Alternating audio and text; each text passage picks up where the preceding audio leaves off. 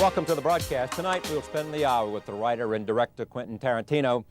In one of the tensest scenes in any movie this year, a gangster played by John Travolta drives his boss's wife, who is near death after an overdose, to the home of a drug dealer in the middle of the night. She needs an adrenaline shot to the heart, but neither Travolta nor the drug dealer have ever administered one. The men fight about who is responsible for the OD before Travolta plunges a needle into the chest of the comatose girl. Pulp Fiction, which won the top prize at Cannes this year, is the second film written and directed by Tarantino, a self-described movie geek who spent 5 years working at a video rental store. Pulp Fiction opened the New York Film Festival in September. It stars John Travolta, Samuel Jackson, Uma Thurman, Bruce Willis, and Harvey Keitel. And we are pleased to have the director right here, Quentin Tarantino. Thank you for coming. Thank you. I was looking forward to being here for, and saying hello to my table. Yes, exactly. The table. The table. Everybody, when they talk about you, get this sense of a young person, a kid, early on, falling in love with movies. Tell me about that. That's totally true. I mean, the thing is that it's not as bizarre as people keep making it, or as special as people keep making it. Because, like, just remember back when you were in school and stuff, and even in elementary school, there's always, you always have kids that have like a natural inclination towards something. Yeah. All right, some kids is sports, some kids it's study, some kids is cars, some kids is drawing. There's always that kid in the back of the room, always like drawing, doing sketches. And with me, it was movies. The only difference is I had kind of this like weird tunnel vision, where it's like once I got into it, I didn't have room for anything else, all right, as a kid. And it was like, and it actually even reflected in my schoolwork, You did so well at school, but you name every character, every plot line. Exactly. And evaluate every movie. I couldn't spell anything. I couldn't remember anything, all right, but I could go to a movie and I knew who starred in it, who directed it, who wrote it, who directed it, who wrote it, everything. And it was also, but it's also funny. I've had something, and I guess I still have it to this day, that stopped me in school a little bit, quite a bit actually, where it's like anything that I'm not interested in, I can't even feign interest. I can't do just this little bit to just get by. So what I would do, like in school, for instance, I loved history. Because to me, in a way, history was like watching a movie. Actually, I had the leg over all the other kids in history because I would seeing Nicholas in Alexandria, or watching movies about this or that and the other. To me, that was stories. So I was interested in stories, and I was really interested in reading. All right, so I was like getting like A's in history and in reading, and failing miserably in other things. And when did you know then that this is what you wanted to do? You knew you loved them, but did you say, oh, it was the only thing that director, screenwriter, just get me in this business. I want to be there. Well, it was funny. I didn't say director, screenwriter, because I guess I always knew movies were written, but I didn't know what a director was, Right. But actually, my parents said, well, he's going to be a director someday and everything. I didn't know what that was. I wanted to be an actor because when you're a little kid and you want to be involved in movies, so you say, well, I want to do what they do, and so all through my childhood. All right, I thought, I'm going to be an actor, and I wanted to be an actor. And but oddly enough, though, I remember my mom tells stories, and I remember them. She doesn't have to remind me of them. Where I would see a movie, and I'd like it, and I used to play with GI Joes all the time. I had a whole bunch of GI Joes, those dolls, and I would always play movies. Basically, I would just kind of like do my version of whatever I saw, and then I would like be acting out all the parts with all the GI Joes, and I would be like, kind of like directing these little plays just for myself with the GI Joes. And the same thing is like, I would, and I'd see some movie because I saw all kinds of stuff, not just Herbie Goes to Monte Carlo, but like all kinds of like my mom took me to see Carnal Knowledge and The Wild Bunch and all these kind of movies when I was a kid. And so like... Because you wanted to do it? Because she... No, she just like, movie's a movie. Yeah, There's nothing he's going to see in a movie that's going to mess him up. Right, exactly. And it's like, and there are some kids that Is she still saying that? Yeah. Well, today she's very happy she did that. Yes. But it's like funny though, because it's like I would like, I would act them out like I saw in the movie. So I'd have like, they go, oh, you dirty, and your mother, and be like, Quentin, what's going on up there? It's not me, Mom. It's them. It's the G.I. Joes. It's just the dialogue from the movie. What was your first job you got? First job I got, actually, I had some really seedy jobs for a little kid because I wanted to quit school and become an actor when I was about 16, and my mom said, okay, if you're going to quit, you've got to get a job. Now the first two jobs I got actually totally had to do with like the porno industry, all right, you know, and I was like, I'm so not interested in porno films, I can't tell you, all right, but the first job I got was working for this guy who had a bunch of, you know, those newspaper racks with all the sex rags in it. Right. Well, he owned a whole bunch of newspaper racks, and what we would do is he would drive around all night long in his van, and we would just collect the quarters and put in new papers. Right. All right. So first I did that. That was my first like official job. All right. My second official job was I got a job as an usher at the Pussycat movie theater, all right, in Torrance, California. Right. All right. So I was an usher at this porno movie theater at 16, lied about my age, and the irony of all ironies is when I was growing up, I always thought, man, forget about being a director, forget about being an actor. Yeah. To me, the greatest job a person could ever have would being an usher at a movie theater. Right. You know, you get to go to a movie theater all day long, and then you get to see all the movies for free. All right, well, irony of ironies, I ended up getting a job at a movie theater that I could care less about the movies and was totally bored by them. Yeah. And then what? And then I kind of just went through like a bunch of little, like, you know, phone sales job and this little stupid job here and that little stupid job there, until eventually, like around age 22, I got a job at a place called Video Archives in Hermosa Beach.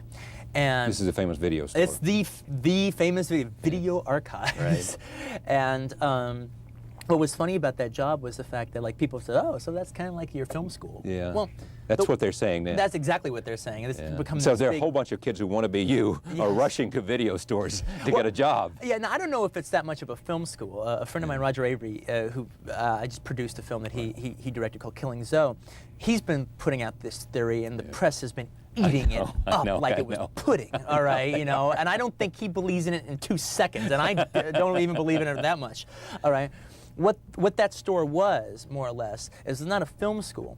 It was kind of a closer equivalent would be, it was like my Village Voice. Yeah. And I got to be Jay Hoberman. I got to be Andrew Saris of the store, you know, be like the little Mr. Critic, you know, at the store, putting films in people's hands and arguing my points, why this movie was good or why that movie was bad and everything. But the way I got the job was, it wasn't like I got this job and all of a sudden saw all these movies. And then just decided to, and then I became knowledgeable about them, and hey, let me make some of them. It was like I got the job because I already was a film expert, so to speak. I mean, that's why they hired me. Because you had just studied on your own, not because you went to school. But what does your success now say? I'm a reporter, journalist. I mean, there's always this argument, people come to me, should I go to journalism school? What do you say to those people who are getting ready to go to the University of Southern California or UCLA or NYU film school, and they look at you and there's no school there. You were, as they say, quote, self-taught. There was a passion to learn, a passion to watch, you know. It came out of you early on falling in love with film. Well, that's the most important thing that I think. To love the business. You have to. You have to. You know, there's nothing else. You don't know what you'd do if you weren't in film. No, I never set up a situation. I never set up a fallback situation because I didn't want to fall back. You know, I wanted to have to keep eating at it. You know, and actually, that leads me to a point. Let me say this point and then get back to your question. Okay, if there's one thing that I've done that I'm like the proudest of everything, all right, is the fact that. People talk about, wow, you've had such success and it's just been so overnight and whatever. Well, whatever success I've got has come after like 8 years of just nothing working out as trying to get a job in films. What didn't work out? Well, it's like basically what I tried to do give was, some sense of rejection. Well, what happened basically was I had tried to make a film, it's at around 22, 23, I said, well, you know what, I'm going to make a film. Yeah, I'm ready. Right? And I'm going to make, you know, I had actually met a few different directors by saying I was going to write a book and wanted to interview them, all right? And so I ended up like talking to them, and they all said that they had made their first films by the time they were 30, or around 30 years old is when they made their first film. So I thought, well, okay, well, I'm going to beat that. I'm going to make my first film at the time I'm 26. And that was my thing, all right, 26. So I started making this movie. I came up with the idea for a short film that I was going to shoot. I was going to shoot it on Super 8. Then I ended up getting somebody's 16mm camera. I was going to shoot it that way. And then I shot on it for like about a couple of weekends. I thought, well, hell, film's kind of cheap and everything like that. Why don't I just shoot it like a feature? And this was before She's Gotta Have It. All right. It was like after Stranger Than Paradise, but before She's Gotta Have It. And so I just started shooting it that way. And I'm like, well, I'm going to make a feature. I'm going to make a 16mm feature, black and white, and it'll be cool. So I ended up working for like 3 years on this movie, and this was going to be my feature, and I was Right. like, I was financing it from working at a video store. So what means was like I would like get like $200 or so, and then we'd go off and shoot for the weekend, and then we'd run out of money, and then I would like go back to work again, and then like eventually I would just keep piecing it together. And what you would do is when you'd rent equipment from a rental house, if you rent it on Friday, you have it all weekend. It's kind of this one-day rental, right. and you have to return it Monday morning. So you would just like Shoot like burn crazy. I mean, you would just like get old before your time Yes, trying to that's like right. shoot all weekend long and give the stuff back. I had so little money that I couldn't even process this footage. All right, that I was in. That's way too expensive. All right, so eventually I ended up after like about 3 years, I ended up like starting processing some of the footage and starting seeing exactly what I had. And guess what? What? I did not have at had no all what movie. I thought I had. All right, it was. How really, was it different? It was amateurish. Yeah. It was really, and not in a charming way either. And, It had no charm. and no charm at all. All right, and the thing is, No one said, "Isn't that cute?" no. It wasn't like that. Now, there were good things about it. All right, I mean, you could tell I made it. Yeah. People who knew me could look at, well, that's a Quentin Quentin made movie. that, Yeah, yeah. that has my You've spirit. had that It has from my day one personality. then. Yeah, but the thing is, though, it was like this was going to be the thing that like set me up. Yeah. All right, and I'd worked 3 years on it, and I was able to look at it in a realistic way after being horribly depressed for a little bit, but only a short little bit, was the fact that, well, this was my film school. All right, and this was the best film school a person could possibly have. I mean, I actually, instead of like going to school and paying a ton of money to be allowed to use some of their crappy equipment, all right, I actually went out and actually tried to make a feature film. All right, now I failed. It was guitar picks when I was finished, but when I looked at the footage, now all the stuff I did the first year, which was all the story stuff, all right, sucked, all right? But the stuff that I did like the last couple of months, Yeah. that Had wasn't so something- bad. Yeah. And what made the difference? What did you learn after you got past the story stuff? And is that what is best about even Pulp Fiction, where you got beyond the story stuff? Well, no. To me, I actually think one of my strengths is my storytelling. Yeah. Because I actually am committing to telling a story. It was Because you're a writer? more as a viewer, more the fact that I just like, I like it when somebody tells me a story, and I actually really feel that that's becoming like a lost art in But American everybody cinema. says about you, I mean, the things that come out about you. One is a video arcade story, and growing up with your mother and loving the movies and seeing, they always talk about carnal knowledge. And the other thing that comes out is when they talk about you, and I want to talk about this a little bit later, but it is that you, in a sense, have taken novelistic techniques Very much so, very much and so. translated them to filmmaking, Yes, to cinema. exactly. No, I know that's the thing, is because to me, most movies that you see now, I mean, that used to be the thing about America, was the fact that Hollywood, forget America, Hollywood. Hollywood used to, that's what we did better than anybody else in the world. We told a really good story. Europe was where you had character-based films or mood-based films, but America, we told a story. We're the worst at it now, as far as I'm concerned. At All right. telling a story. Telling a story. We don't tell a story. We tell a situation. Most of the movies that you see nowadays, and I'm not a Hollywood basher, because enough good movies come out of the Hollywood system every year to justify its existence, but without any apologies. However, a good majority of movies that come out, all right, you pretty much know everything you're going to see in the movie by the first 10 or 20 minutes. Now, that's not a story. A story is something that constantly unfolds. I'm not talking about like this quick left turn or a quick right turn or a big surprise. I'm talking about it unfolds, all right? Yeah, but you don't believe in a linear storytelling. Well, it's not. It's not so much I don't believe in it. It's the situation. It's too- It's not the fact that I'm like on this big crusade against linear storytelling. All right, but it's the thing is, it's not the only game in town. Yeah.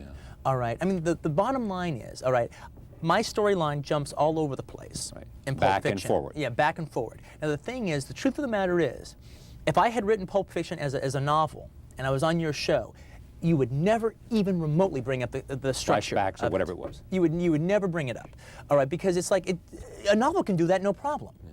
Novelists have always had just a complete freedom to pretty much tell their story any way they saw fit, all right? And that's kind of what I'm trying to do. Now the thing is, for both novels and film, 75% of the stories you're going to tell will work better on a dramatic basis, on a dramatically engaging basis, to be told from a linear way.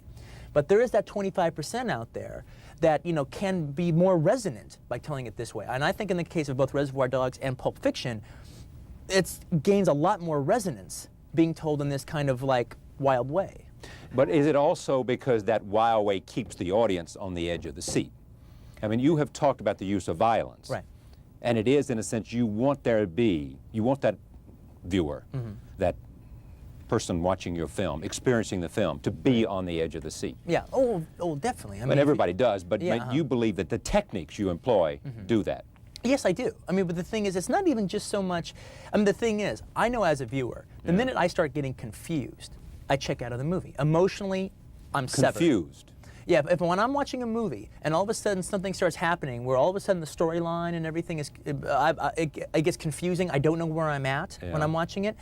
I think an audience has like this, like almost like umbilical cord to the screen, and it gets severed when confusion comes in. And therefore you lose them.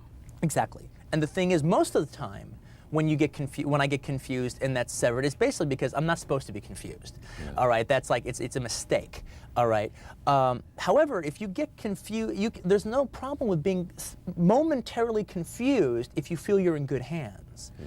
All right. And I don't think my movie, and disagree if you please, is that I don't think Pulp Fiction, for all of its goings in and around and up and down, stories there are, and how it goes in this big circle, I don't think it's hard to watch at all. No, it's not. You have to watch it.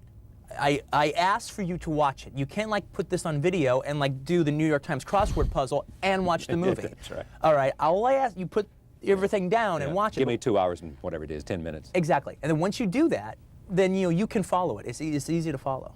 Talk to me a little bit about the virtue of writing your own material and the material that you wrote for other people. Right. And whether what you are doing now as a director is directly a descendant of, is in a direct line of that.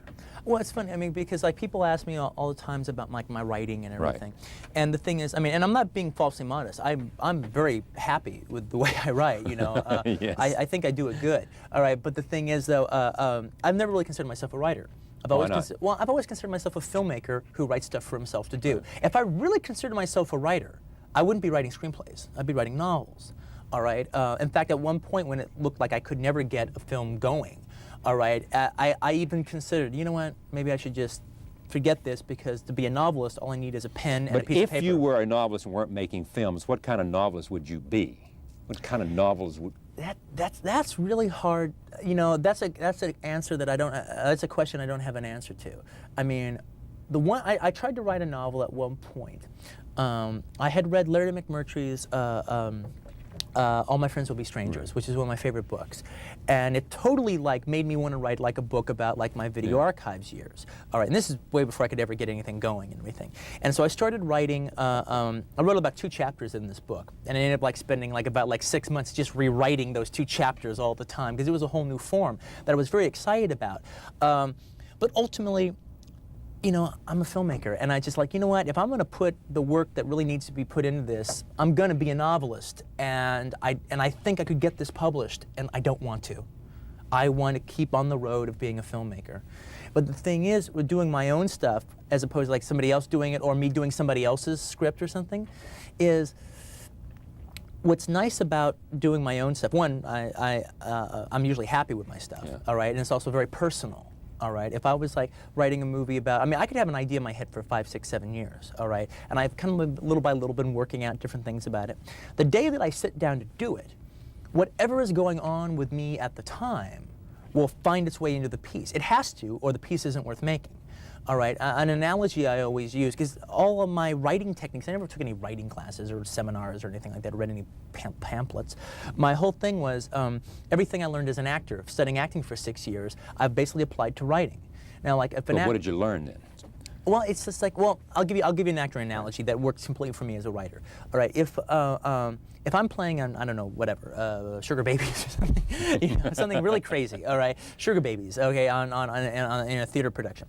All right, and I'm driving on my way to the theater, and I hit a dog on the way to the theater that night. Okay, now that doesn't make you commit suicide after killing a dog, but it's going to affect you. Yeah. All right, okay, and no, I'm affected by that. Now the thing is, when I go out on stage, I have to bring that experience on with me, or what am I doing up there? All right, that is obviously going on with me at that time, and that needs to be on the stage. It needs to be on the stage because it is what's happening inside of you? Yeah, exactly. True. Right. That's it. It's because it's what's happening inside of me. Now, if I'm doing Sugar Babies or Death of a Salesman or You Can't Take It With You, that doesn't mean the play all of a sudden becomes about a dead dog. Yeah. All right.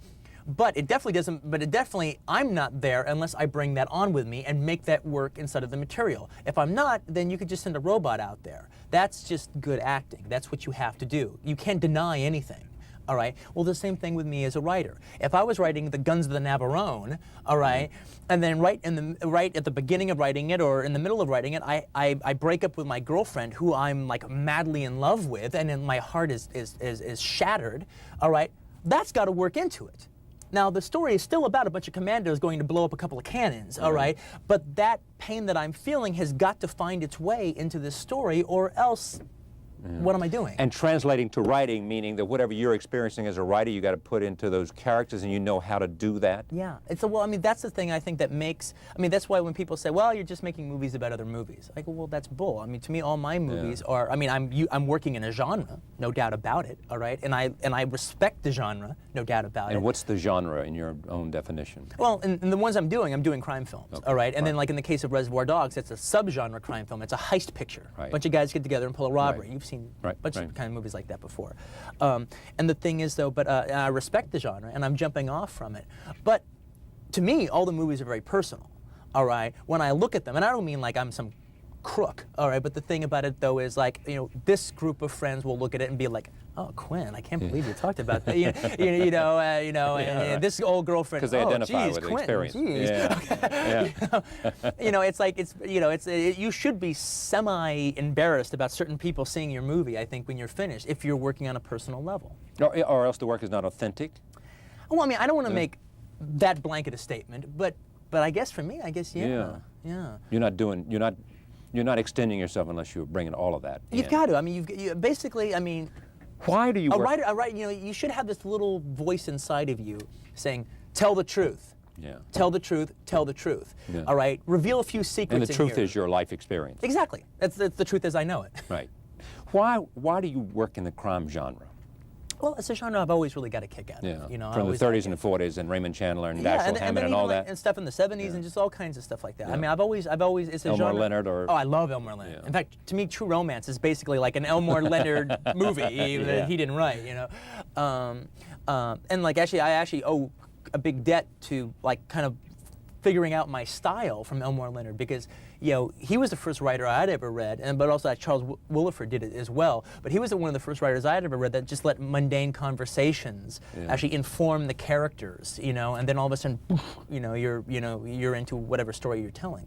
But the thing is, though, it's just a genre I've always really liked and always had a lot of appreciation for and liked going to, and I thought I would do a good job with it. But you said an interesting thing once, maybe talking about Pulp Fiction, but maybe about Reservoir Dogs and others, is that you said that somehow, or somebody said about you, I can't remember where I read this, but basically that there was in a sense a combination of European art film and black exploitation film coming together. Yeah, not just black exploitation films, but just American exploitation films in general.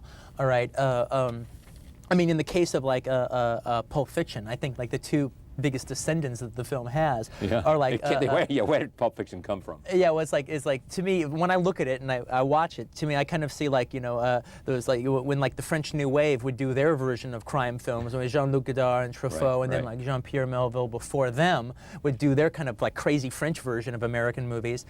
And then I also see like a kind of like a modern day spaghetti western playing there, as well as a blaxploitation movie from the 70s, all kind of like mixed up together. I mean, we talk about this lightly, but I mean, you remind me, you know, of someone whose passion was to be a filmmaker, and you have studied the lives of all the filmmakers. Yeah. You know their lives as well as anyone, as their biographer does. That's not too far from wrong, I would guess. Looking for what? Well, one... Just because you love the fact that starting off as just, they do what you do, and therefore... Yeah, I mean, starting off just as interest. I mean, I mean, literally, if a guy is a baseball fanatic and everything, if his hero is Willie Mays, he's going to follow him. He wants to know everything he is about baseball and about Willie Mays. Exactly. He turns first to the sports page. Yeah, exactly. And then it's like, and part of that is all just like the function of having heroes. Yeah. And so like for instance, when I was in my I'm still now he's one of my favorite filmmakers, but like in particularly when I was in my 20s, I loved Brian De Palma. All right, and I would just like obsess about like his stuff the way like any like big fan would obsess about either a movie star or a baseball star or whatever.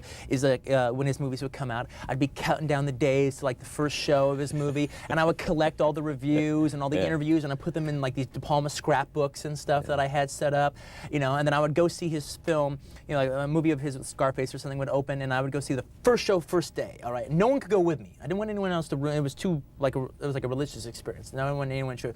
I don't care what anyone thought, all right? I just sit there and watch the movie, all right? And that's sort of like just kind of taking it in, seeing all what the story was and everything. Then I would go see the midnight show that night, and then I'd kind of like somebody to see it with me, all right? And then I could really watch, okay, I've got the story, I got the film, now let's see how he did it, all right? And then you could talk about it with that person. Yeah, then I could talk about it with that person. I also kind of see it through their eyes and stuff, But now the thing is, though, also what I would have is, and that was those dealing with heroes, whether it be Brian De Palma or Howard Hawks or Douglas Sirk or Scorsese or whoever, but also just as like a film, more or less like historian or something, even though I wasn't hired by anybody to be a historian of my own mind. All right. I would be very interested in following directors' careers and like studying their careers and everything, and constantly, In terms of how they made it, or the evolution of a career in terms of how they went from evolution of a career. It's like, there's many examples when you look at like a filmmaker who's done 15 films or something like that. Forget about the old guys. I've done like in the last 20 years. All right, done 10 or 15 films, and like wow, this work here is really exciting, and then at some point it stopped being exciting. Either it was like the same old thing, or else they became hacks, or they just came, Now, where did that happen? Where did that start? When did they begin stop to lose it? Exactly. And to me, that's very interesting. And the point you said is, when did they stop caring? Yes, exactly. I do believe that. All right.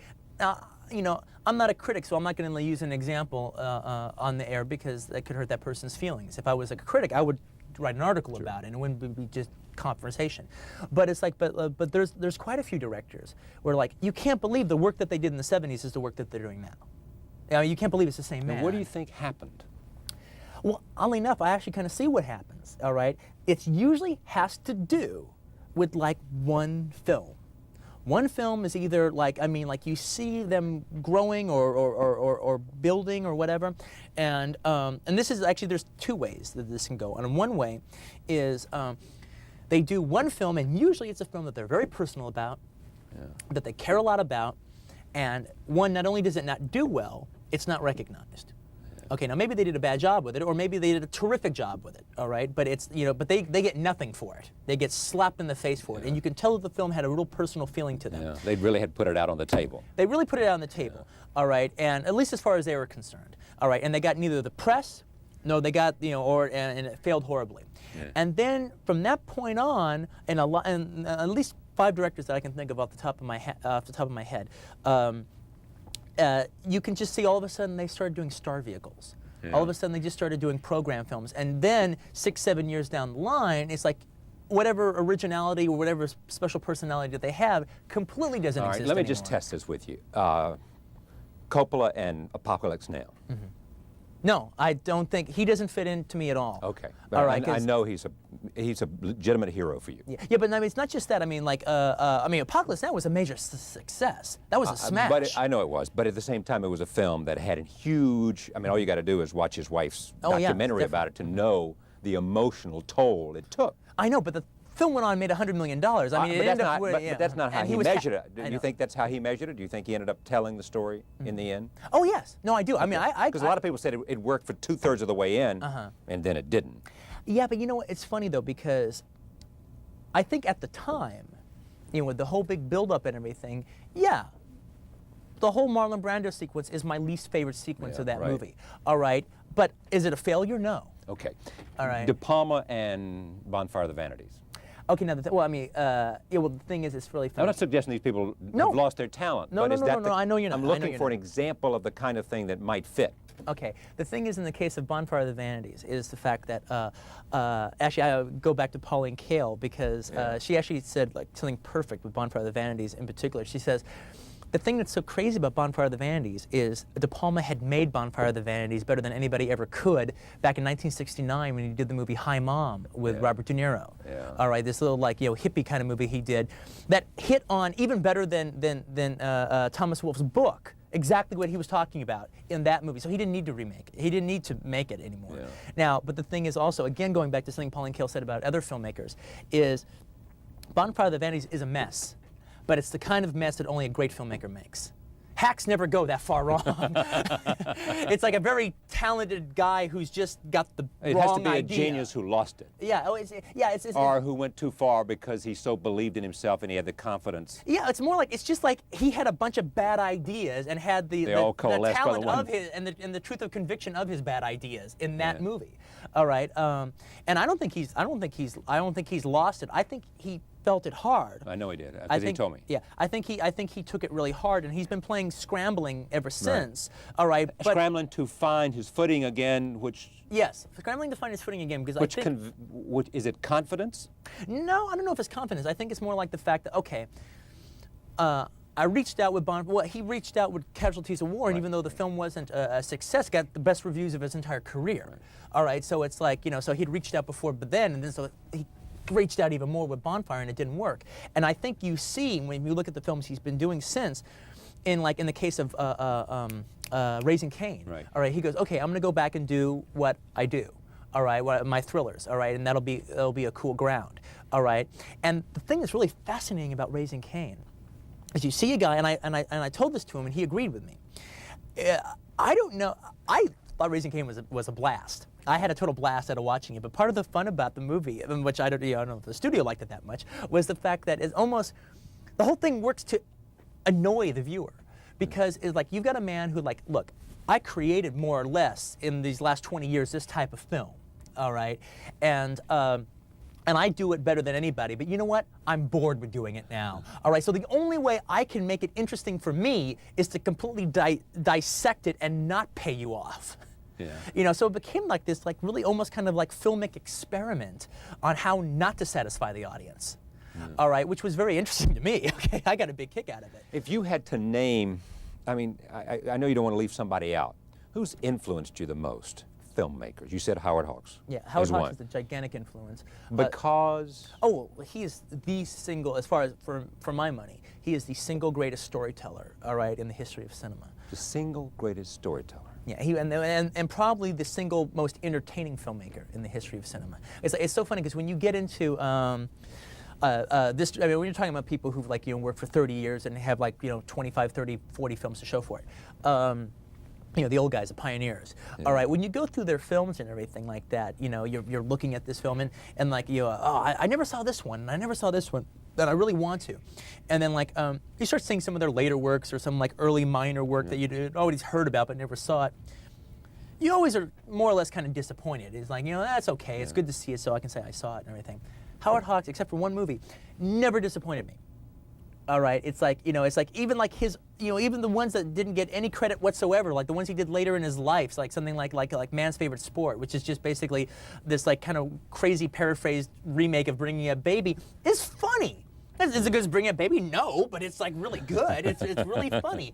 Now, if I'm gonna watch Bringing Up Baby or Man's Favorite Sport, I'll watch Bringing Up Baby. But if Man's Favorite Sport's on TV, I'll watch it in 2 seconds. If it's playing at the theaters, I'll go see it. Other than Howard Hawks, who else? A significant influence. A big significant influence, would be Howard Hawks, the director Sam Fuller, all right, who's this kind of he's one of the greatest wild men of cinema. He made a series of films in the 50s. He's probably the king of making war films because he fought in the Big Red One and everything, yeah. and he makes really crazy movies. And he also made a lot of westerns and stuff. And Sam Fuller's just crazy style was a big influence to me. De Palma was a big influence to me. And one of the things about De Palma that people never talk about, and I think De Palma is probably the greatest black satirist of the last 20 years in cinema. I mean, his films are hysterical, biting black comedies. I mean, no one has his wit at all. Great. His wit is just fantastic. Even though he never makes official comedies, but like Scorsese's just daring.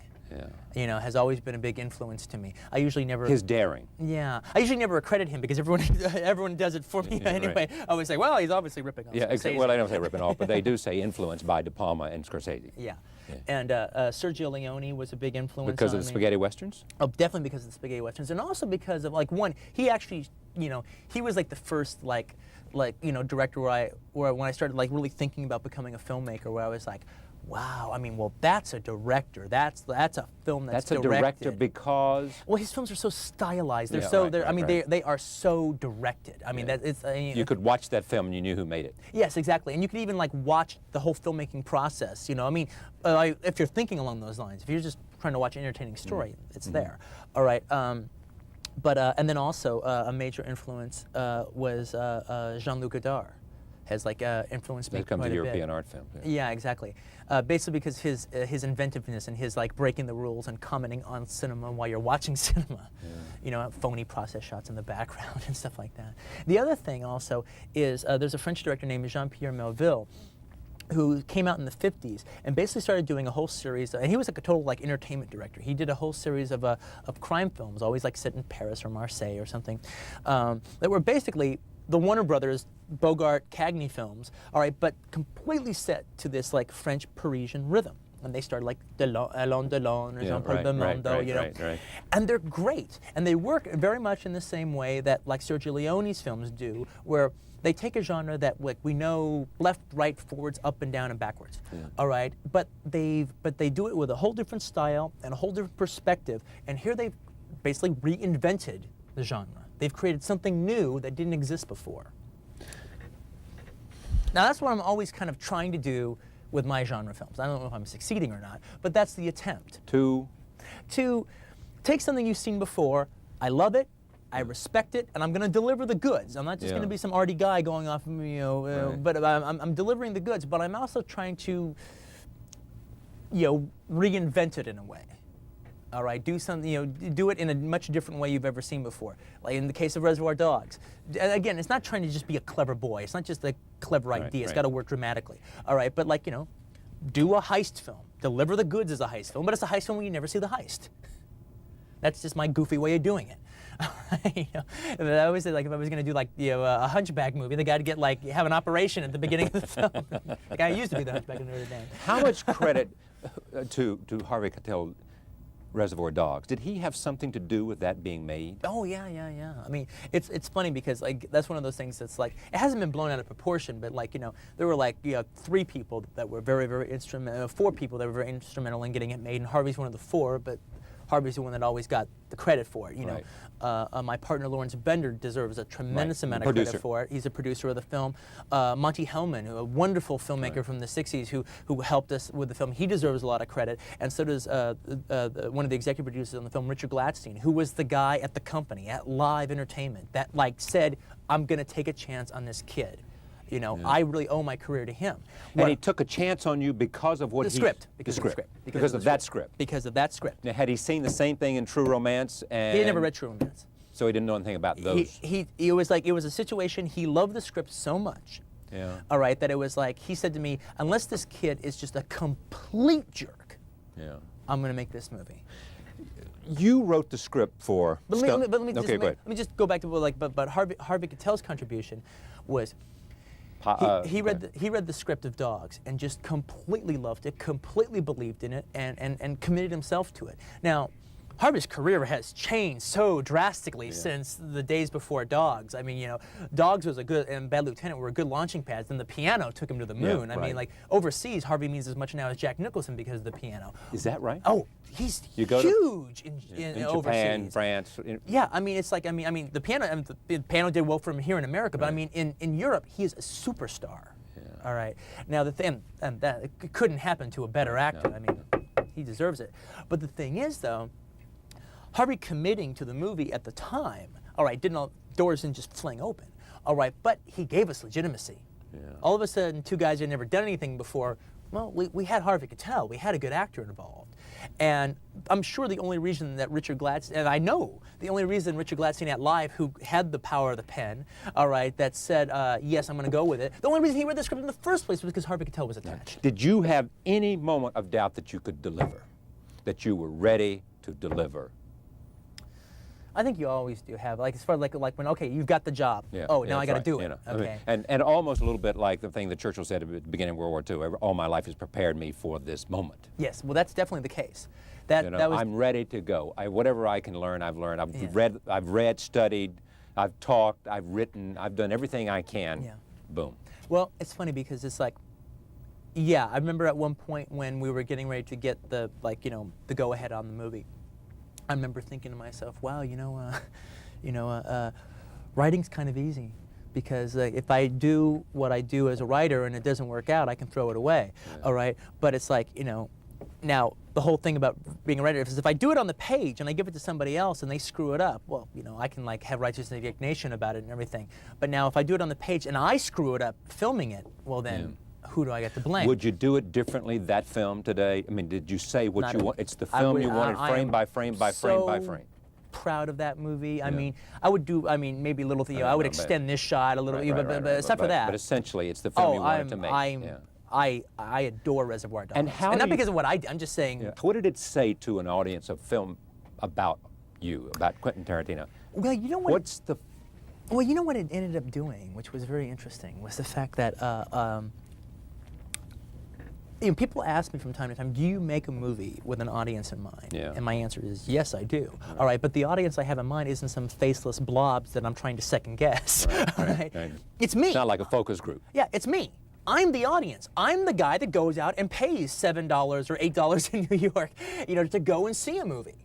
All right, I go. If I'm excited about seeing a movie, I see it on opening day. All right, I am the audience. Yes. All right, and I know what I want to see. You know, and I was betting, and I was a little surprised at how many there were. I was betting that there are other people like me out there. All right. Now, true, I'm making specific films. And if you make a specific film, that's not everything for everybody. You're going to turn some people off, all right? But you're going to turn some people on too. And you know, now the thing is, the film got a lot of remarks because of the violence in it. Right. All right. And in a way, they were kind of like I always kind of took it as a big compliment because I know the film isn't that violent. All right. It's So like, why is it a compliment? because I did it well. I Yeah. mean, like the scenes I Oh, got. in other words, they thought it was more violent than it was. I thought it was far more violent than it Yeah. was. All right. Now, and actually, you know, quoting De Palma has said that when you do violence, you actually get penalized for doing it well. Yeah. Hacks don't get penalized for you know, showing anything because it doesn't mean anything. Right. All right. So in a way, they're saying good filmmaking. All right. Especially since like the movie is a talking heads movie. It's people talking to each other for like the entire 90 minutes with like 3 acts of violence in the movie. The most notorious one you don't even see on screen. All right. So it's like, well, thanks. Yeah. But you know, but the thing is, how did it introduce me? It's like you know, I'm always kind of weird about actually answering a question like that because it's almost like I'd rather you tell me. Yeah. Well, but all of a sudden it said this is a guy, Yeah. for the lack for there is a new filmmaker, it said, Yeah. who has exploded and who has a signature that is distinctly his own. Yeah. You could take a lot of films made in America and you could say that's a well-made film, but I could name 3 or 4 directors of talent who could have made that film. Right. I don't know of anybody else who I think automatically could make Reservoir Dogs or would have made it. Yeah. Same thing is about Pulp Fiction, Yeah. don't you think? I completely agree. Yeah. completely I mean, agree. there is such a signature, and that's what I was asking you to do, is to define the signature. I got to move to Pulp Fiction, and we're going to see a couple of scenes here. Oh, it's the Big Mac scene. The Big Set it Mac, up the for Big me Mac. before we take our roll tape. What's going on is in this scene, this is like it's John Travolta and Samuel L. Jackson. They Right. play 2 hitmen, Jules and Vincent, who Right. are on their way to blow away a couple of guys. The thing is, they're just going to work. So they're like having like a carpool conversation that you might have, Yeah. all right, on your way to work. And the thing is, Vincent has just come back from after 3 years in Amsterdam. So he's just musing on the things that he experienced in Europe for the first time. Why Travolta? Well, I've always thought that John Travolta is one of the greatest movie stars Hollywood's ever produced. Movie stars. Yes. I mean, he's a wonderful actor too, but I mean, like, he was a great star when he came out. And, I mean, people tend to, in fact, it's actually very scary how people tend to forget, because John Travolta was so huge when he came out. And it was like, and he actually shared something that only Brando had had before him, and only Julia Roberts has had since him, is that any part it was even remotely halfway conceivable that he could play was immediately sent to him. Right. And he did wonderful work in that time. In Saturday Night Fever, even wonderful comedy work on that TV show that made him a star, Welcome Back, Kotter. Urban Cowboy, in particularly, for my money, in Blowout, the Brian De Palma film, which is one of my 3 favorite films of all time. His performance in that is great. Wait, the other 2 are Urban Cowboy and what else? And Saturday Night Fever, you know, and he was nominated for an Oscar for Saturday Night Fever. And also, actually, in a movie. But what are your 3 favorite films of all time? I'm sorry. Okay, my Urban 3 favorite Cowboy? films. No. No, okay. I thought. I get screwed up. Okay. Whatchamacallit? Blowout. Blowout. Rio Bravo. Blowout was made by Brian De Palma. Rio Bravo by Howard Hawks. Right. And Taxi Driver by Martin Scorsese. Yeah. And they share, if they share one thing, what is it? I don't know what they share. I don't know either. You know what? Other than I guess probably other than a major directorial vision. Right, vision of a director. Yes, exactly. Yeah. Talk about comedy and Pulp Fiction. People say, one, it has comedy about it. Yeah. Is it black humor? Is it something else? And how far can you go with you wanting to combine comedy with violence, with storytelling, with all the elements that are going into this film? How far can the comedy go because of the seriousness that's also there?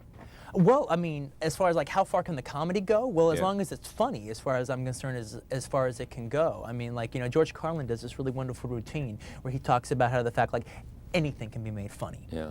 And, you know, anything can be. You can make a joke out of anything. You name me any horrific thing, and I can make a joke out of it. All right, because you know, a joke is a joke. It but has I thought I read somewhere where you said that some of this stuff is so serious we can't joke about it. You never said that, you know? No. I've never said that. No, you wouldn't believe that. Yeah, I mean, the thing about it is, though, I mean, it's funny because it's almost the reverse of it. We can find humor in almost everything. I mean, humor is a magnifying glass. All right, for us to look at society, ourselves, our personalities, our problems, and you know, I mean, you know, humor is what we need to actually observe things. All right, and actually put them in perspective.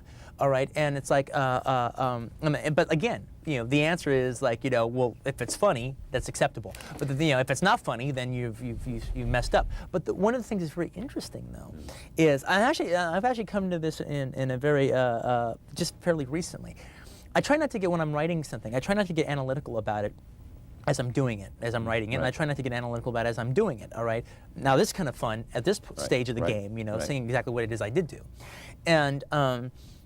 When people talked about dogs being as violent as it was and everything, again, partly, well, I guess I just did a good job, you know. I was afraid people would be bored because it's just people talking to each other all the time. But the thing is I actually realized something about 4 months ago. I was watching this film from the 30s, Backstreet, with Irene Dunn. Right. I mean, it's a wonderful melodrama, absolutely terrific melodrama. And I was sitting there watching it, and there was the thing is, because I think Dogs is really funny too. That's a really funny movie. But the thing is, I'm watching Backstreet, and tragedy is almost like another character in the movie. It's hovering over every scene. You know this is going to end horrible for her, all right? And so even when a light moment happens and you laugh, you only laugh so much because it's just tragedies like this other thing in the room. And in a way, Reservoir Dogs, that was a relationship violence had to Reservoir Dogs. Even though there was only, like, you could count the number of scenes that there's actually a violent incident happening in it, violence was like another character in the room. It hung over the proceedings. You kept waiting for every conversation to break out into it. So even if it was funny, the audience might have laughed, but when they got out of the theater, they don't remember laughing. I got 2 minutes. Is Pulp Fiction a better film than Reservoir Dogs? Well, some people might like this one, some people might like that one. What do you think? Me, I like it more. I like it more. You like it more? I think. Why? It's more ambitious. It was harder to do, and it's like a. God, why? You know, I think it's the ambition involved in it. This is the. It's a jumping off point. Yeah. I'm starting with Dogs here, and then I'm going somewhere else and I'm really reaching for it. Is the next film going to be in the crime genre? I don't know what the next. There's a lot of kind of different genres I want to do, but right now I don't know what it's going to be. Yeah, you want to take 7 months off your break somewhere and just, the twist. Set it up for me. The twist. Well, in this scene. See some dancing here. Yeah, exactly. Now, in this scene, it's funny because a situation is happening in the film where John Travolta and Uma Thurman are at this like a 50s restaurant. Right. And then all of a sudden they have this twist contest. And the thing is, everybody thinks that I wrote this scene to have John Travolta dancing. Yeah, but the scene existed before John Travolta was cast. But once he was cast, it was like, great, we get to see John dance. Where do you go now? I mean, do you have any sense? You've made the film, and people are describing you as the hottest film director in America. There's nobody, but like, you got Bruce Willis here, and there are people saying, I'd work for just to work with you now. I mean, it has come to where you want it to be. Is there some game plan in your head? Is there some sense of, because you've studied the lives of the best, you know how they Right. No, I've always had kind of a game plan and everything. Yeah. But it's like, right now, I don't know what it is I want to do next. I don't have a story that I'm burning to tell. And also, making a movie is really hard. I mean, when I was like a film geek and everything, I'd look at like Fassbender's career and go, now that's a career to have. Like, 30 films in 10 years, the way to go. Then I made a film and go, you know what? Life's a little too short to do that. You know, it's like climbing a mountain. I don't want to climb another mountain right after I get through with Everest. I want to like rest a little bit and then get up again. But it's like, you know what I want to have? A career, and I'm not going to even use an example of somebody else because I don't really know anybody else that does this completely. But I would like to be able to move completely back and forth inside of an independent system and a studio system, or a bigger movie or a smaller movie, just depending on the story that I'm trying to tell. Like in the case of, like, say I didn't do Reservoir Dogs. All right, say I did something else that was the first film, got the same attention, and now I came up with the idea to do Reservoir Dogs. Should I do it for 12 or 15 million just because I can? All right, and cast Sean Connery and the Lawrence Turney part, and Robert De Niro and all these other people. It's like, well, I mean, if they're the right person for the part, yes. All right, but actually, no, because Reservoir Dogs is a small film, and part of its charm was that it was a small film. All right, and now I would, instead of making it for 1.3 million, I'd probably make it for 3 million now, so I have more breathing room. But I know the film will be a success at that. All right, to me, it's very important that every movie I do makes money, just because I want the people that had the faith in me to get their money back. Even if it's at the end of the day, I want them to get the money back. Now, if I come up with an idea where my aesthetic and a commercial aesthetic meets, then make the $20 million, the $30 million movie, but I'll make it look like a $60 million movie. All right, but like, go for it. You know, when De Palma did The Untouchables, that was a situation where his aesthetic and a commercial aesthetic met like that. I got to get out of here. Last question. Will it be something you write? Yeah, you know what I'm thinking about doing now, though? I mean, again, this could change in 7 months, so I'm predicting the future, which I'm not good at. But I'm a little concerned about my voice thing getting old hat, my dialogue getting old hat. All right, so what I'm thinking I might end up doing now is maybe would be cool, it'd be like taking a novel and adapting it. That still requires me to write it, still requires me to put it in my voice, but it's also coming from somewhere else. Great to have you on the broadcast. Hey, it's wonderful to be here. Thank you very much. Quentin Tarantino, Pulp Fiction is being honored and praised everywhere. We thank you for joining this evening. We'll see you next time. In a world all his own, he has taken us to the cinema and showed us wonderful stories. From Bottle Rocket to Rushmore, from the fantastic Mr. Fox to the Royal Tannenbaums, Moonrise Kingdom and the new Grand Budapest Hotel. And he's done it all in his own unique, inimitable style. Hello, I'm Ernie Manous. Coming up on Interviews, our conversation with Academy Award-nominated screenwriter and director, Wes Anderson.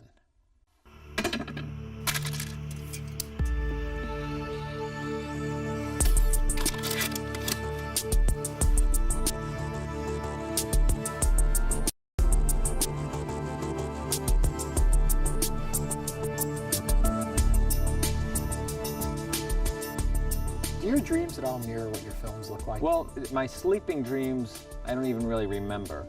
But my dreams, as for instance, the last movie I made, which is Moonrise Kingdom, it's called, that one I think is really based on a fantasy I had as a kid. I've drawn some things from my own childhood, but the main thing is a sort of dream I had as a child of a romance that didn't actually happen. that's really the inspiration for the movie. I often ask people, if we were to take all of their body of work and put it together and then look at it, what would that tell us about them? And so I wonder, with your body of work, if I put it together, would I have a better understanding of who you are?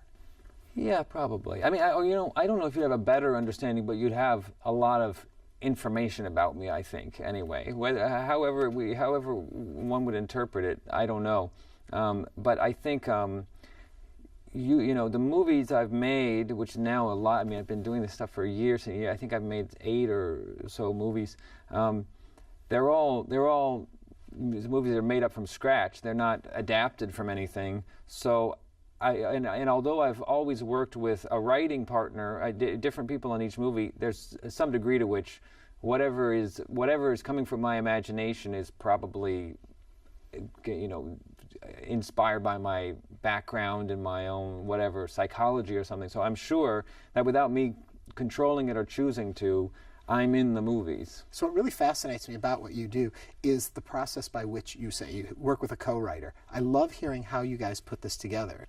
Well, actually the last one we did a lot of the script in Italy.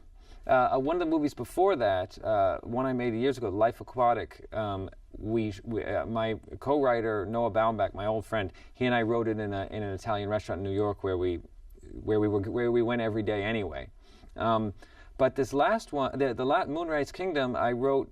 I tried to write it for a year and was struggling and failing. And then I met my friend Roman in Rome, and just by chance, and I asked him to help me, and we ended up making the whole script there together. And then this new movie, Grand Budapest Hotel, this one I wrote with my friend Hugo, and we wrote it in England. So they kind of have taken me all over the world, these things. So when you do collaborate with someone, though, and you're saying with one that you had worked on it for a year and couldn't get it going, what for you is the advantage of working with someone else? Why does that help you create? Because all of your films, no matter who your co-writer are, feel like they come from you. So what are they bringing to the table? Well, first of all, they're bringing lines and questions and ideas. I mean, they're bringing everything I'm bringing in a way. Usually, I think they're people who they're always my friends, and they're people who I've brought in to help me do the thing I want to do. So there's some degree to which they know they're there to help me rather than that. We're not going to fight about where we want it to go. They're going to let me kind of guide it a bit, but the movies are filled with their ideas, and so what I want from them is both that it makes it more fun for me, that I feel like I work longer and harder on the thing because I'm having more fun because we're talking it out and we're entertaining each other, and then they give me lots and lots of ideas that I can. I do the actual physical writing, but I mean, on Moonrise Kingdom, I was trying to just do it on my own, and it was a very, very slow going. And when I got help, it was very, very fast.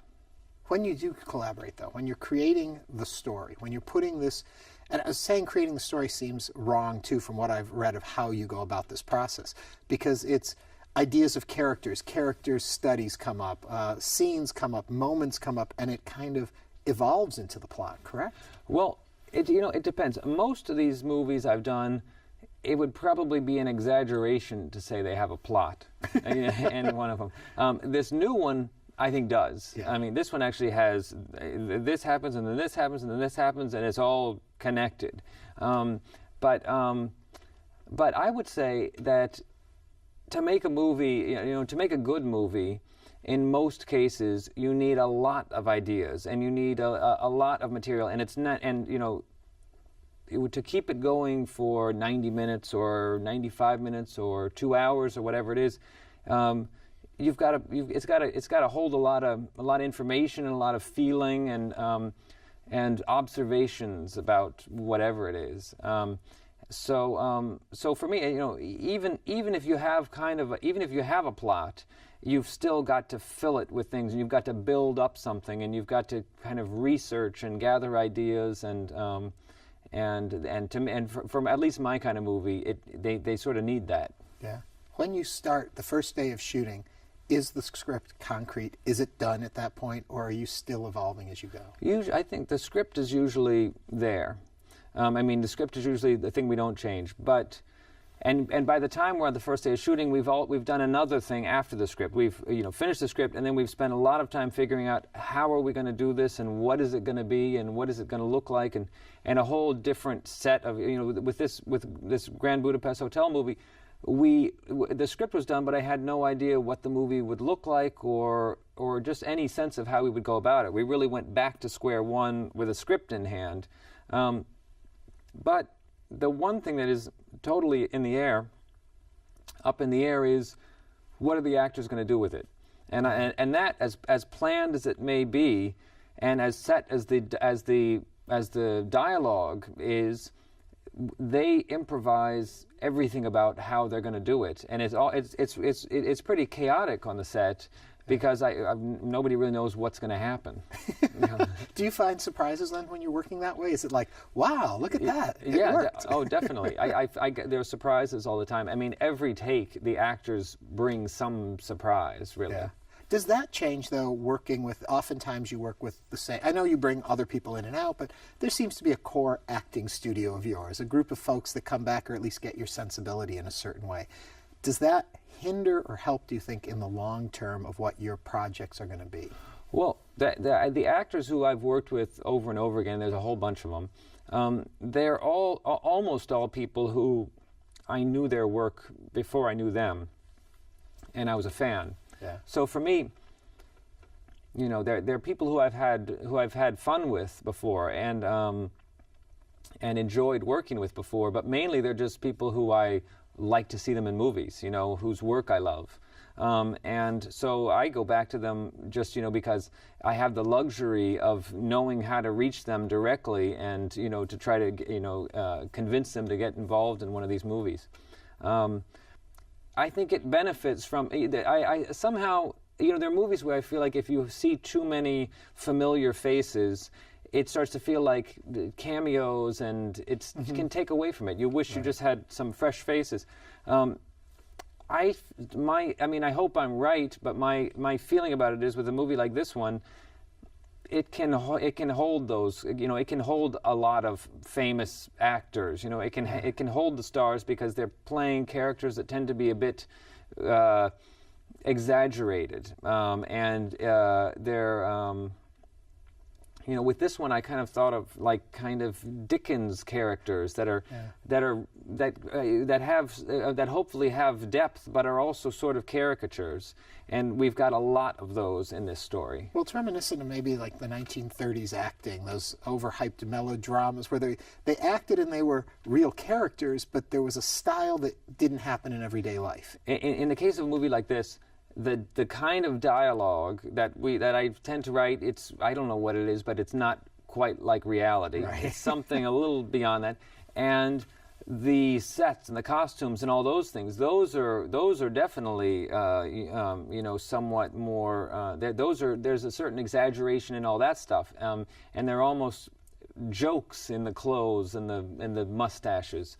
I feel like how they play it in that context, they usually just try to make it as real as they can. But in this movie, they're also talking very fast, and there's a rhythm that's not quite reality. But what I feel like these actors do is they take all this stuff and then they just try to make it real and spontaneous.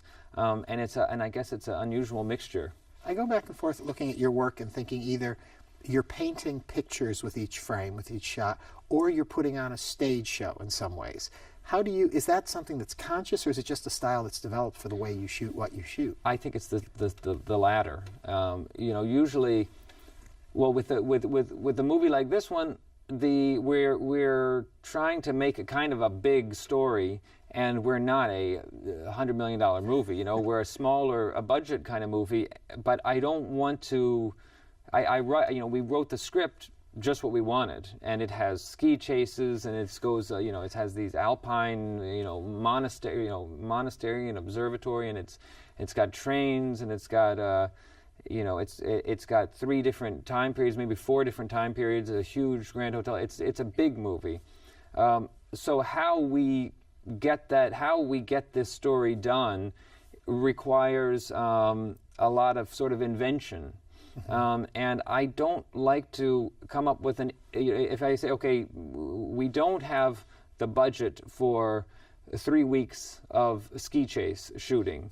We're not going to Switzerland. How are we going to do this a part of the movie? And what I want to do is find a way to do that part of the story where I prefer it to if we had the money to go do it. So I've got to come up with something that I have not just no regrets, that I prefer this to what we would have done otherwise, and it fits into our tone and everything. That's, I think, where it can start to be a bit of a painting, a bit of a theater production.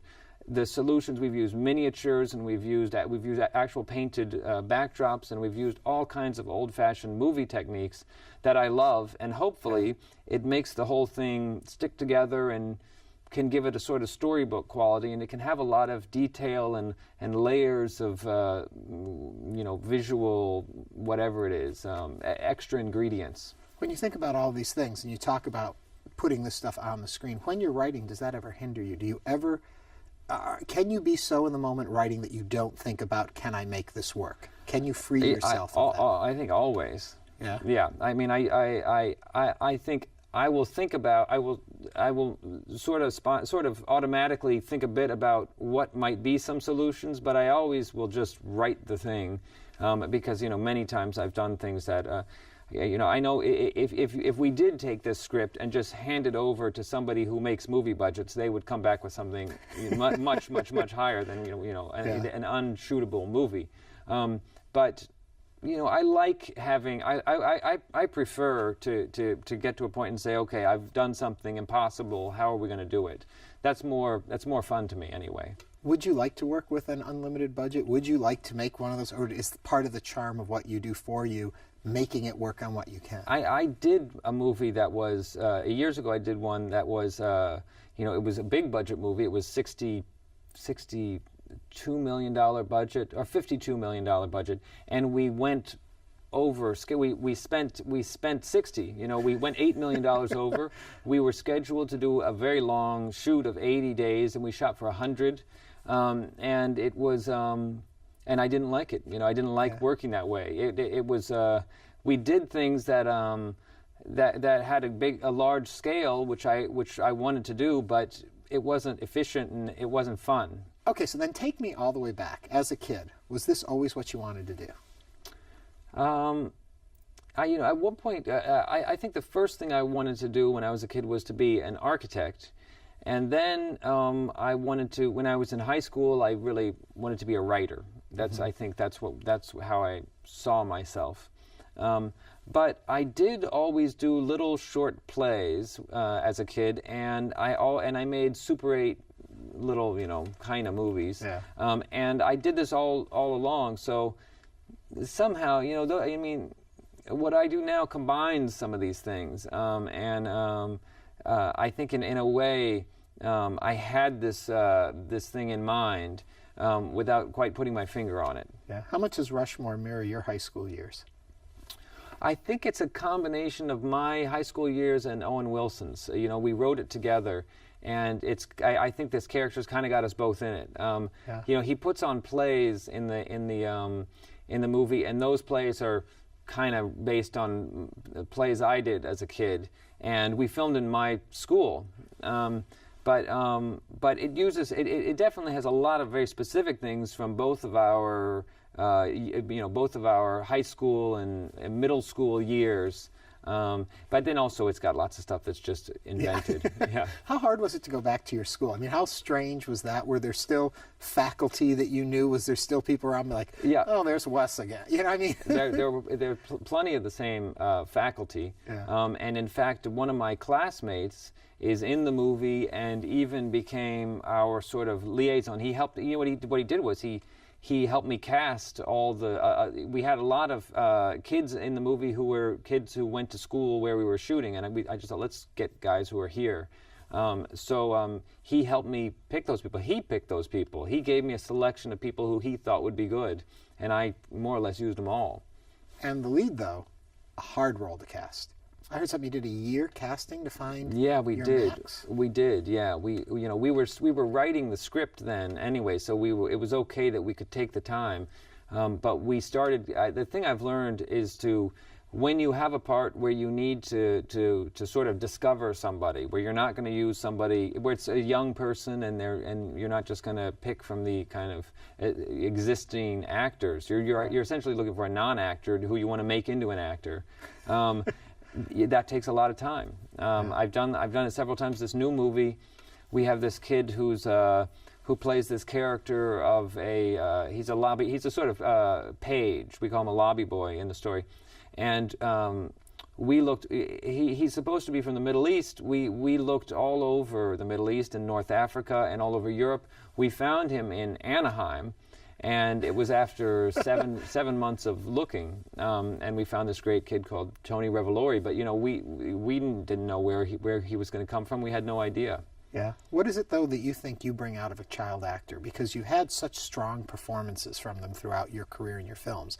And it's a very difficult thing to work, especially when you say you're working oftentimes with unknowns when you first get them. Yeah. What is it? What's the key to it, do you think? Well, I don't know. I think the main key to it is take your time and find the right ones, because it's going to be on their shoulders, and these are guys who are going to be, they need to be interesting in and of themselves. It's not up to me. It's are they interesting enough to look at for this whole period of time, and can they do it? Yeah. Also, a child actor, usually you find they can do it or they can't. They like to pretend, and they seem authentic when they pretend, or they don't have that knack, and that's something that just exists beforehand. Also, with most of them, what's happening is they're not just doing their first movie part. Sometimes they've been in something before, but the main thing is they've never had a job. They don't know what it's like to have to show up every day and do this thing, and you need somebody who's going to have that kind of resilience and want to kind of step up. And I've usually found that what happens is they're the ones who, they memorize the entire script. They remember everything. The professional actors mess up, and these kids tell them your line is this, and you say, and then he can do that, and they become the most knowledgeable people on the set. But then the other thing is, we always have fun. So they become a part of a family, and they're usually a lot of fun. You mentioned earlier you have to get a hold of these actors, and the people you can get a hold of. Yeah. Bill Murray, not an easy person to get a hold of, kind of does things in his own way. Yeah. You two have built quite a relationship working together. Yeah, well, we've done, I think, something like 7 movies together.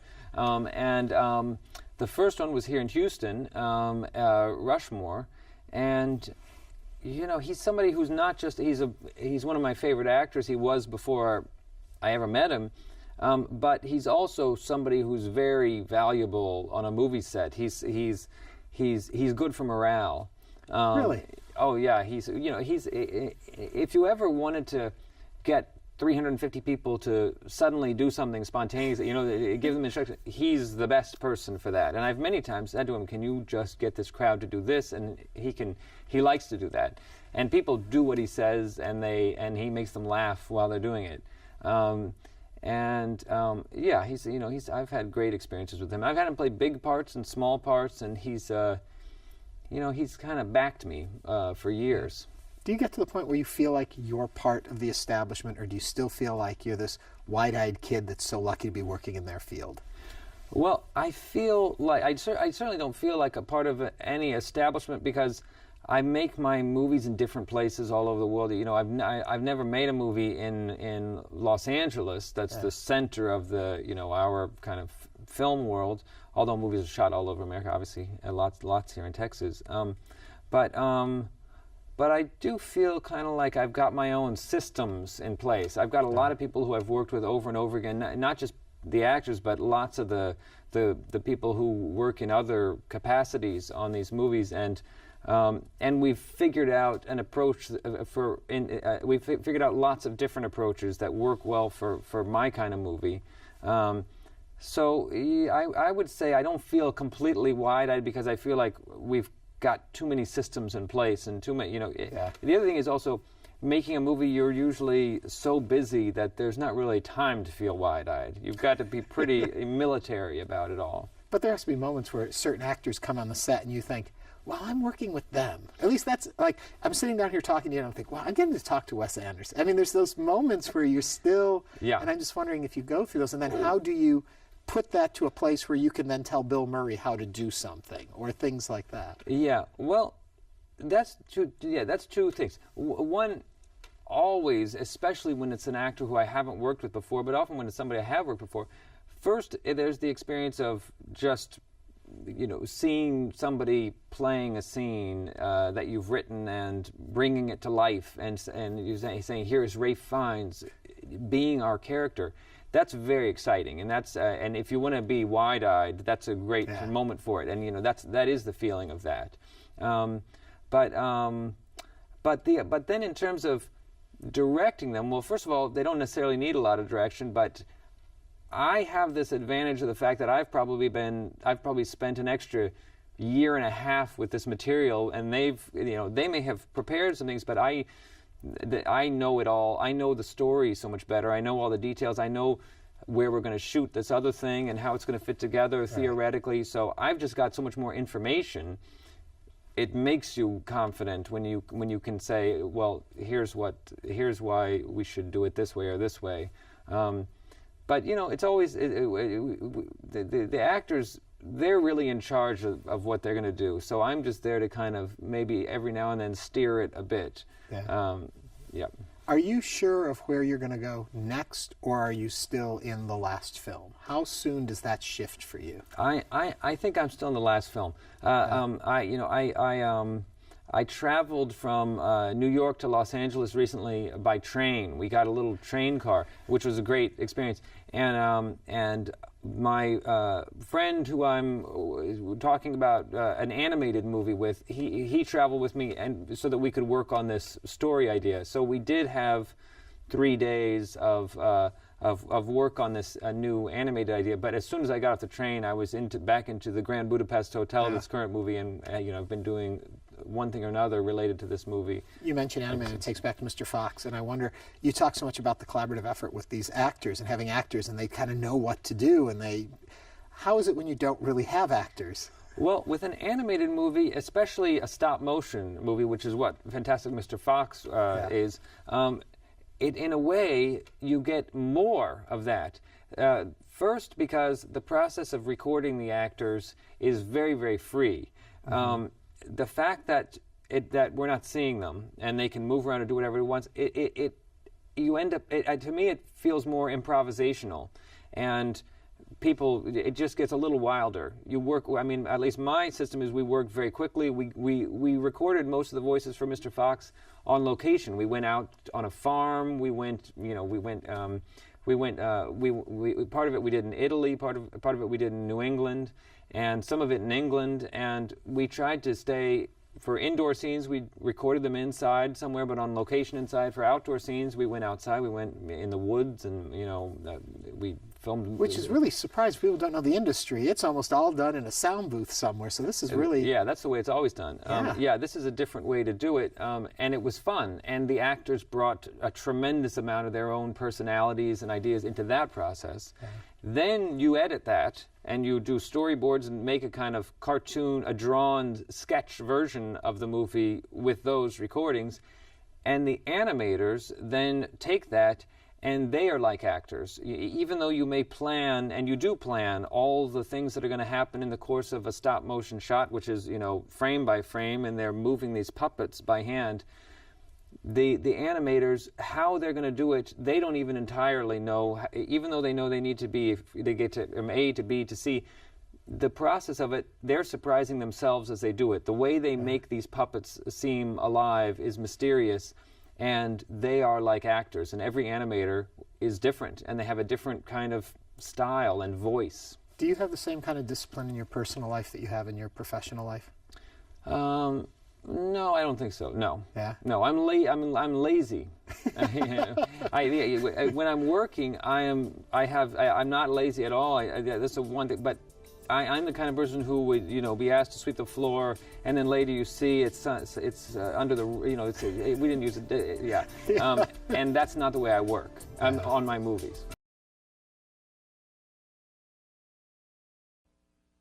Both of you have had extremely diverse careers, actually, in terms of the range of films that you've been working with. You've worked with films that are the epics of their time, and you've made very small and intimate films, and you have as well. And do you describe that diversity in your own careers as reflecting the changes in the industry, or is it something that you yourself pursued? Marty? I think it came out of the change in the industry in the early 70s, late 60s, early 70s, and I know Francis started earlier, even the 60s, and somehow in the 70s, that decade, we were able to make pictures. People weren't talking about how much a picture was making. I mean, at a certain point, yes, how much money it would make or how much they would be able to risk. But primarily, they were talking about the new Terry Malick picture, or the new Paul Schrader picture, or that sort of new Francis Coppola film. These were films that were like, they were proud to make, in a way. They were proud to underwrite, I think, filmmakers with, and I don't want to use it because it could become a dirty word, but vision. A vision, meaning that they have a way of telling a story, give them as much control. And that built up to, of course, United Artists, which was an extraordinary place, making Heaven's Gate. Now, I made a picture there, Raging Bull, at the same time. In fact, Raging Bull opened 10 days before Heaven's Gate. And when that folded, we folded too with it. The picture was hardly re-released. The establishment of the UA executives left. It was a complete mess. And everything was really over at that point. But it wasn't easy to get the films made in the 70s, but there was an atmosphere of making special movies, right. A Robert Altman picture. There was a body of work. But when we hit the 80s, I know Altman, after we suffered at 20th Century Fox at that time. I had King of Comedy there, right. And Altman had a film called Health, I think, and they didn't even release it. And after that, I think Bob Altman, for almost 10 years, made smaller pictures, fringe things, until he did The Player in 1990. So they effectively altered that career. And for me, the 80s were like a diaspora. I had to search around. I had to learn how to make films again. So I started making low-budget films, a film called After Hours in 1984, where I learned how to shoot a picture again in 40 days. But you see, the problem with that is that it's at the age of 30, shoot 20 days, yeah. At the age of 40, 40 days, you're pushing it even. Like sometimes, I don't know if I have the energy, you see. And so that's why I had to start all over again. And then finally just fight our way back to a situation where we can get a picture like Goodfellas made. But even that, it only got made when we finally cast Robert De Niro in the smaller part there, the cameo part of Jimmy. Mm-hmm. That's the only way it got made. Mm-hmm. And so, in a way, I've been living, each picture I've been able to make, has been luck, and in some cases assignments, like Cape Fear, or even Casino was an assignment. Mm-hmm. And a picture like Age of Innocence, pure luck, that Mark Canton believed in making the picture. I've been very lucky the past 25 years because a lot of studio executives, there's always been one studio where somebody wanted to make a picture that I was directing. And I always kind of come in under the wire, in a way, and sort of make the picture before they will realize what's happened and get out, in a way. And then it's a problem of selling them to a certain extent because they're usually a little bit off the beaten track kind of film.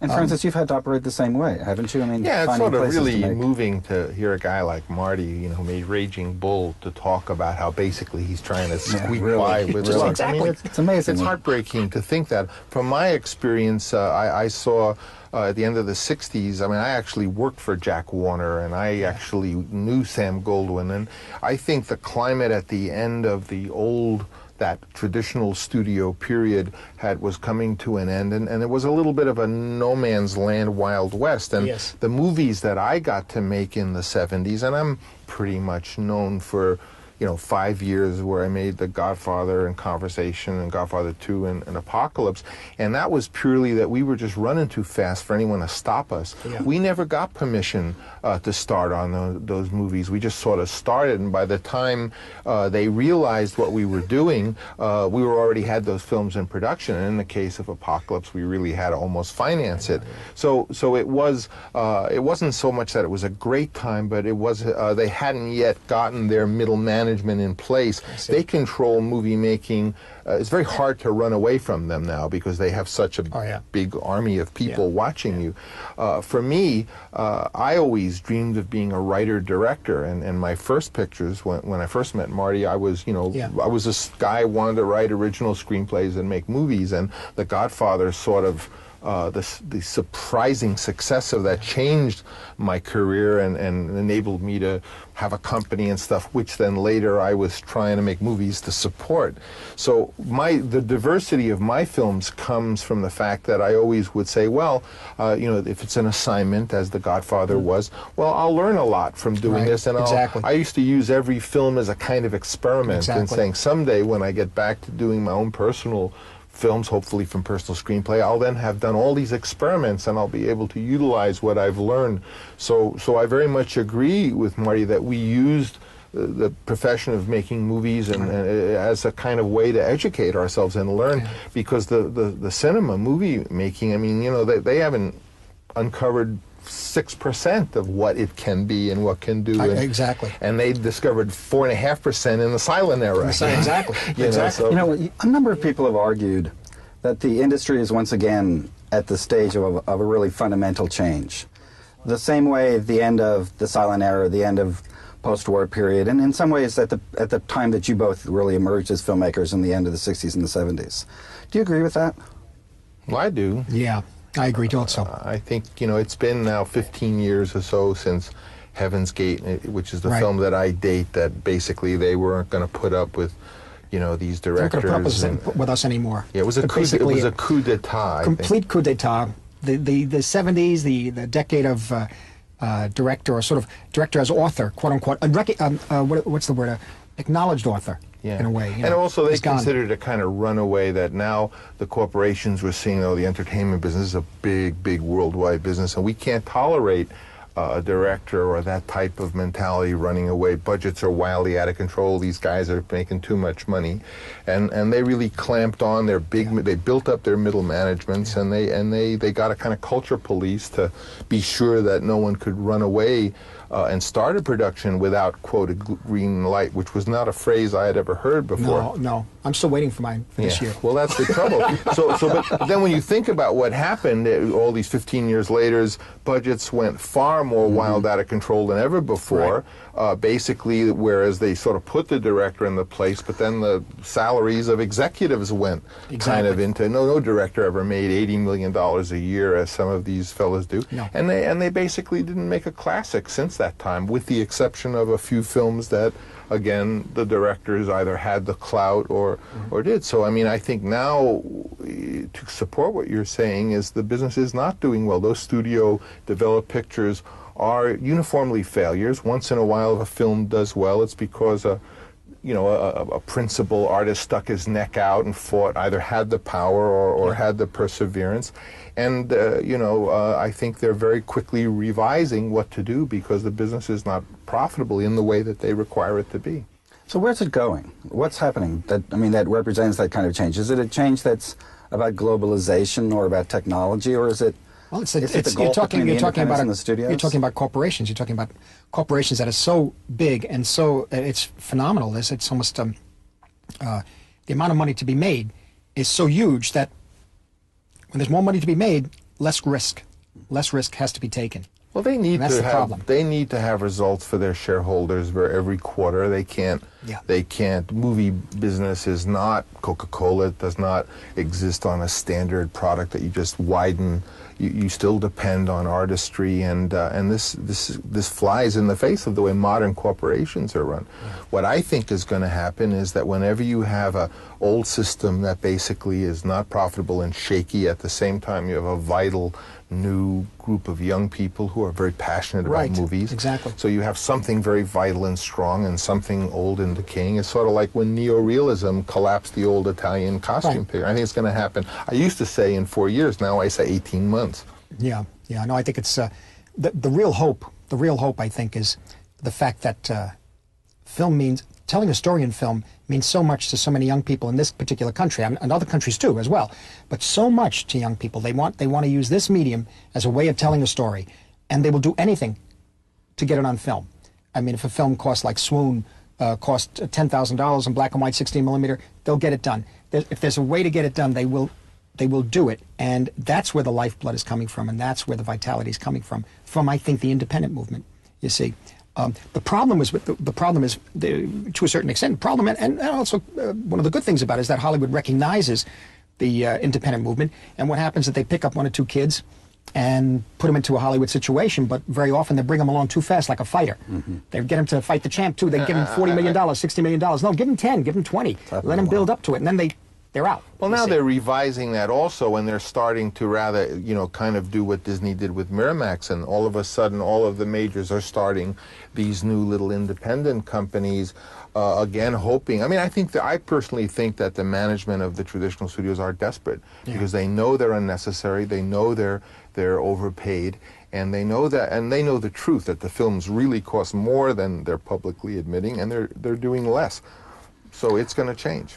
You've always been fascinated by technology. In fact, well in front of the so-called technological revolution, which has been taking place in this last decade. Yeah, but not anymore. Has it taken the direction? Has it taken the direction that you want to go? Well, my feeling was, back then, and then whenever it was 25 years ago, I saw, being an ex-boy scientist, I realized what electronics and digital technology was going to do to movies, and at first I was excited because I thought that would enable us to approach movies that we wouldn't ordinarily been able to do, because we'd be able to have scenery that was not totally have to build, and so I saw it as going to be a big boon to filmmaking. I didn't realize that it would be yet another kind of shackle on the cinema. Yeah, it really is. I mean, it really is. I only became involved with computer rendering, so to speak, or computer-generated images, and particularly my last film. On this film, which was a great service to you. Yeah, it really was. But it's another way of working, and I think you pointed out it's become a painterly medium,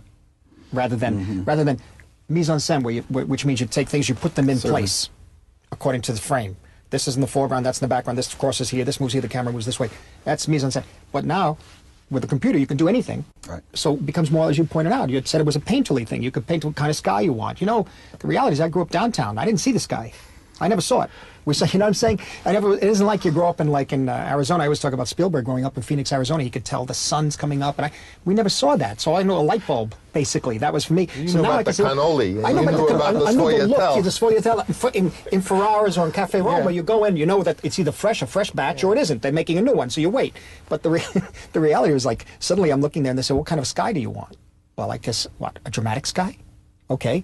What does that look like? Well, a little steel gray, maybe it's too much. That kind of thing. And suddenly you're putting in images. It's almost like a painting. See, I thought that would help a guy, say, we all knew about Stanley Kubrick wanted to do the life of Napoleon. Right. Yeah. Well, what a subject matter. And fantastic. we figured, and seeing what he did with Spartacus, where he had, the soldiers marching, and then we realized with those double exposures, we said, well, that will mean that Stanley Kubrick can make the life of Napoleon, because suddenly he doesn't have to build everything, doesn't have to have 10 million extras. But it didn't quite go that way, and more I feel, at least the director, or my generation director, started to lose control of the means of production, and then before you knew it, they started to operate on this kind of glut of films where every week there are so many movies that come out, and they're rated like a horse race on Monday, and so that combined with the middle management controlling everything, less and less, I felt personally more and more squeezed out, and I had to either say, well, let me figure out how to make a movie that makes a lot of money, so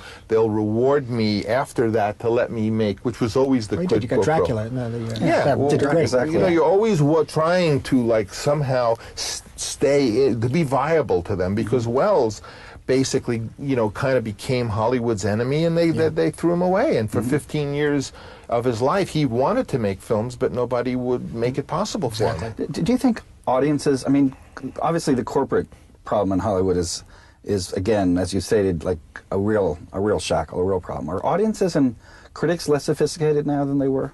Are they less open to things than they were?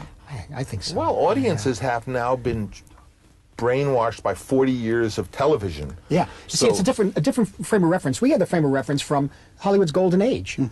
We saw movies in big screens in theaters, and we talk about, let's talk about Casablanca, for example, which is a wonderful film and a great example of film coming out of the golden age of the Hollywood studios. But I think, unfortunately, a lot of the audiences now, the younger kids, the younger people even, their frame of reference is television. And 30-minute sitcom or the 30-minute dramatic with snappy dialogue, you know, which in itself is quite funny. I know, like The Odd Couple, for example. It's one thing as a play, it's another thing as a film, but as a sitcom, it developed the characters of Felix and Oscar, and it was kind of interesting and all that sort of thing. But there are other ways to go, you know, and it's really difficult because at this point, it led a lot of studio executives to believe all you need is basically a good script. What they mean by good script is a good beginning, middle, and end. With a lot of the script is very easy to read. They all went to that weekend seminar where they learned that principle of dramaturgy. And you get good actors who are bankable, and a good cameraman who can basically place the people within the frame properly. A director you don't really need. You do what you want, you know, and you make a good film. You make a good film. But those films, in my estimation, reflect television. And even if it reflects the best of television, it still doesn't wash for me, because this is cinema. This is something else. It's something else that has to be here in this room. Also for me, when I'm in a restaurant and I hear a young couple talking about a movie that they've just seen, you could really hear how important it is for them to get something out of this film that helps them, you know, illuminate their own life. Because, I mean, their relationship, I love you, I don't love you. And you can see how that audience looks to film to somehow, you know, illuminate life.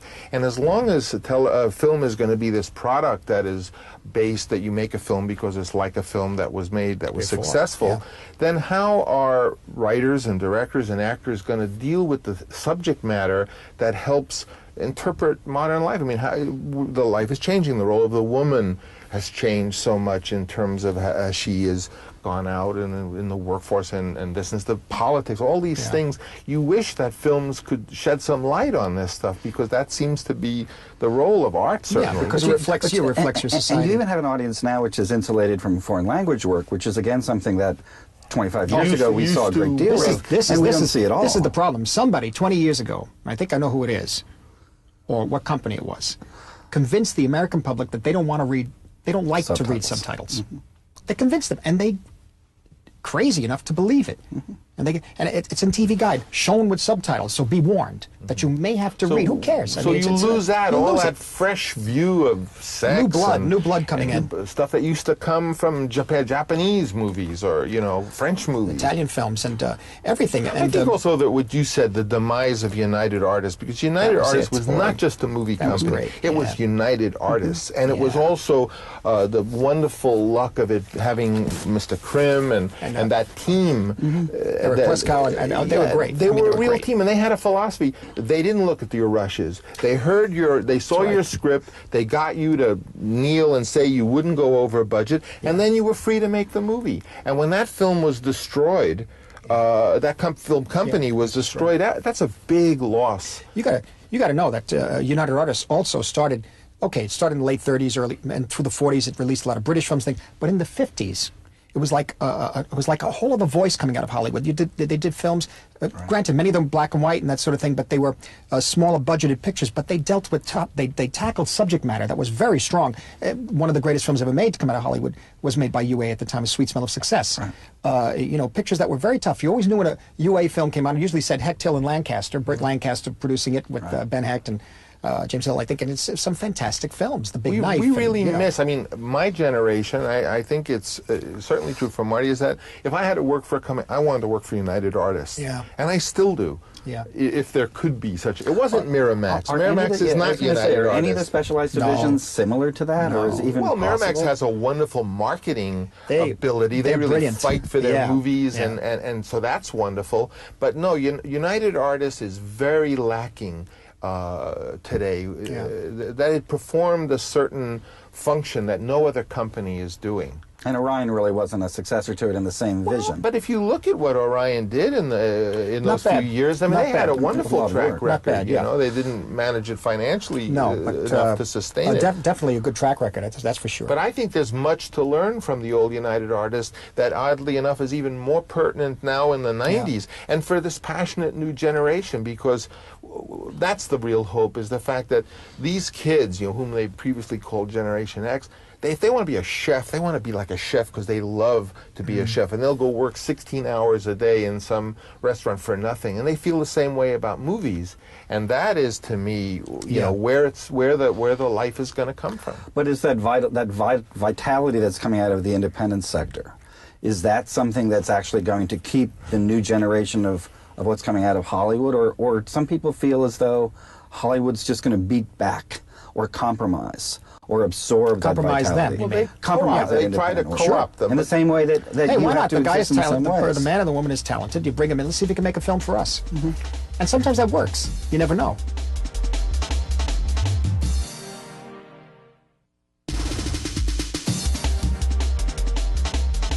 The vitality of the industry, maybe right now, as we've said, is maybe coming out of the independents. There's this gulf now between the studios, where you have a film made for several $100 million, whose absolute incredible success is going to spur on perhaps more evolution in that direction of making certain kinds of films, or would you disagree with that? Is this success of Titanic surprise you? I disagree. I think that the Titanic, first of all, its cost is even beyond what you they think. say, yeah. So that, I mean, I think it's great. I love it when a filmmaker is getting trashed and they're getting ready to fire all the executives, And then and the film shows them that in the end, it's the movie. It's not the star. It's not who is getting the $20 million. It's the movie. And that's the lesson of Titanic. Not that you should make a $250 million movie. So I think that's what's going to come down to, is that it's going to come down to, just as they say in real estate, location. It's the movie. And you come up with a movie that has life and it's about something interesting and is done well. That's the best policy. Yeah. Whether it costs $60,000 or $100 million. Personally, I would be interested in the area of movie making, from $12 million down. Exactly. And not care who I wouldn't pay an actor $20 million to be in a movie. I mean, so many of we have a whole list of them this year that had two of those guys. So that's not the answer. Right? Yeah. They're not stupid people, right? So they know that. So now it's something exciting that's in the movie, whether it has a newcomer. A newcomer is even good because now the big stars are so overexposed and they're on the rental movies. And sometimes they come out 3 films a year. They make. Yeah, they are. And how do you like the posters now, too? Yeah, well, the posters, and the trailers. Now, the posters now. I'm a old poster collector. I can see them always. I mean, now the final irony.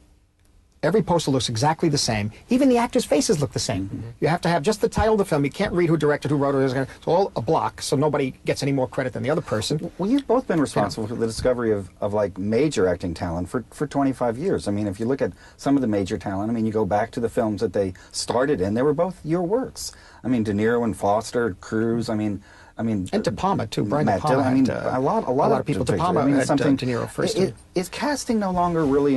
Is casting that important now to what you do as a filmmaker? Or are a lot of roles and actors almost interchangeable? Because one of the arguments people make is that it didn't matter what part Kate Winslet played in Titanic. It could have been 6 other people. Does it really matter?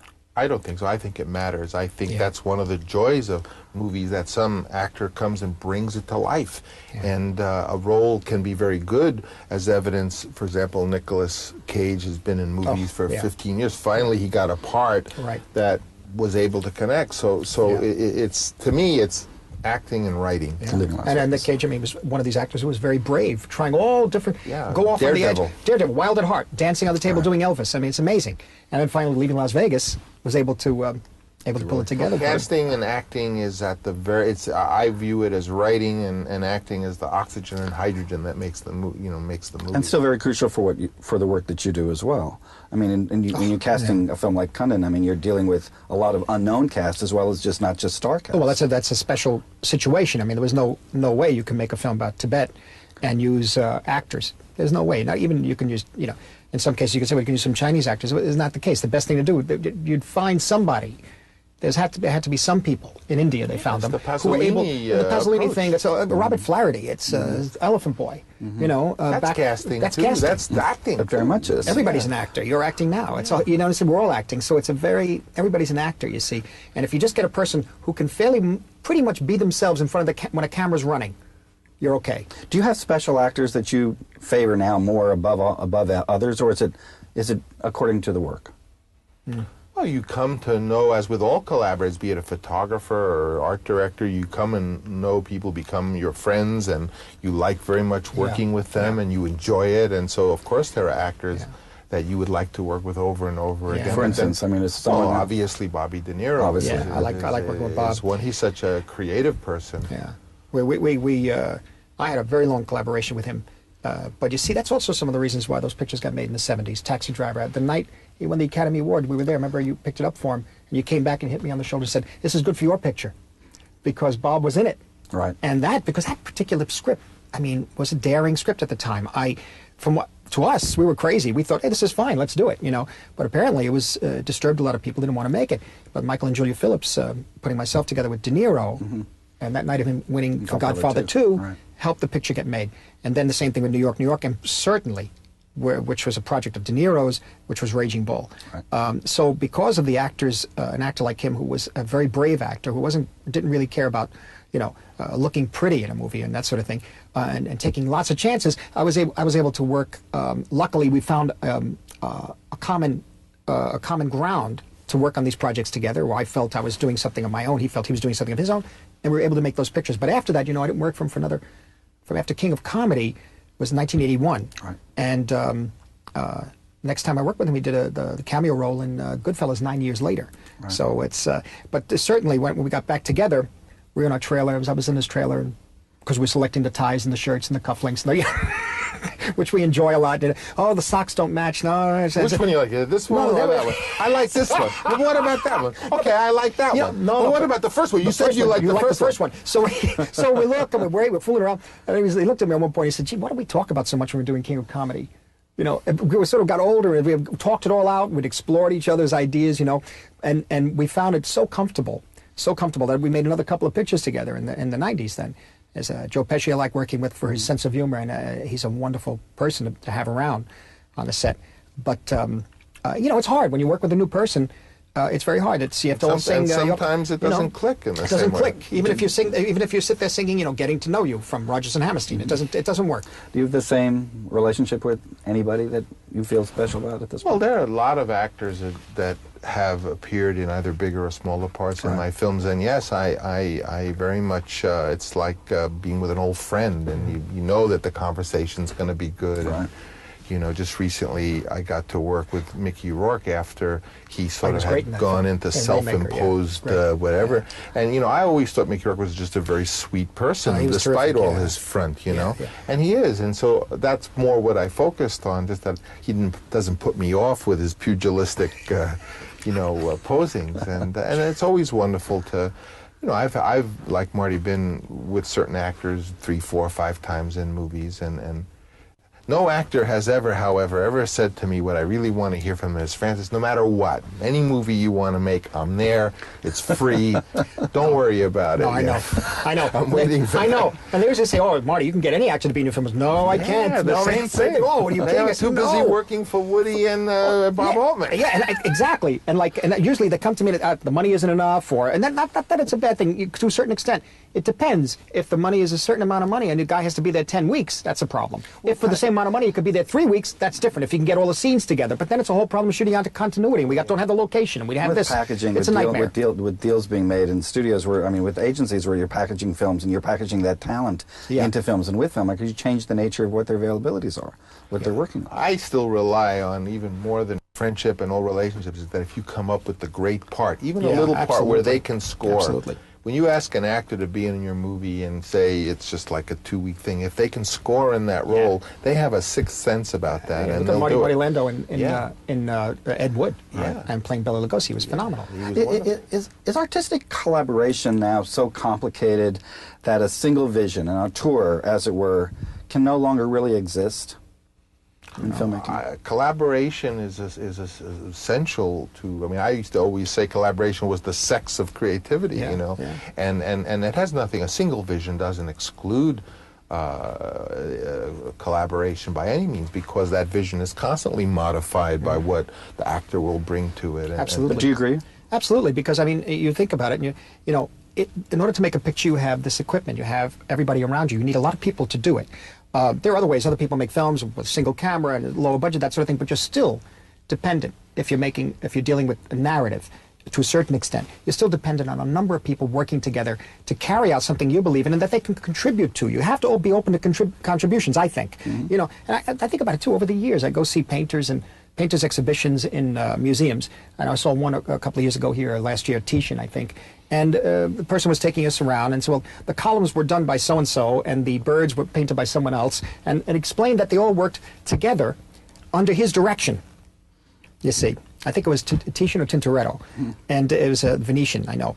And it was a matter of a whole bunch of people having a school of artists under him, students, working and doing certain things and having the whole vision. So it's very similar. Yeah, but you've had that with Dean and Walter Murch and all the people that you've worked with for years. You've had a team. Yeah, what I want to say is more than the vision is kind of the direction you want to go into, and the so-called dictatorial part usually is like trying to strike out those the kind of cop-out solutions where people want to do the rote thing or the safe thing, and it's more saying, no, we're trying to accomplish that. Don't give me, you know, kind of that type of a cliche. So you don't mind it when they come up with some real idea that's truthful and innovative, but you sort of hate it when they want to do But the key thing here is that you all have to be, when you're about to go on into the rehearsal, and you could usually tell in rehearsal, hopefully before so, but the idea is that everybody should be making the same movie.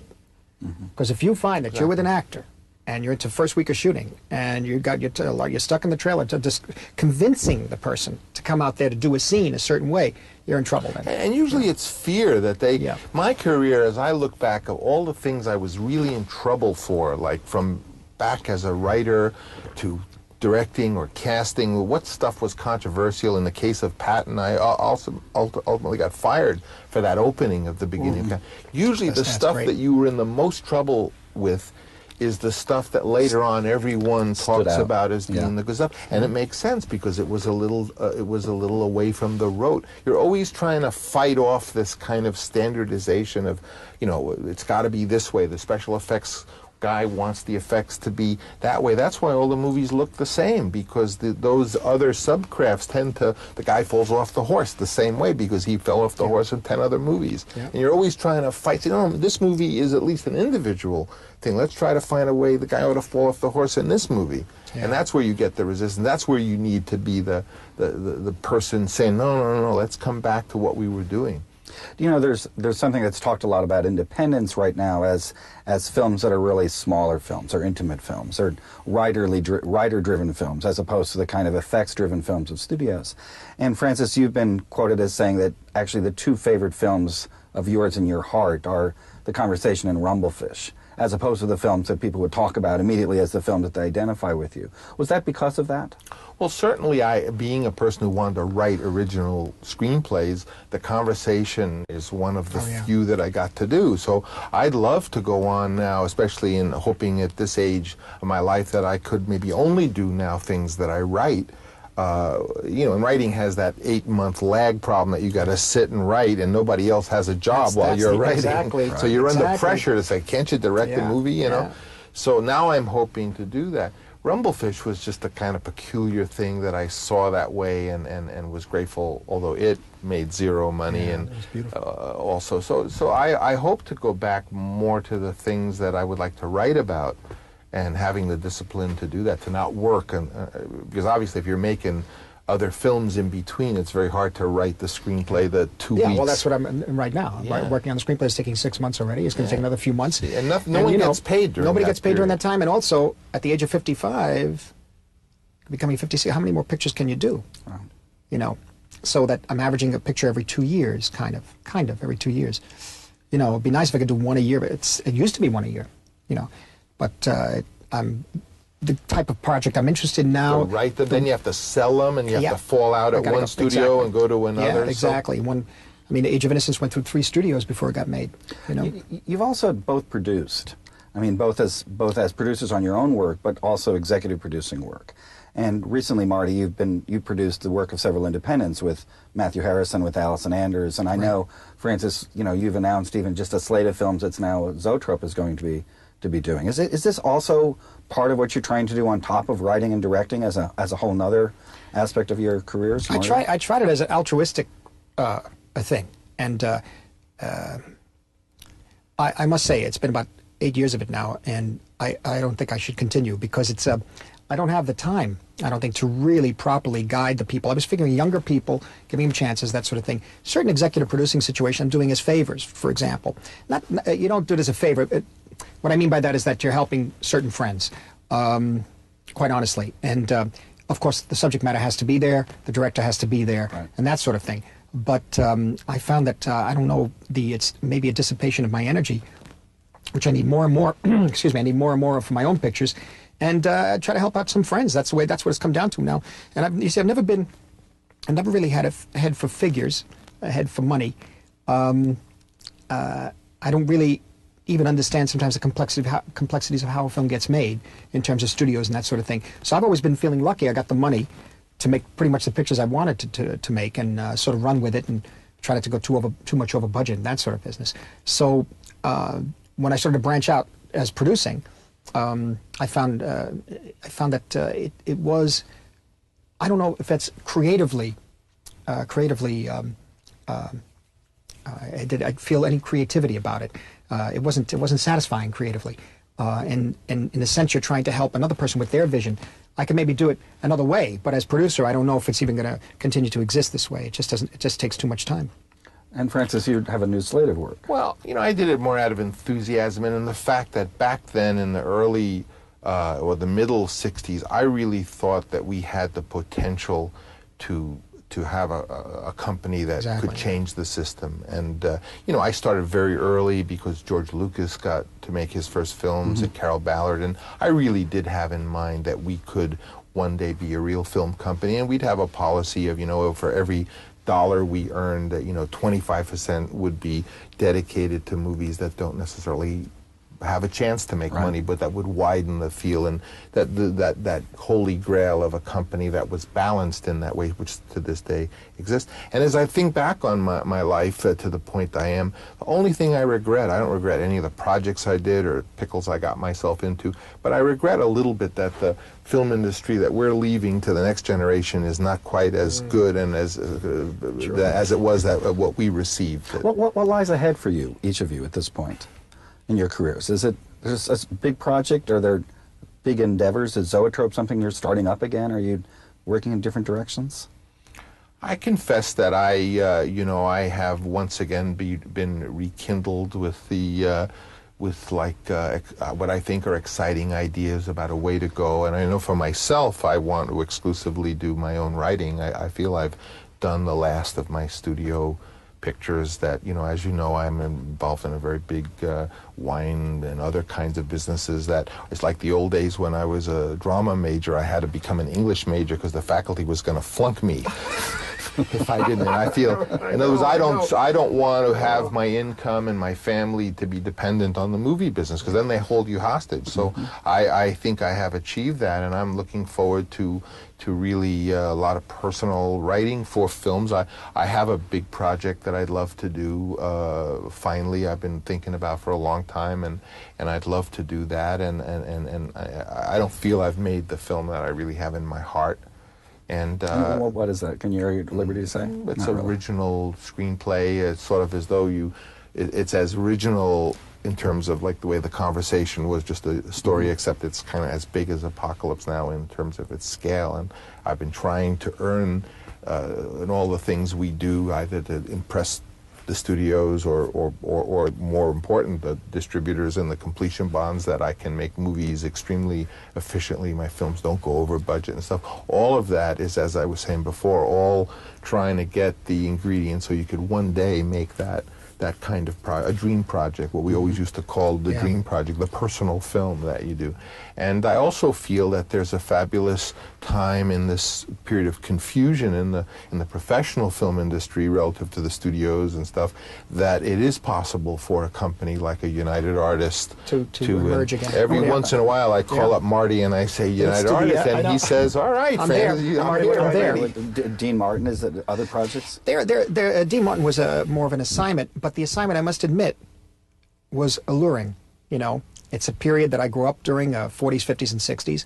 I'm fascinated by American celebrity, the Italian-American issues, aspects of it. I mean, pretty much I felt, as I've said before, I think I've gotten to make pretty much the pictures I've always wanted to make. I don't think I've ever, the biggest problem for me was that Last Temptation of Christ, and that finally got made. I have about 3 or 4 projects lined up over the next few years that I've either collaborated on the script or whatever. I'm sometimes something falls in my lap. I don't know. You know, I'm always tempted, but I don't really see that. Oh, I'm going to work to a point and make this one particular film that I've always wanted to make. I have a few in mind, and I kind of, as I said, I've had 3 or 4 pictures that I like to make. They still need to be tinkered with in a way, and ultimately I keep looking towards if you can keep going, and if you live and everything, you keep going to the late age. I keep thinking of John Huston working on Wise Blood. Kurosawa. And Kurosawa and Luis Buñuel, people like that doing films into their 70s and 80s, but again, very cheaply, you know. The other passionate side of the issue is, for me, I'm getting more and more involved, more than producing, I'm getting more involved with the preservation and restoration of old films and that sort of thing. And a lot of my energy is going there, you see.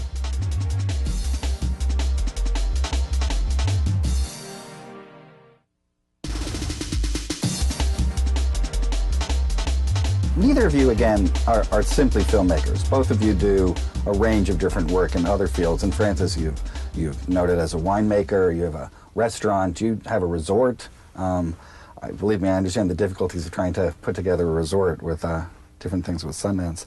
Marty, you've done an enormous amount of work with film preservation and film culture. So you're really doing things much beyond the work that you just do in film. Has this become a major part of your life? And for both of you?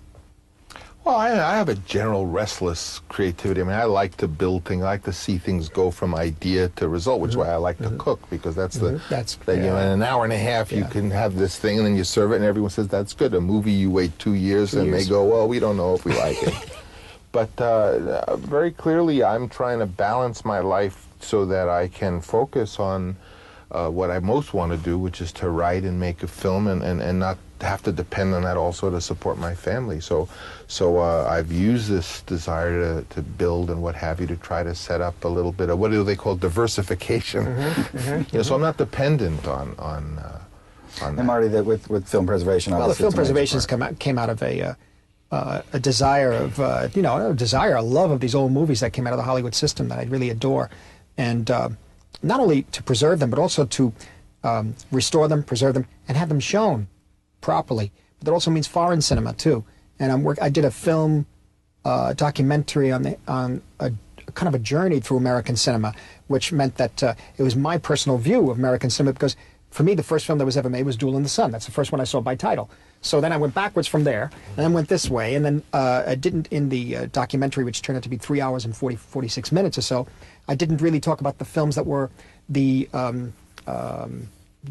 average, the type of picture that wins the Academy Award and that sort of thing. It was more like B films, or films made off on a tangent in a way, and different types of directors and writers and actors and that sort of thing.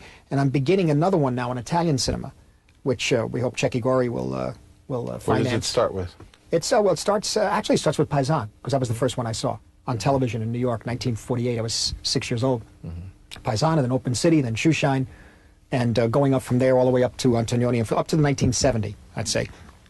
And so the idea of these things is to get the word out, because when we were younger, the word was gotten out by people like, I don't know, Richard Schickel doing The Man Who Made the Movie, The Men Who Made the Movies. Prior to him, the French and the Italian, the French and the British critics.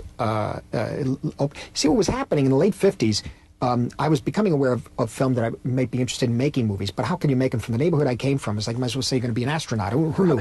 So we start to look at all these films. I had an obsession with all kinds of films, including foreign films, because I like to read the subtitles in these French pictures and Italian films and that sort of thing. But by the late 50s, the word got around that the only serious filmmaking is foreign. Only Ingmar Bergman, only, Fellini, only this. So for about 2 or 3 years, we rejected all the American films. But I had grown up on American films. And then by 1962 or 63, Andrew Sarris brought in some of the auteur theory, quote unquote, which has been much maligned, but had some very interesting things about it, into America. And I read the articles and I realized, wait a minute. I don't have to be ashamed of liking American films or saying that only foreigners make more serious work. And so therefore, American cinema opened up again, validated for me my original reactions to it, but also opened up like a treasure trove of these things, because now silent films are being restored. I'm telling you, you look at a silent film restored, it's a whole other world. You can see them properly, it's a whole other world. And so in a funny way, what I'm trying to do is do a similar thing that those critics or those writers did at that time, for us to at least, you never know, a film gets shown, a documentary, and some kid in the Midwest sees The Golden Coach by Renoir. It might become a writer, an actor, director, I don't know, musician, composer. It's throwing it back out there and letting it stir up, because there's a real problem now, as I said before, that the American public has been told that they don't like to read subtitles, you see. So there's more an aversion to that sort of thing. But if you show, I've co-distributed some foreign classics in new restored versions, like Rocco and His Brothers, Golden Coach, and a bunch of others, Purple Noon and Contempt. Seen on a big screen, you know, maybe you might be sparking some creativity out there. I think it's still important because one of the things that each of you have been able to do has been able to bring, through the power of your own celebrity and important significance as directors, Americans' attention to certain directors. I mean, even in the presentation of Kurosawa's work that you did, was to bring people's attention to the fact that you're able to bring this film out. Are there filmmakers or individual films that you'd like to still do that with, each of you? Well, just recently, I Am Cuba. we did I Am Cuba. He's And got I that think, too, yeah. I mean, you can't discount just the degree of enthusiasm that I know you can't talk to Marty without feeling it, but even my other friends, I mean, they truly do love movies or the cinema, whatever you want to call it, and there's just a natural enthusiasm that you tend to want. I called them and said, you got to see this, Yeah. and then, you know, it's a natural thing that people who love film will want to share it and stimulate it. I don't think it's by any kind of design. See, you want to make films, you want to show films that when you look at them, makes you want to continue making films. That's what it is, you see. It's very important. And it's really important. You look at a picture like, and suddenly you're depressed, you're tired, you've been working, and suddenly you see this thing and you say, hey, yeah, I forgot that could be fun. Or yeah, I want to do that. When you see a good movie, you know? it makes you want to make a Wanna make movie. it, And you when see. you see a bad movie or one of these cynical things that just spins it out, you come out. I mean, that's my wife. You kick everything. I don't want to do this. You know, what a business. Nothing is more stimulating than to see, which is why in the 50s and 60s we wanted to. The last question. The idea is that basically you're at a point now in which you've both been the young filmmakers that came through careers and found this. Are there young filmmakers, are there contemporary filmmakers now that you get extremely impressed when you've seen their work at this point? Are there someone that you'd single out that you'd say of the new generation? Do you both get a chance to see a lot of movies that I works? see? I went on a period where for 3 years, Fellini was like this. He wouldn't go to the movies. Yeah, me too. For about 3 or 4 years, I didn't see anything. wouldn't go. I started I to didn't see go anything. again, but it was depressing. And then I'd see like, I like To Die For. Gus Van Gus Van Sant. Sant's very good. Because it was something, there's a little originality. I mean, it wasn't just showing you the same old thing over and over again. Woody Allen, even when he works in his own little world, he always does something totally original. His Each last film. picture, too, Deconstructing Harry. Yeah, That's I mean, some of the character who's out of focus. Oh, it was wonderful. You know, he always, there's always some The jump wonderful cuts, thing. the way he was cutting the editing of the dialogue was incredible. So those are the experiences that really make you want to do it. You just want to, just like when you read a good book, you want to be active in the arts, and when you see cynical or work by route, you don't want to. It's a bore. You're getting too old to watch it, too. You don't have the time. You could be doing other things. Do you know, it's a question that's been asked many different ways about influences and directions, but I want to end by asking how you've influenced each other. Have you, as growing up in the same period, influenced each other in different ways? Are there works I was that a couple of years He's old. older. It's a big He's like the older difference. brother. It's a different thing. You know, 3-4 years. I'm Made a big difference in 58, terms of- so I'm. It's a big difference because he was in the 60s. I never forget seeing you in that loft on Crosby Street, I think it was, or Jones Alley, Jones Street, where you gave a talk because You're a Big Boy Now is opening. Oh, I don't even remember. Remember, that, and you said you have to want to make films. He said so badly that you could kill. That's it. You see, and you talked about the writing experience on Patton and Is Paris Burning, and things like that. But it was amazing to have somebody come down. It was like 40 or 50 people, kids, younger kids, older people. There was so much activity going on at that time in New York and also Los Angeles about experimental filmmakers and independent filmmakers. It was all bursting out. And he came down and gave this talk. That was the first time. And then we met in Sorrento, Italy in 1970, a few years later. And I sort of already had a little bit of success as a screenwriter, so I had a couple of bucks, and I was in a position to be helpful, which I tried to do whenever I could. When I had loved he took his care of first, a lot of my stuff. Yeah, his first film, Street, I thought was so before Mean Street. Oh, Who's That Knocking? I was you so like impressed with it. Jeez. I just loved Who's That Knocking at my door. So I felt, because I actually was working as a screenwriter and getting a salary, that I was able to be of help, to everyone in that group. And a little bit I was a symbol because I was like the first young guy of our generation who actually was getting jobs, you know. Yeah. So you made three films before Godfather. I mean, really more than three, but it was like Rain People so and it the was other a two. sort of hope. It was sort of a hope that we could all do it, because before that we all thought, gee, well, you know, we are really going to get to make a feature. I thought I was going to work for the USIA. Yes, the USIA, that was the big thing. That but was they the didn't only job. They didn't like my work, what I did for them. They burned one of mine. They didn't care for it. And I was able to introduce people like Marty to, you know, people who then could be George helpful Lucas and everybody, and also... also... or Ellen Burstyn, I know... he got me to do Alice Doesn't Live Here Anymore. Which was an important picture.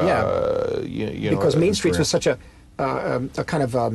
an obviously off the beaten track type film that John Callahan mentioned that I should be doing this kind of film after you had given the script to Ellen Burstyn, actually. And I realized, let me try to do a film, or really a studio picture, and try to give it something special. I tried to get Marty the job to do the second Godfather. Yeah, I know. Because I never want to have anything to do with gangsters again. I thought he would do great. It would have been great. And he did. Oh. Well, it's been wonderful to have you both here. I really thank you both very much for appearing with us, and thank you for appearing on USSP. Martin Scorsese's lifelong passion for film has fueled a remarkable career dedicated to movies. A graduate of NYU, Scorsese worked as an editor until Who's That Knocking at My Door caught the attention of Roger Corman, who asked him to direct Boxcar Bertha. In 1973, he attracted critical and national attention with Mean Streets. The films that followed reflected a taste and talent for a wide range of subject matter. Alice Doesn't Live Here Anymore, Taxi Driver, Raging Bull, After Hours, Goodfellas, and The Age of Innocence are just some of his films. Casino is his anxiously anticipated new film. It is another collaboration with Goodfellas screenwriter Nick Pileggi, and it stars Robert De Niro, Joe Pesci, and Sharon Stone. I'm very pleased to have him back at this desk for a consideration of Casino and whatever else he's been doing. Welcome back. It's great to see you. I saw you almost 2 years ago. We just happened to see each other at a dinner, or maybe... It was almost 2 years ago, wasn't it? Yes. And you said you've done nothing but work on nothing this film but Casino until about 8 o'clock last night. And where is it right now? Because you're going to go... When is it going to be released? It opens... it premieres Tuesday in New York. And you're working on it last night? Well, minor mixing details, and some of it was over the phone, in fact. But my editor, Thelma Schoonmaker, and my cinematographer, Robert Richardson, is out on the West Coast right now, trying to conjure up a dupe negative that would be suitable to make prints from. And they're maybe a little bit hit and miss, but they're getting there. They'll be able to do it by the end of the week. Did Pileggi bring you this idea? Yes, he did. Yeah, he brought me the idea 2.5 years ago. And what he brought me really was a newspaper article about a husband and wife domestic squabble on a lawn at about 7 in the morning in Las Vegas. And from that article, the whole story unravels. All the elements come together in that sequence, and that's the way we try to structure the picture. That article and that scene on the lawn was so vivid for me, and it became so meaningful because of the relationship between the husband and wife and the difficulty in their relationship and the domestic fighting and that sort of thing brought down not only themselves but an entire empire. You must see this as larger than just another gangster film. Yes. How do you see it? Well, I always imagine, I said, well, you know, I was interested in doing it. I said, but the only way to really make this one, I said, obviously I'd want Bob in it, Bob De Niro, and it's a perfect part for Joe Pesci, you know, and it'd be wonderful. And Harvey would have been in it, except he was off somewhere. Harvey was somewhere else as usual, making another picture. He makes 15 a year, thank God. And I said, I really need, I needed to expand the story. I said, if it's going to be about Las Vegas, and it really deals with the end of Vegas of a certain period in time, by 1983, 86, in my mind, it became something like an urban Western, where it was really the end of the old Wild West, the real end of the Wild West in a way, where things were wide open. And I figured that it had to be a picture where you could have these characters go through a real breadth of a story, the depth of a story. And I figured at least a 3-hour film. There's no sense in doing another gangster picture in the sense that I felt Goodfellas was very, very, it was really very precise about the way of life.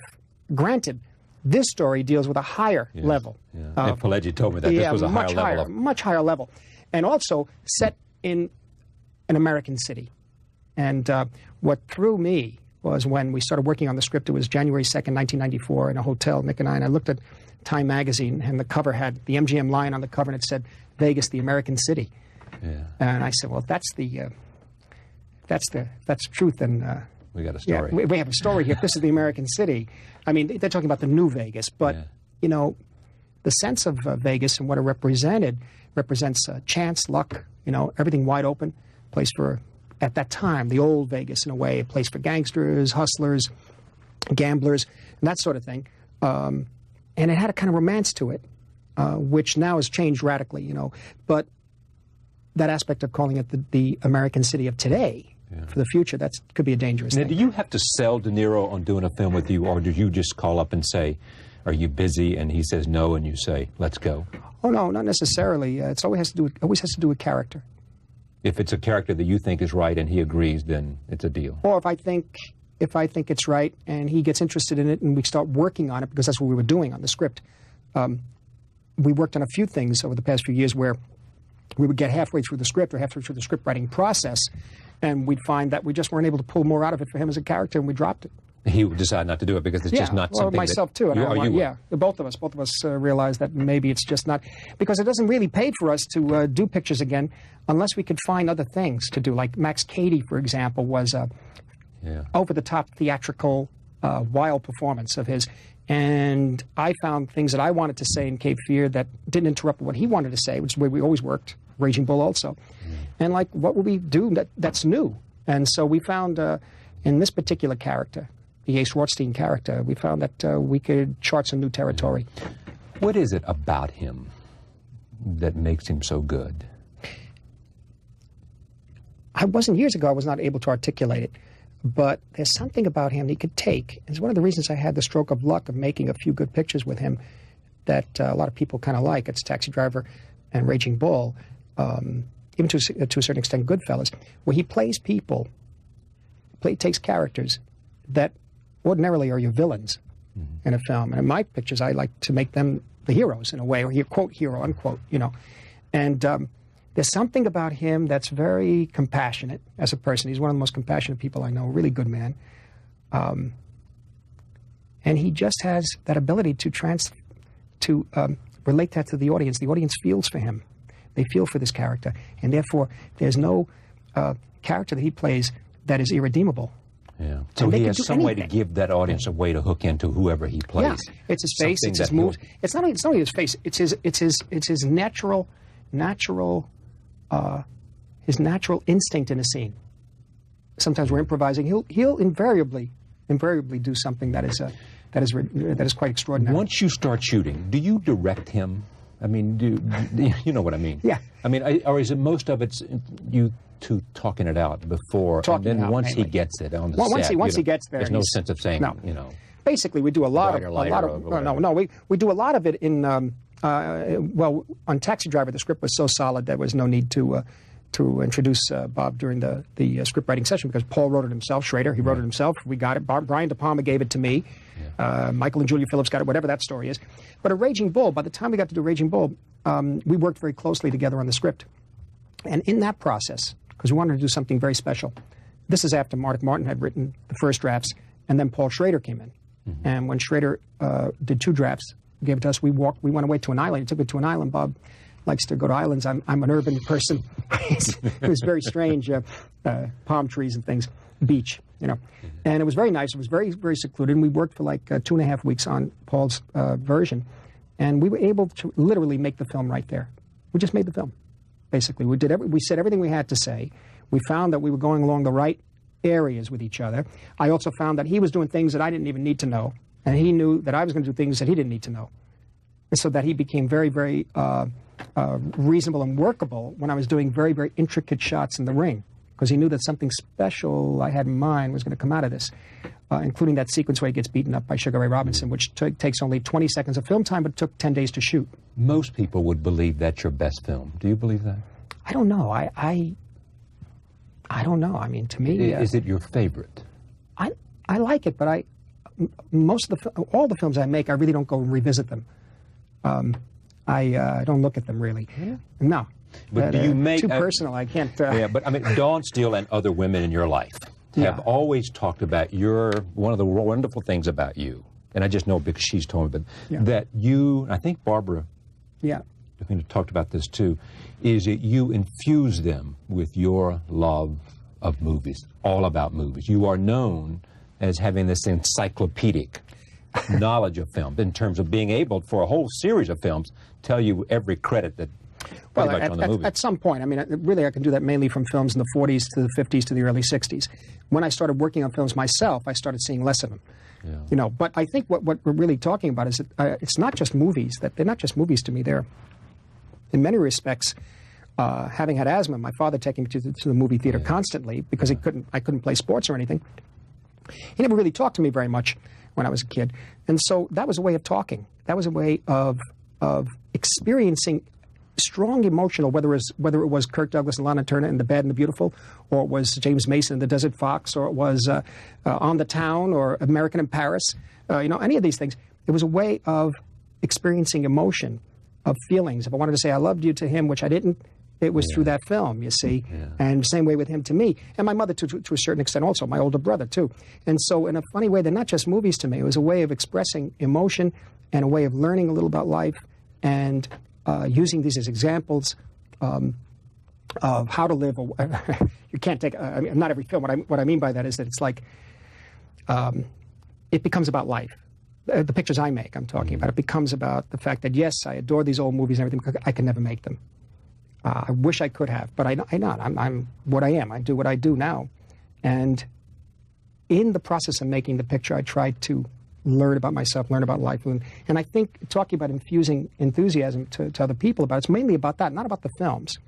We'll talk about a certain scene in another film that was made 20 years ago, and we can laugh about it, act out the whole scene, and then we go to shoot our scene, and we're sort of revved up for that energy level, you see. But there's a certain kind of truth in those scenes. There's certain kinds of truths in Vincent Minnelli's film version of Lust for Life, in scenes between Anthony Quinn and Kirk Douglas, where they're arguing about painting and art, you know. And then suddenly that snaps something, and you go off into another scene for yourself, and we try to find the truth in those things, and because the truth is enjoyable and painful and a lot of fun.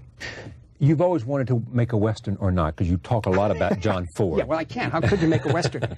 You can't. But How could you? You can't. What do you mean you can't? Well, I mean, I got close in the casino. I haven't seen it yet, but there's a wonderful scene in the desert. Yes. Only the guys in the desert in this one, they're two little figures in the desert. They're wearing silk suits and sunglasses, so they're not exactly cowboys, but or Lawrence of Arabia. But it's a private meeting that Joe Pesci has with De Niro in the middle of the desert, so they can talk private. But the reality is the tradition of the Western, 1917, John Ford, William Wyler, making one-reelers each week. Yeah. Cecil B. DeMille coming in and literally, with the Western, creating a new language. Not even mention Griffith and Thomas Ince and people like that who were already working. These guys was trying to figure out, if you come in left to right, what's the next cut? What's the right screen direction? You know, they didn't even have the word for screen direction. They were inventing all this language, you know. And so that the Western is a part of Americana that I'm not a part of. I come from a East Coast. I'm more European than that, you know. And it's in a funny. I mean, my roots are more towards Italy or Europe than it is out west. I loved seeing Westerns when I was a kid, because that was the outdoors for me. Yeah. Especially those old Technicolor Westerns, or any story, any Cinecolor film about wild horses was great. Because, you know, he was living in a small apartment. He had the beautiful wild horses running. You could see this palominos going by and that sort of thing. But I could never go near a horse. I would sneeze. Was there always, or is there a fascination on your part for violence? I think the violence, and this particular film, Casino, has got some very strong violent scenes in it. And it's a very powerful picture. There's a vice and putting somebody's head in a vice. Yeah, all based on true stories. Popping out and stuff like that. Popping a little out anyway, but but the thing about it is that no, it really is based on very strong. The violence itself is a matter of expression, and it's the way of life. And if it's the way of life for these people, what happens to them at the end is important. Yeah. Where they wind up, like in Goodfellas. You know, if you think it's fun for the first hour of Goodfellas, well, look at what happens to them in the last hour and a half. And in Casino, especially, based on true stories or aspects of true stories, everybody pays. Everybody pays. I mean, it's the old story: live by the sword, you die by the sword, and it's a shocking thing. And I think what happens with violence. I mean, I grew up in an area which was pretty strongly expressed expressive in that way. We put it that way. It was right off the Bowery, you know, and people were more tactile. They touched a great deal, and so very often, even sometimes you would swear that two people were arguing or yelling at each other, and actually they're having a fun conversation. So that kind of expression is very important to me, and the lifestyles of the characters that I'm working with, usually in these films, incorporates a great deal of violence. And so you've got to be as truthful to that as possible. And then having said that, though, of all your films that have touched on violence, whether it's Taxi Driver or Goodfellas or Raging Bull, even in its own way, there is Age of Innocence. Mm-hmm. And you and I talked about that at length one evening. Yeah. It didn't resonate for whatever reason as much as I assumed you liked it. How do you feel about that now that you've put some distance between you and Age of Innocence? Oh, I like the film. I mean, the resonance for the film for me is the passion that can't be expressed. Yeah. That cannot be expressed, you know. What do you mean? His passion for her and her passion for him. Oh, I see. The passion that could not be expressed because of the nature of the society at the time. It's the detail of the shirt he wears and the way he's looking at her, and that was the interest of the film for me. Maybe I misunderstand the question. No, but the question is that it didn't. I mean, you didn't get it wasn't as successful in some way as other films that you have made. True. Even though my sense is you had great pride in that film, and you poured a lot into it, and you spent a lot of time, and it was a departure for you. It was reaching out to go in a different direction. It was pushing the envelope somewhere else. Right, exactly. Pushing the envelope is a good expression because if I'm going to do pictures like Casino and Goodfellas and things like that, each one like that has to have something special to it. And Casino certainly does. It has the aspect of Vegas, and Vegas is the American city, etc. Right. No reason to do another mob picture. Not for a long while until I can find, you know, God willing, something comes around that I could find another angle to it that I could learn something further from, which I learned on this picture. How to tell a story, an epic story of greed, you know. Now, the thing about Age of Innocence, it's not like I'm not silly enough to think, oh, yes, this is the film I'm going to be remembered for. No. If you are remembered, number one. Number one, if you are remembered. And if you are remembered, it's going to be the pictures that normally, it's like a Mean Streets or a Taxi Driver or Goodfellas or Raging Bull or maybe, I don't know. It's those territories where I feel I'm dealing with characters and worlds in which I can really express myself with comfort and ease and a closer grasp of a certain reality and truth. No matter how harmful or difficult that truth is to take for the characters in the film I'm talking about. Where would you put Last Temptation? Last Temptation is another. I tried to...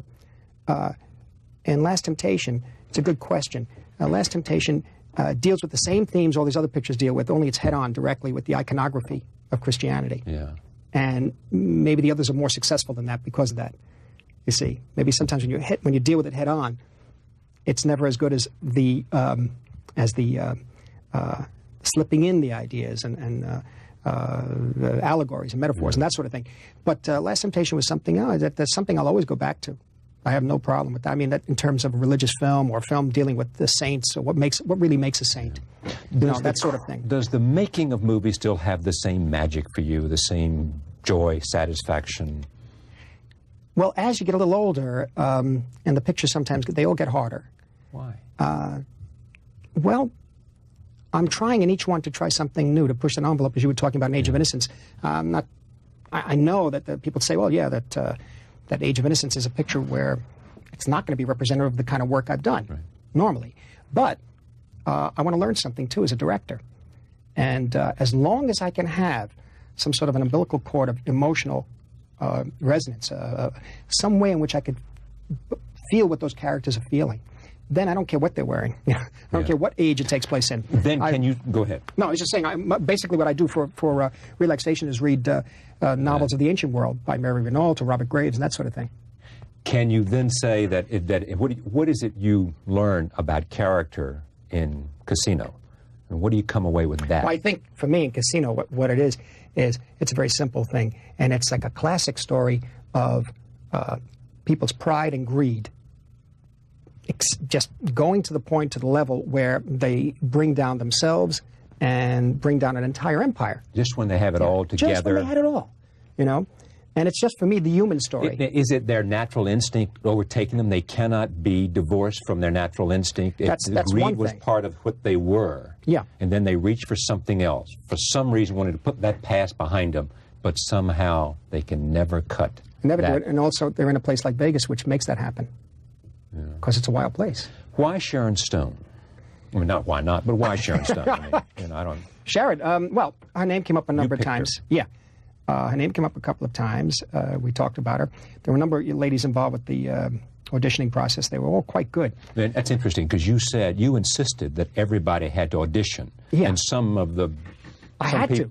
Because? You know, well, I want to hear what happens. I want to see. There was a certain level of energy that I wanted this character to get to. And so did De Niro. We wanted this person to get to the point where they didn't care what they were saying. They were so outraged.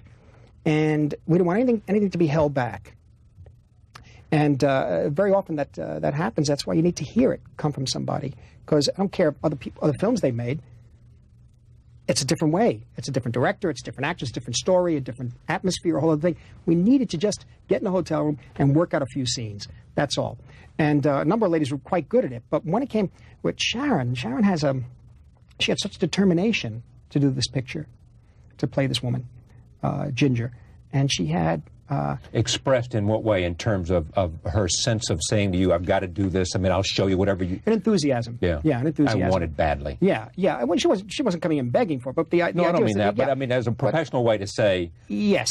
I can be Ginger. Yeah, exactly. And now, what I also noticed about her was that she has a certain screen presence in these other films that she made.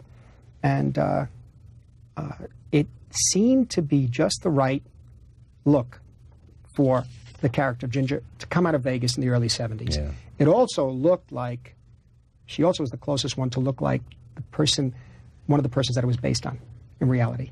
Was not his name dead. Jerry? Yeah. Jerry? Yeah. I think. Was it? I can't remember what the... Jerry, I think Nick Pileggi was here to talk about it. Let's take a look. This is a trailer, which is a way that they use to promote the film in the theater. You've seen them. It's a coming attractions kind of thing, but it gives you a feeling for what Martin Scorsese and Robert De Niro and Joe Pesci and Sharon Stone have done with Nick Pileggi's script. Here it is. He's a loose cannon. No! Stop it! You realize what you can do? You can get us all killed! You want to get rid of me? Here I am. Go ahead, get rid of me. The music. Yeah, what I did with the music was pretty much what I did with Mean Streets back in 1973. I compiled music over the past 30, 35 years and listened to... it's basically composed of music that I listen to all the time. Yeah. And I put them onto DAT tapes the past 5 years now. And I may have 26 tapes from A to Z and 12 from the 1960s. I have 15 from the 50s alone. And a DAT tape, so there's like 44 songs in each tape. And so I was listening, like we're talking about going to the Penthouse at the Mirage. On a Saturday night, I had the earphones on listening, and it was during pre-production, started making notes. Theme from Picnic. Yeah. Why not use the Moonglow and Theme from Picnic? Because that was a popular song at the time. You know, these were songs you could play in a jukebox in the late 50s or early 60s. Even though there were themes from other movies, it didn't matter because they were part of your life. They were heard on the radio all the time. Also, Walk on the Wild Side. Elmer Bernstein's Walk on the Wild Side, played by Jimmy Smith, is on the radio all the time. Why not use it? It doesn't matter if it's a theme. So that sort of thing. And it's a compilation of I think there may be, 50, 60 pieces in the picture here, in and out. Sean Penn was here, and he talked about John Cassavetes. There is a story, which may or may not be true, about you and Cassavetes after Boxcar Bertha. Right. Yeah. Cassavetes comes to you and says, look, you can do a lot better than this. Or if you really want to make movies, they have to be personal. They have to, well, you tell me. He took me to his office, and it was at Universal. And he was always very funny, Johnny. He was like, he's laughing. He looked at me. He said, hey, come here. And he grabbed me and he embraced me. And then he pulled me aside. He said, you just spent a year of your life making a piece of junk. He said, it's a nice picture. It's a nice film. Girl is good. The guys are good. But you could do better than that, he said. You can't get stuck. I know you like B movies. I know you like the old movies coming out of Hollywood, but you do different things. You just do different things, and you should really stick to what you know. And in a sense there, I realized, maybe he's right. The reality is I'm not a Hollywood director. I mean, a director from the ones I wanted to be, like John Ford, or Howard Hawks. He understood that. So you wanted to remake John Ford. You wanted to find your way to be like John Ford and Billy Wilder and all those. Right, but what I did have in mind was to combine what I knew, which was really a kind of a combination of a certain kind of reality with the actors that I saw Cassavetes and Kazan have, and mix that with the tradition of a Ford or an Orson Welles with the use of camera and that sort of thing. So I was trying to combine it all. I got close, but it wasn't completely successful in New York, right. To a certain extent. It wasn't completely successful film. But I realized then that the only way to go. He said, don't you have something you really want to do? And I said, yeah, well, there's one script, Mean Streets, that we've been working on for about 5 years. He goes, well, take it out. Rewrite. I said, we'll need some rewrite. Well, rewrite it. Just what are you doing here? Yes. Just rewrite the thing, will you? Yeah. So we worked on it. A couple of friends of mine worked on it, and we sent it around, and gave us that shot in the arm we needed. Within a year, through some mutual friends, we met Jonathan Taplin, and he had the money to make the film. What's been the downest moment for you? When have you been in this really wonderful arc of a career that is going strong, Witness Casino opening here? When has it been for you where you questioned yourself? Never. Not to seem facile about it, but you do question yourself most of the time because it keeps you sharp, questioning yourself in terms of the work you're doing. Yeah. Is this the right thing to do? Is this the right picture? Well, if I have this angle on it, there's certain kinds. I didn't question myself doing Last Temptation. I didn't question myself doing Age of Innocence. That's for sure. And but you ask yourself, for example, in Casino, is this a different story, and is there something larger here? And how do I justify making for a me film? To make this film? Yeah, exactly. And I found the ways, and I found it's in a sense a metaphor for us if we don't watch out in this country, you know. Where the compassion goes out the window and just more money, more money, the more blood. Yeah. It's as simple as that. That's what the film shows, and it's as simple as that. And I mean, constantly, I've said this many times. What was really at the same time wonderful and scary is that when you get on the set, you realize every day that okay, I don't know anything. Okay, I don't know this, I don't know that. I think I know this. Let me work on this area here, and it's constantly a learning experience. Which, as you get older, forces you to try to streamline and just get to the essentials because you have no time to play with all the other stuff. Who is working today as a filmmaker that you look at and say, yeah? I guess it's a hard one to talk about because I can't really talk about my friends. It's like De Palma and Coppola and Spielberg and that whole generation. That whole generation. I mean, there's all aspects. I mean, like Coppola's a great grand painter, and well, you know, but do you two see the mafia differently? Oh yes, well, totally. You know. Well, how? All I know is like on the street corner. Street corner stuff, nickels and dimes kind of thing, which I really... And he sees the... His is more... Well, granted, for what we were talking about, The Godfather, we're talking about Mario Puzo's original novel, and then the incredible Godfather 2, which is one of the greatest films ever made. And so Godfather 1 also, but number 2 just fills out it just like grand opera, you know. And that is like grand opera. It's something else. It's something else entirely. It's something I don't know. I'm not what's the word... literally, I'm not a personal recognition of that. I didn't have any experience of that. You know, I may have seen it from afar, but the kind of experience I know, the poor guys in the corner selling the wrong lenses that they just stole, you know, that sort of thing. No, I think the people, the films I like to see, the two guys whose films I like to watch, but they're, you know, it's an older generation. It's Kubrick and Bertolucci. I like to watch their films. They're not making many films, though, are no, they? They aren't. No. I mean, they're both alive. They both have the ability to do it. Is it because they can't? What? I think, though, you see, Kubrick doesn't have to make that many films. Right. What he does is so intense, and he takes such time in taking it. You can watch one of his films, the one every 7 years that comes out, Full Metal Jacket, or particularly Barry Lyndon, or The Shining, which is not entirely successful, but the end of it doesn't matter. You could find constantly new things that they stand revisiting, even like The Shining on television when it's shown with commercials and all the words are cut out and the horror parts are cut. It doesn't matter. I'm looking at the angles. I'm looking at the lighting. I'm looking at the psychology of the actors, what they're doing, and there's always something new. Bertolucci has a certain way that too, where he has it's a wonderful, elegant quality to the imagery, which I like to watch. What else would you put up next to Godfather 2 in your judgment? Well, then you go back to, you see, Godfather 1 and Godfather 2 were split in the middle of the old Hollywood and the new Hollywood, the great time of the 70s. 70s was quite a time in America in making films. Well, the only way I could go, off the top of my head right now, the first thing that comes to mind is definitely, the films of the older directors, the ones who formulated what film is, and John Ford, The Searchers, and My Darling Clementine, and of course Orson Welles' pictures, Citizen Kane, and even the Shakespeare films that he did, The Chimes of Midnight, which is really something. There's still something that Welles has that's so extraordinary with the use of camera. And then there's, in my mind, Fellini. We talked about that when he died. Yeah, 8.5. 8.5 being a watershed picture where it's just stopped. Everything that came before is now changed, Yeah. And yet there's another great one of Fellini's, I think, Vitelloni, the very first one he did, That number, there's so many, there's such a wealth of material. Does Bob want to direct De Niro? Well, I know he did Bronx Tale. Yeah, I think so. I mean, he seems to be, although, we don't really see each other that much, maybe on his birthday or my birthday, where I go downtown over where I am, he's with me or something, and we really get to see enough of each other when we're working. So then he's usually off to another picture. Yeah. But when you choose a project, he's the first person you think about.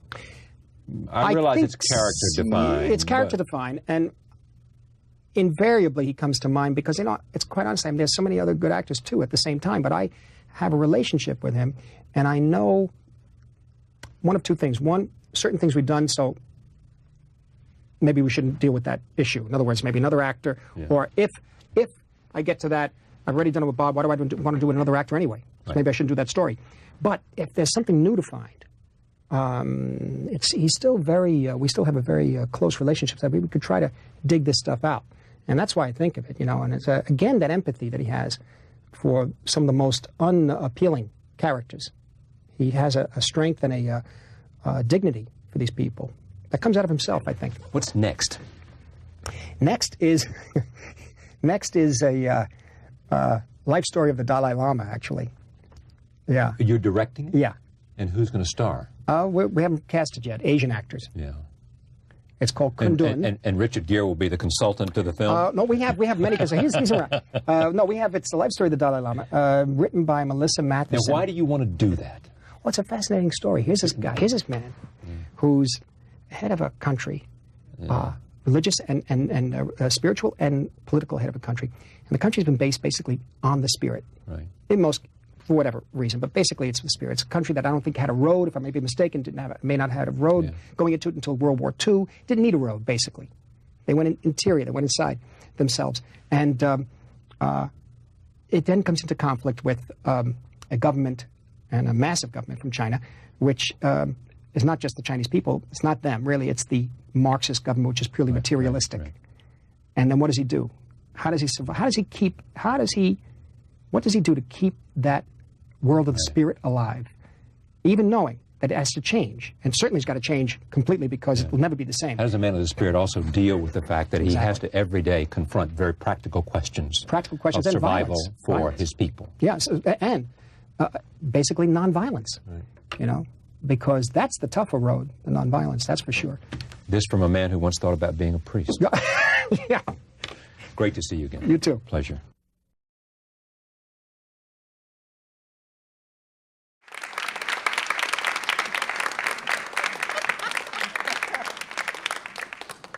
Welcome. I'm just so excited you're here. One of my all-time favorite directors, and the fact that you're here, I'm jumping out of my skin. Thank you so much. 제가 감사합니다. 불러주셔가지고. Thank you for bringing me here. And the place and the theater is so beautiful. I never imagined this kind of great theater exists in this world.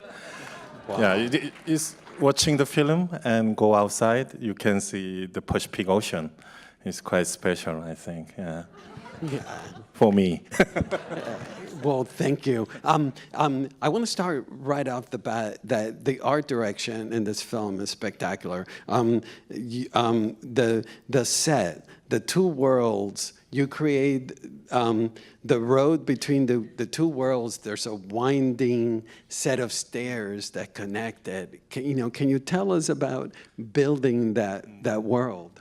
뭐 영화의 90% 이상이 두 집에서 벌어지니까요. 저랑 프로덕션 디자이너한테는 되게 큰 즐거운 도전이었죠. 예. Because 90% of the film happens basically in those two houses, it was a very fun challenge for me and the production designer. 그래서 부잣집 처음 이제 시나리오를 쓸 때부터 부잣집의 구조에 대한 뭐 기본적인 아이디어가 제가 있었고요. 인물들의 동선 같은 게 중요해서 그 디자인을 많이 요구를 했었죠. 이렇게 해달라고 미술 감독님한테.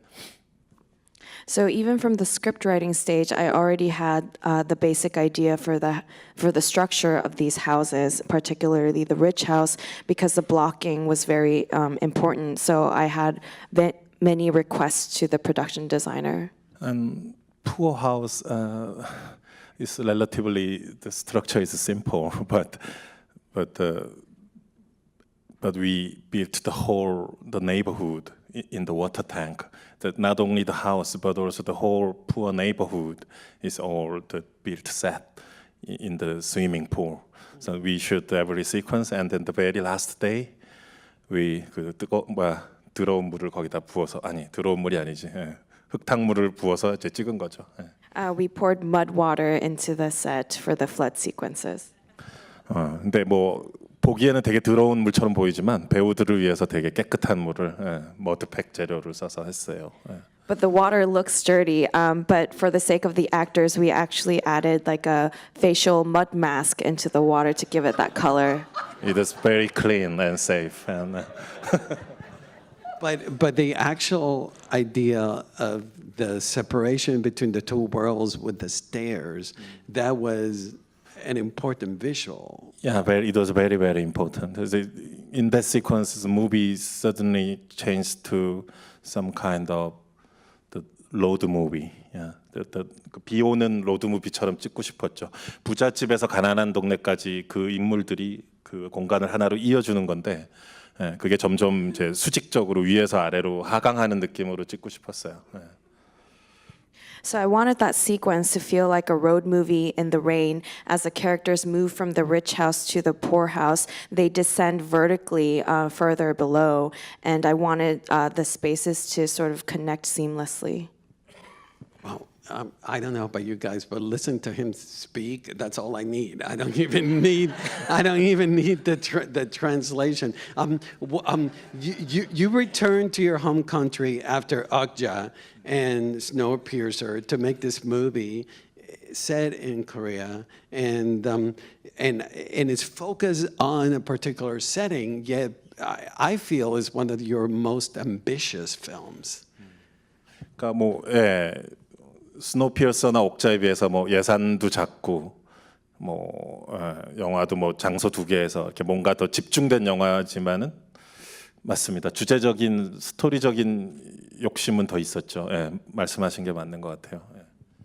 So compared to Snowpiercer and Okja, Parasite had a much smaller budget, and the film is very focused on these two spaces. But in terms of the themes and story, I was more ambitious with this film. 그 어렸을 때 돋보기 가지고 이렇게 햇빛을 모아서 이렇게 종이를 태우면 연기가 나면서 타잖아요. 그때 작은 초점이 모이면서 그때 그 종이가 탈 때 어떤 쾌감 같은 그런 좀 집중력을 만들어 보고 싶었어요. So when we were little, we would use magnifying glasses to burn very small dots onto the paper, and you would always see the smoke coming from the paper from this tiny dot focused from the sunlight. And I really wanted to portray that sort of excitement and joy that comes from that tiny dot burning. And there is no characterizing the movie. Our expectations are constantly being challenged in this. Was that something that was intentional for you?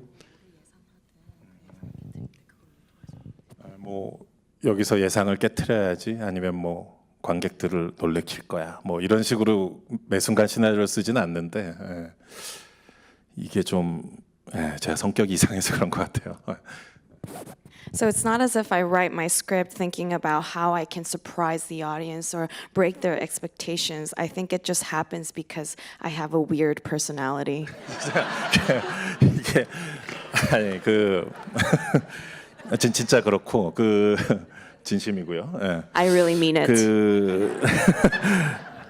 또 인물들 탓인 것 같기도 해요. 인물들이 보면은 그 부잣집 사람들도 이렇게 전형적인 그런 뭐 예를 들어 탐욕스러운 부자들로 묘사되지는 않잖아요. 그러니까 사실 정확한 악당은 없어요, 영화에. 그러니까 진짜 악당은 없는데 또 끝에 가면 되게 무서운 일이 터지잖아요. 그럼 그 이유가 뭘까? 그게 사실 되게 슬픈 부분인데 이렇게 누가 착하고 누가 악당인지 그게 모호하기 때문에 또 그 뒤를 예측하기가 어렵지 않을까 이런 생각도 해봤어요. I think in large part it's due to the characters. In this film with the rich family, you don't really see them as the conventional greedy, malicious villains you often see on screen. There are really no villains in this film, but even then the film ends with this huge disaster. And I think we can ask the question of why. Why does a film end that way without these villains? And I think that's a sad part of this film. And because the characters, it's very ambiguous to tell who's nice and who's the bad guy, who's the good guy. I think that's why the film is more unpredictable. But this idea of two groups of people that are living together, and the cracks in between them are invisible, but you actually make them visible in this movie. Was that something that you were conscious of doing? 그 심지어 그 부자 그 아버지가 계속 얘기하잖아요. 그 라인을 넘지 말라고, 크로스 더 라인 하지 말라고. 그래서 뭐 보이지 않는 라인 뭐 스스로가 설정하는 게 있는 거죠. 네. So in the film, you see Mr. Park constantly talking about not crossing a line. So he's basically drawing an invisible line for himself. 만약에 지하실에 있었던 그 세 번째 가족, 사실은 이게 홍보는 두 가족인 것처럼 리치 푸어 두 가족인 것처럼 홍보하지만 사실은 세 가족 이야기잖아요. 이게 물론 스포일링이긴 하지만 그래서 이 지하실에 세 번째 가족이 없었더라면 아마 그 선이 지켜졌을지도 모를 것 같아요. 네. So in the marketing process, we always describe this film as a story about two families, but actually there's a third family in the basement. And I think maybe if the film didn't have that third family, they might have been able to keep that line. I just want to point out, this is what cinema is all about, the fact that you're speaking in a foreign language, and we're totally communicating and understanding. I'm emotional just having you here and listening to you. This is like probably the highlight of Cinema Society. Thank you. Thank you. 저기 일요일 아침에 이렇게 많은 분들이 와서 영화 약간 무서운 영화인데 이렇게 봐주셔서 사실 그 너무 저도 감동적이에요. 이렇게 일요일 아침에 영화 보시는 분들이 진정한 시네필이 아닌가 생각이 듭니다. I'm very moved that all you guys came on this Sunday morning to watch this quite scary film. I think people who watch movies on Sunday mornings are the true cinephiles. But what is remarkable about what you've done, Bong, is that it's not just scary. There is plenty of humor. There's plenty of satire. There's plenty of suspense. And at the same time, social commentary. Was that something that you were conscious that, combining all these different feels and experiences? 저는 사실 저 자신이 장르 영화 감독이라고 생각을 늘 하고요. 짧게 하죠.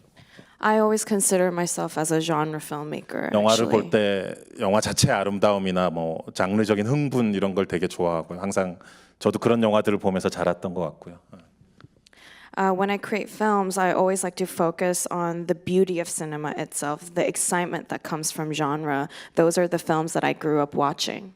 그냥 이렇게 눈앞에 정치적인 무슨 깃발을 들고 막 휘두르는 그런 영화들은 싫어하는데 대신 영화적인 아름다움이나 흥분을 이제 2시간 동안 즐기고 집에 돌아갔는데 이제 자려고 침대에 누웠는데 자꾸 뭔가가 이렇게 생각이 나는 한 번 더 생각해 보게 되는 그리고 그것이 인간에 관한 이야기 뭐 그런 쪽으로 점점 머릿속이 뱅뱅뱅 잠이 잘 안 오게 되는 그날 밤에 그런 영화를 만들고 싶은 것 같아요.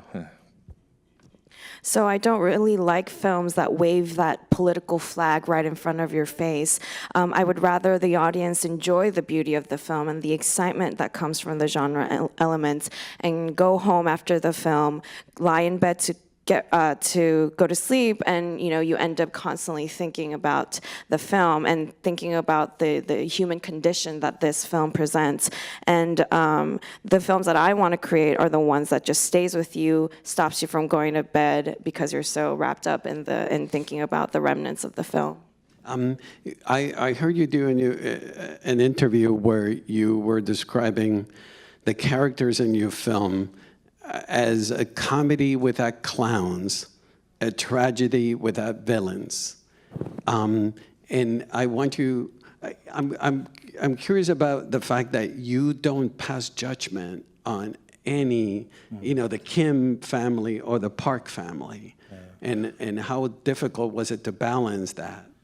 Yeah, actually every characters in the movie, they all remains in some kind of gray zone. But 근데 상황에 따라 또 이 사람이 좀 나빠 보이기도 하고 비열해 보이기도 하고 또 어떨 때면 불쌍해 보이기도 하고 또 막 뒤섞여 있죠, 상황에 따라서. So depending on the situation, the characters feel malicious, they seem greedy, and sometimes you even pity them. 그러니까 그 상황에 따라 인간이, 그러니까 이 영화에 나온 인물들이 사실 범죄랑은 다 상관이 없는 인물들이잖아요. 뭐 갱스터인 것도 아니고 전과자도 아니고. 그런데 이런 약간 무시무시한 사건까지 가는 걸 보면은 참 그게 인간의 어떤 인간사의 어떤 슬픔이나 그 공포인 것 같기도 해요. 네. So in this film, all the characters are very far from violence. They're not gangsters, they're not criminals, but the narrative sort of ends with that disaster in the end, and I think that's the sadness and fear of being human, that things can get there even without villains. Can you tell us about how difficult was it to cast the film? You have one of the greatest actors, Song Kang-ho, who you've worked with before, but then creating this soccer team of actors, how challenging was it? 뭐 송강호 씨 같은 경우는 이미 생각하고 이제 스크린라이팅을 한 거고요. 아들도 마찬가지고요. 같이 일해봤던 배우분들. 근데 이제 나머지 배우분들은 저랑 처음 하는 분들도 많았는데, 예. 뭐 기본적으로 말씀하신 것 중에 앙상블 캐스팅 영화다. 예. 10명의 인물들이 다 중요하다. 그 꼬마애까지 그런 생각으로 일단 접근을 했고요. 예. So in regards to Song Kang-ho, I already wrote the script with him in mind, and that was the case for the Kim son as well. They were actors that I worked with before, but the rest, it was my first time working with them. But from the very beginning, I prioritized that this is an ensemble piece and that all 10 characters are very important, including the little boy. 그 송강호 같은 경우는 특히 저한테 의미가 큽니다. 그 시나리오 쓸 때 이 캐릭터를 또 뭐 이 다이얼로그를 이제 이 배우가 한다라고 미리 생각하면서 쓰다 보니까 제가 더 마음이 편해지고 과감해져요. 그러니까 뭔가 좀 독특하고 더 챌린징한 그런 씬을 써도 이 사람이라면 관객들을 설득할 수 있을 거야라고 저의 어떤 운신의 폭이 넓어지죠. 네. So Song in particular is very meaningful to me because when I write this character and write dialogue, knowing that he will say them and play it, I feel more comfortable. I can become bolder with my script. And so even when I'm writing unique, strange, and challenging scenes, with him in mind, I know that he'll be able to convince the audience. And tell us about working with the scoring, Jang Jae-el. It's an operatic score. Recalls Bernard Herrmann, Hitchcock, but it goes against the grain. There are moments where the movie becomes suspenseful, and then you have this operatic scoring. Can you tell us about that choice? 이게 모르겠어요. 그 컴포저, 그러니까 작곡가한테 그 바로크 음악이랑 그 버나드 허만 스코어 같은 거를 많이 추천해 줬어요. 뭐 어떤 그 영감을 좀 받아보라고요. 네. I did recommend Baroque music and Bernard Herrmann to the composer for inspiration. 그 이 가난한 가족들이 이제 부잣집에 들어가서 뭐 이렇게 되게 점잖은 척을 하잖아요. 그러니까 물론 저도 바로크 음악의 아름다움을 늘 좋아하긴 하지만 왠지 이 가난한 주인공들이 부잣집에 가서 이렇게 점잖은 척, 우아한 척하는 그 느낌하고 바로크 음악이 되게 잘 만든다는 생각이 좀 들었었고요. So when the poor family enters the rich house, they pretend to be all elegant and sophisticated. And of course, I appreciate the beauty of Baroque music, but I felt that it really suited that sort of pretension that this poor family was putting on. And I watched the Alfred Hitchcock Psycho when I was 8 years old, in maybe some censored version from Korean TV broadcast station, and I was overwhelmed by it, and also the music there. So always so inspirational. So maybe the house, in the rich house, is much richer than Norman Bates. The house, not Bates Motel, but the house behind the motel. That house also has a basement, which has a big secret, and also great second floor. That amazing, beautiful shot of the Martin Balsam's stair and camera track back, and they stab him and he goes down the stairs. Was eye view, and 그러니까 막 그런 게 어떤 좋은 의미의 어떤 트라우마에서 머릿속에 각인돼 있어서 그런 집의 구조와 어떤 그런 음악들을 막 저도 믹스해 보고 싶은 그런 욕망들이 좀 있었죠. So in a good way, that scene was very traumatic and ingrained in my mind. So I always had this desire to mix the structure of the house and the music from that film. And you know what's amazing about somebody like you is that you're so aware of movie history, as you have been telling us, but at the same time you don't become derivative. Is that something that you're conscious of? The fact that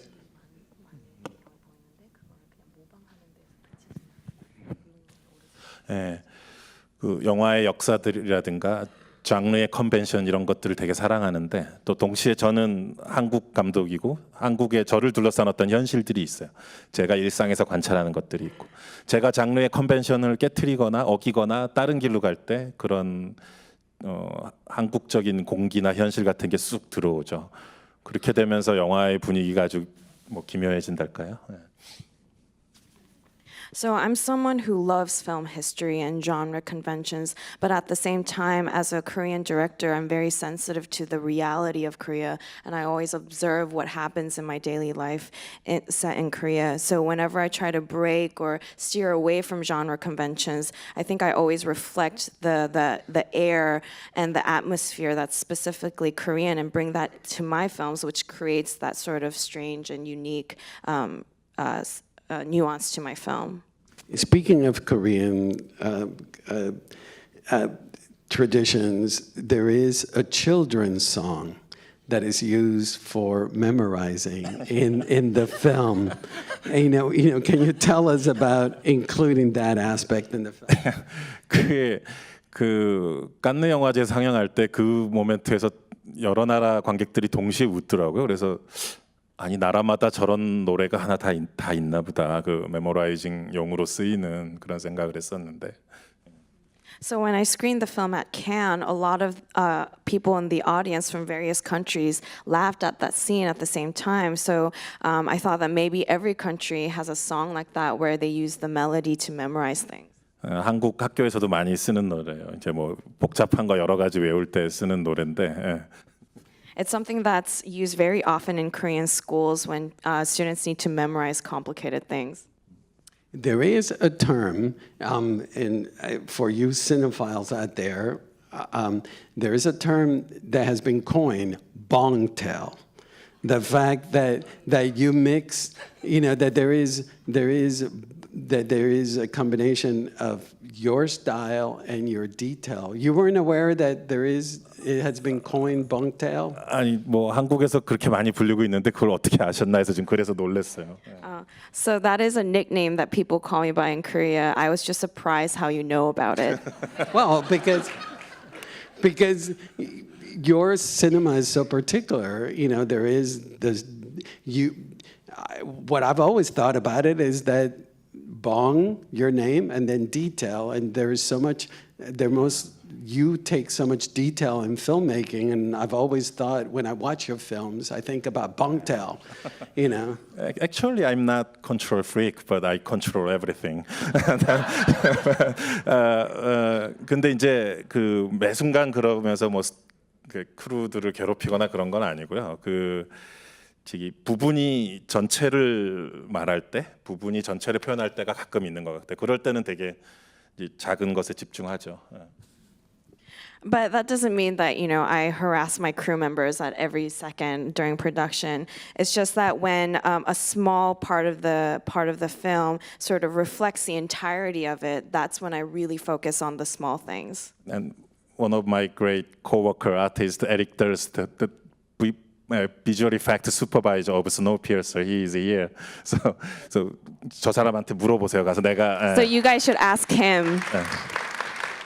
내가 막 자잘한 걸로 괴롭히는지 아닌지 저분한테 한번 물어보시면 될 거라고요. Ask him on whether or not I harass my crew members on small details.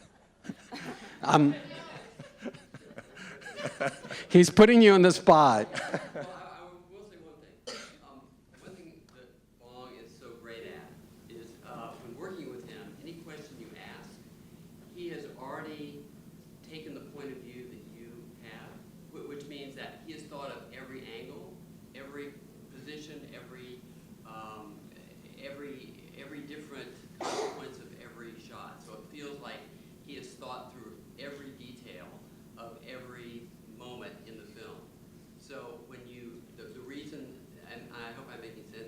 You are. So powerful as a director, I feel, is because, and he's so great to work with, is because any question you ask, whether you have an idea or a thought, he treats it with great respect, and he does so because he's already thought about it himself. Yeah. Let's drink, Eric. I need to ask you about the rain sequence, the big storm, and it's one of the most spectacular scenes this year in cinema or any year. Can you tell us about shooting and how difficult or challenging the whole sequence was? 그 감독들이 다 좀 정말 기억에 남는 빗신을 찍고 싶은 그런 욕망이 사실 있죠.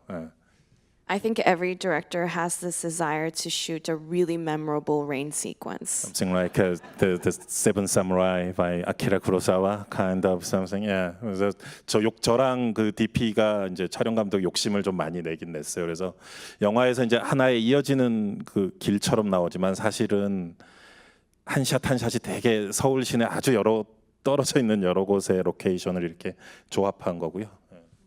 So the DP and I were very ambitious with that sequence. In the film, it seems like a connected road, but actually every shot was shot in a different neighborhood across Seoul. 그리고 나머지 장소들은 대부분 부잣집 가난한 집 그냥 디자인된 세트니까 그 로케이션 스카우팅 하는데 엄청 시간과 에너지를 많이 들여가지고 좀 집중할 수 있었죠. 그런 또 상황도 됐었고요.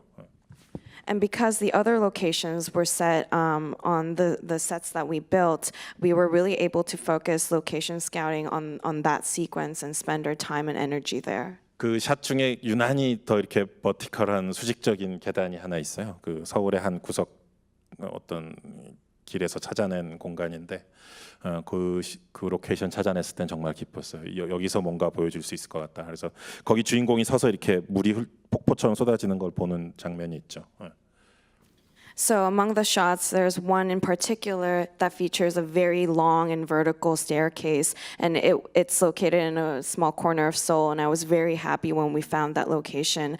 I felt that we could really encompass the film in that shot, particularly on the shot where the protagonist is standing there, and you basically see a waterfall falling through his feet. 물이란 게 항상 위에서 아래로 흐르잖아요. 그러니까 그 반대는 불가능하죠. 그러니까 부자에서 가난한 자를 향해서 물이 흐르는 거죠. 그 느낌을 꼭 찍고 싶었었어요.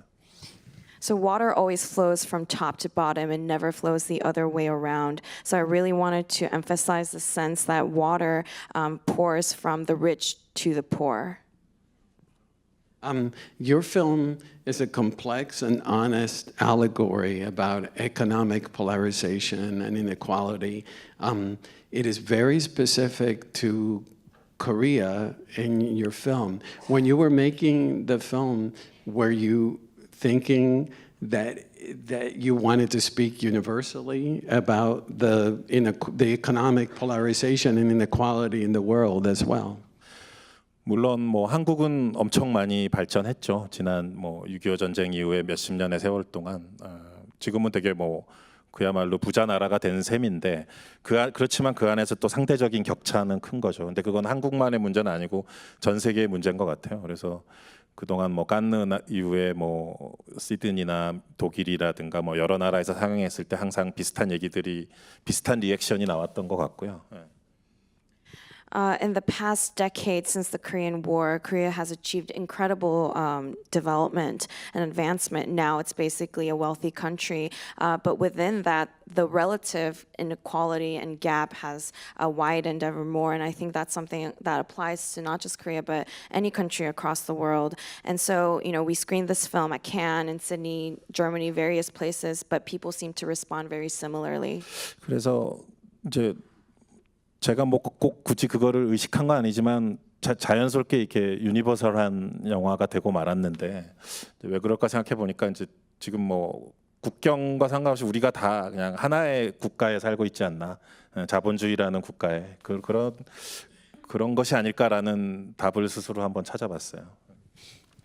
So I never really intended for the story to be universal, but naturally it happened that way. And I really thought about why the responses are similar. And the conclusion that I came to is that regardless of borders, we all live in this one giant nation of capitalism. So you won the top prize at Cannes, and it marks the 100th anniversary of Korean cinema. You know, can you tell us how that felt for you? 개인적으로도 영광이고 한국 영화 전체로도 영광이었죠. 근데 이제 그 심사위원 분들하고 이제 이제 시상식 끝나고 가볍게 이제 뭐 그 이나리뚜 감독님 등등해서 뭐 이제 칵테일을 마시면서 얘기했었는데 이제 한국 영화 100주년이라고 얘기해 주니까 마침 되게 놀라더라고요. 그래서 그런 또 한국 영화 역사 이렇게 긴 줄 몰랐었다. 그래서 사실 뭐 아까 아키라 구로사와 얘기도 했지만 일본이나 중국에 비해서 한국 영화가 좀 늦게 세계에 알려졌죠. 근데 예. So personally, and for Korean cinema, it was a huge honor. After the award, I talked to the jury members to Iñárritu over cocktails, and when I told them that coincidentally this marks the 100th anniversary of Korean cinema, they were all very surprised to discover that Korean cinema has such a long history. Because relative to Japan and China, Korean cinema was introduced to the international audience pretty later on. 이 영화도 되게 크게 영감받은 한국의 클래식 영화가 있는데요. 김기영 감독님의 그 하녀 하우스메이드라는 영화를 한번 보시기를 추천합니다. 거기도 보면 이제 계단이 영화에 많이 나오고요. 1층과 2층. 네. So a huge inspiration for Parasite was a Korean classical film called The Housemaid by Kim Gi-young, and I really recommend that you all watch this film. That also features a lot of staircases and a two-story house. The movie already released by Criterion DVD, so you can find it. Well, I cannot express my deep gratitude for you to be here. I love this film, and I love everything you do. Thank you so much. Thank you. Thank you. 감사합니다.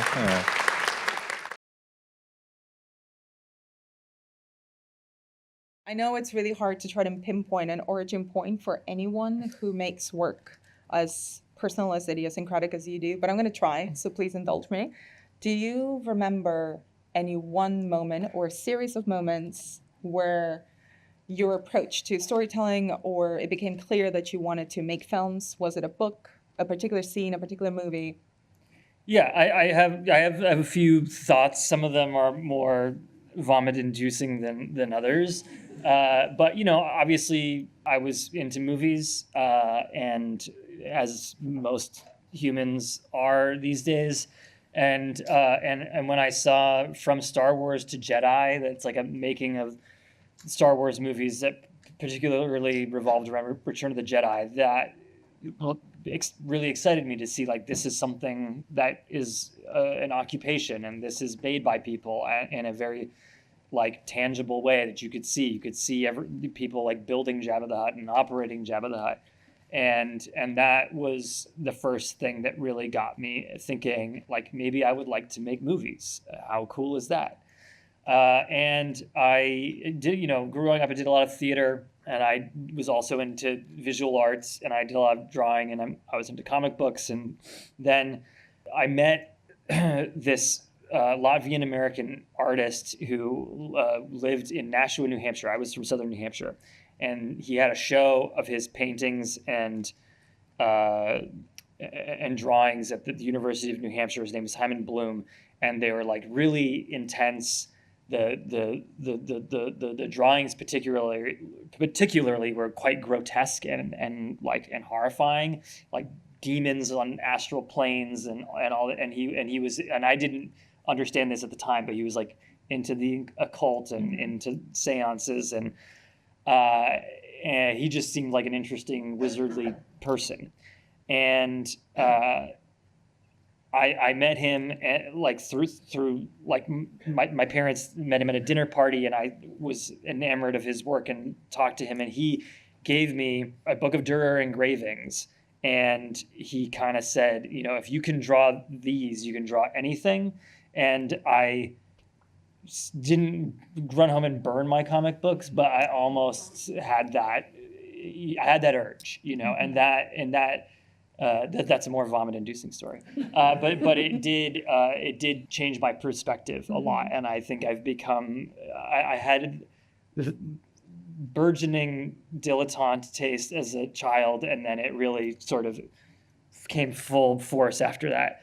And then the last most major thing, which connects to Nosferatu, was, so I saw Nosferatu when I was quite young, burgeoning dilettante, 9, and Max Schreck's performance and the atmosphere of the film, and the fact that Murnau and his team turned it into this simple fairy tale, it was incredibly engaging to me. And at 17, I had the opportunity to do a senior-directed play, and I, with my friend Ashley Kelly Tata, who's now an opera and theater director in her own right, we did Nosferatu on stage. It was like black and white, a silent film on stage. We did have black and white makeup, black and white wigs, costume sets, and then this another wizardly gentleman named Edward Langlois, who had like the one cool theater in southern New Hampshire, who did The Duchess of Malfi and True West instead of My Fair Lady.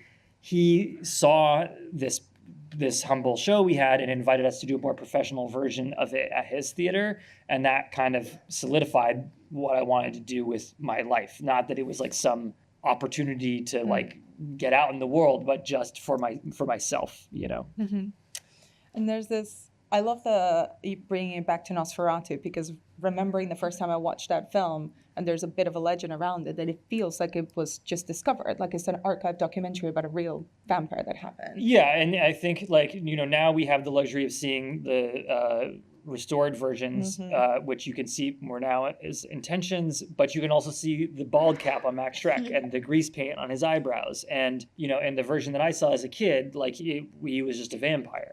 And like in some, because of the deteriorated image, sometimes his eyes looked like he had cat-shaped pupils, and that is what gave rise to the legend that Max Schreck was really a vampire in the Willem Dafoe Shadow of the Vampire from 2000. Yeah.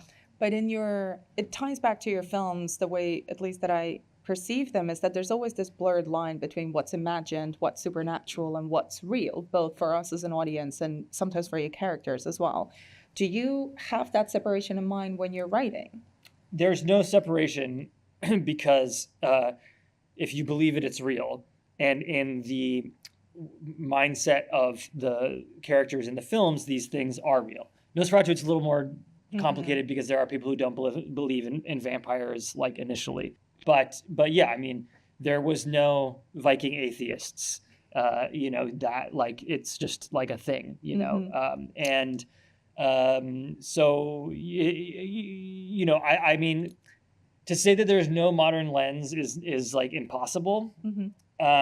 And also, you know, in The Witch, there is sort of a nod to the fact that maybe this is ergot poisoning, you know, and everything in The Northman that you see that is like otherworldly, supernatural, mythic, could be a dream, could be also like, you know, hallucinatory substances, whatever.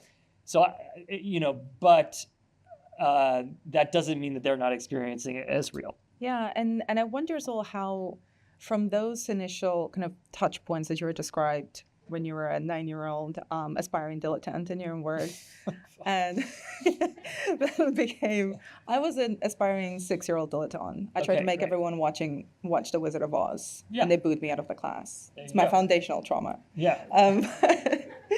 How has your approach, especially since you've made this work that is so heavily interested in exploring myth and folklore and superstition and belief systems, how has your own approach to those interests shifted? I mean, I don't think it has. I hope that there's like a further understanding or something, but I don't think it's really shifted. I mean, there is in the Murnau film, the Van Helsing character is a guy named Bulwer who doesn't really do much. And I like the Van Helsing character, but I find that in the book, he's a little too sweet for my taste. He's a little too wholesome. I like my vampire hunters to be a little bit more insane. And so I made this guy Von Franz, who's played by Willem Dafoe, and you know, he rails against enlightenment in one speech, but I think, you know, he's kind of got the right idea, because he's got, in the one hand, he's following modern science, which is not very modern in 1838, but you know, okay. And on the other hand, he's remembering that there is good things that like Paracelsus and people in the past had to say. So while I would not want to live in the past, like I think that I'm clearly in my films like have a kind of nostalgia for a time when there was less profane and more sacred. Yeah. Feels like maybe a good moment to play the first clip that we're going to play tonight from The Witch. I really love this clip because it so intimately sets us in Thomason's perspective, as well as introducing us to this world as they're expelled from it. Can you tell me, how do you approach characters when you're writing? Do you start with an image? Do you start with a costume or a line? It depends on the piece, you know, and I also very often I'm starting with a kind of atmosphere or a tone or an idea. I mean, you know, this I talked about being like a Puritan's nightmare. And, you know, I was very aware when I grew up in New England that there were people who grew up in the reign of Queen Elizabeth, like, you know, hanging out in my backyard like a long time ago. And that was, you know, interesting to me. And so also growing up near Salem and hearing about the Salem witch trials a lot, you know, I thought about them a lot, but also thought, you know, what if the witches were real? You know, what would that be like? And, you know, and this carried over into the creation of this thing. And, you know, and then with this movie, you start with a family. I think, you know, and it needed to be a fairly large family because that would have been the case. And originally each act kind of focused on a different family member. And then it ultimately in the final act became 5 acts, not 3, but 5 acts. The final act sort of became Thomason's story. And then Lars Knudsen and Jay Van Hoy, who produced the movie, kind of said, that might be the best way to tell a story, but we can probably get the film financed if you have a central protagonist. And so then it clearly needed to be Thomason. But I think you can see ways in which that like original way of writing it is kind of like still sort of there, never totally escaped. But I think, you know, with that film and with The Lighthouse particularly, because the worlds were small enough, I had like, talking about costume or whatever, like a dollhouse. You know, it's like, this is their house. I studied the wills and from the period. I know what would be every single item in their household. I know how they're dressed. And so I can play with my dolls more efficiently when you have in like a very condensed location. It's, that changes when you're writing The Northman or Nosferatu or whatever. But then, each character, unconsciously is an extension of yourself, but consciously you do want to try to become them, like an actor when you're writing it. And like and with all my films, I always do a pass where I only focus on this character or that character. And that's something that I've employed on some scripts, but not others, is writing like scenes in between to that I know are not going to be in the film to kind of like more fully understand character relationships. So yeah, I don't know if that completely answers your question. Do you ever share those in between scenes with your actors, with your co-writers when you've written with someone else? For Nosferatu, I shared some stuff with Bill so that he would know the backstory of Orlok. And I also wrote biographies of some of the smaller characters just so that they would understand that they had a richer world than what you might just see on screen, and that like context would be imbued in their performance even if it was more brief. And just to stay on you as a writer for a second, you wrote The Rich by yourself, and The Lighthouse with your brother, and The Northman with Jorn, and Nosferatu again by yourself. How do you know when you need someone else's input, and how does that change or does that influence the way you write? Sometimes it's just a matter of like time, man. Like it's just like you only have so sometimes I was working on Nosferatu and I had a feeling it was not going to happen. And my brother had the idea for The Lighthouse. It was slightly different than what we actually made, but I called him up and said, would you want to make The Lighthouse with me? But I also, because I was working on other things, I needed him to kind of like break the script. So very often when I work with another writer, they will write the first draft, and then I will start.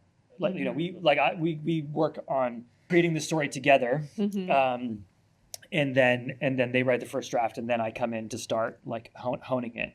It was the same. It was more or less the same process with Shion, and but I continue to work with Shion. We've written a bunch of things that haven't gotten made. There was one script where like I wrote certain fantastical scenes in the last act and he wrote the rest. But then as we did more and more drafts, we would just pass it back and forth. I just did something more recently where I was like really compelled to break the script myself, even though I needed like someone else to bounce ideas off of and someone else to help me with the story structure. So you kind of, every story demands different things, but certainly because of the realities and of making commercial cinema being incredibly challenging, like it's good to have help when you're doing multiple, because you have to have multiple pots on the stove because you don't know, what the studio's gonna want to order.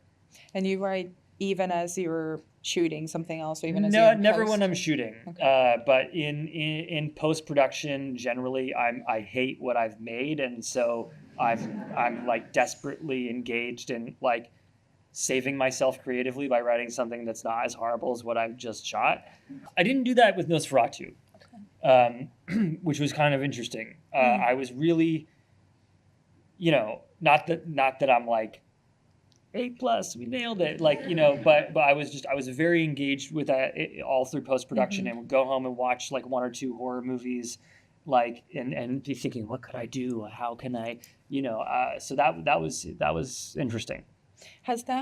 I've read you say something similar before, that, you never felt like you've quite really taken what was in your mind and put it on the screen. Has that now shifted? Has it started to lessen? I think it's gone sort of. My first short film, Hansel and Gretel, is a nightmare. Someone, I don't know who, had a copy and put it on YouTube, but like, if you're an aspiring filmmaker and you think that I am good, watch that and you will like be inspired that you too could be good, because it's fucking like it's horrible. But but I learned from it, and so then my next short film was a little closer to my imagining, but also not, because it was my first time working with like a crew and a lot of people who are experienced with filmmaking.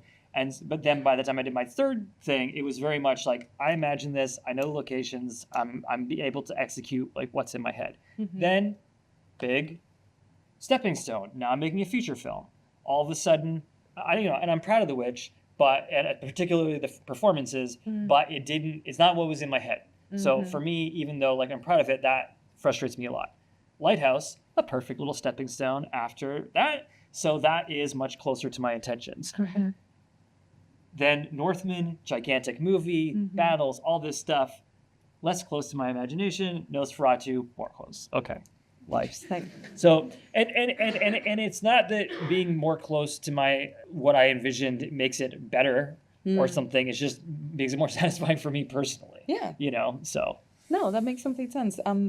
Let's play a clip from The Lighthouse, and then I want to talk to you about your characters. Okay. Just to articulate what I was just talking about. When I watched The Witch, I was like, the pacing's so glacial, the sound design's anemic, there's no texture, why are the costumes so clean? I know it's church and it's Sunday, but goodness gracious, like that ADR performance, why did I choose that one? And so, and this, I was like, yeah, that's adequately miserable, Like I wish Pattinson's knees were a little baggier in the trousers, but it was pretty cool. It's a perfect segue to my question about obsession. Because a lot of your characters, in fact, I'd say most of your characters in your films are obsessed in some way with something, and that obsession either drags them down to their demise or leads them to find something about themselves. What do you think is appealing to you about that kind of character, and maybe also to your actors? I feel like your previous answer if Willem Dafoe were here, he would say, "Busted." Yeah. Does that answer your question? I don't. Yeah. I guess I like that. How do your actors feel about it? Kind of, is that something that is appealing to them about working with you with these kind of roles? I think, the Witch was really wonderful because, I was working with actors who were not really famous. Like Kate Dickie and Ralph have done some great work, but they're character actors, and are not like, and are more recognized now than they were then. And of course, Anya has become Anya, but it was a different thing. I'm not supposed to lean in because the mic can pick me up if I sit back. And so that was cool, but the performances are, I think, undeniably strong. And then, Willem and Rob wanted to work with me, and Rob particularly, I mean, he still does, but particularly at that point in his career was looking for like super weird stuff. And Willem always, which is why that's why Willem is almost 70 years old and still fantastic, because he still works with first-time directors like now. Like, he hasn't just leaned back and become a caricature of himself. He's like activated. So that was really fortunate for me to have that pairing, but also then they give those performances. So after that, then I've sort of developed a reputation for, and some people want to be a part of that, and some people don't want to be a part of that, and with Nosferatu, like, everyone who signed up for that was like ready to like roll up their sleeves and be crazy and be obsessive and be possessed and just go for it, and I also know now, like, when I'm interviewing someone, like, if it's going to be a good match and if they're ready to like jump off the cliff. Yeah, because I wanted to ask you about this, because obviously you've worked with some incredible actors, have cast really, really well, and it must be sort of strange, both an incredible privilege to have actors come to you and say, "I've seen your film, I want to do anything you make." How do you cast, and what do you expect from your actors when you decide to work with someone? I just really want them to want to do it. You know, I mean, honestly, I know that sounds silly, but if you have someone who's like nervous and anxious about the situation, it's very hard to get the performance, because you need someone who is going to be raw and is going to like let their inhibitions go, and without being raw and selfless, you can't like be truthful on camera or on stage. You can get away with it a little bit on stage with technique sometimes, but on camera you can't. And but obviously you're looking for people who make sense with the character. I'm like drawn to like very extreme faces when I can get them. That was another thing. The background characters, which anyway, I like the movie, but you know, so yeah, it's a lot of things. But I think it's the willingness and the hunger is because then we can work together. Like if you're, you know, like if you have like some talent, the camera likes you, and you're willing, we can go there together. You know. How do you help them along the way? You know, we can talk about specifically maybe about The Lighthouse or maybe bringing Nosferatu, but how do you help them when they're fully committed? They're jumping off the cliff with you. How do you nudge them in the right direction? It depends on the actor, and it depends on the situation. But I think, you know, like Willem is incredible, but we spent a lot on his big, like, you know, like he has a big theatrical Miltonian speech, like in early modern English, and you know we worked on that like we were doing Shakespeare. Like I went to his little fisherman cottage where he was living at the time, and we broke it down and like, you know, okay, well maybe this needs to come up, and then this needs to come down, and you know, go dive into this word more, you know, and like Willem Dafoe doesn't need that for it to be good, but it is going to, you know, hopefully like get across the specificity that I'm looking for, and you know, so you know, Pattinson and Willem are very different. Talked about this a lot. Willem comes from theater. He likes to rehearse. He also likes to like go for it and commit 100% all the time. Pattinson wants to save it for the camera. And I need rehearsals because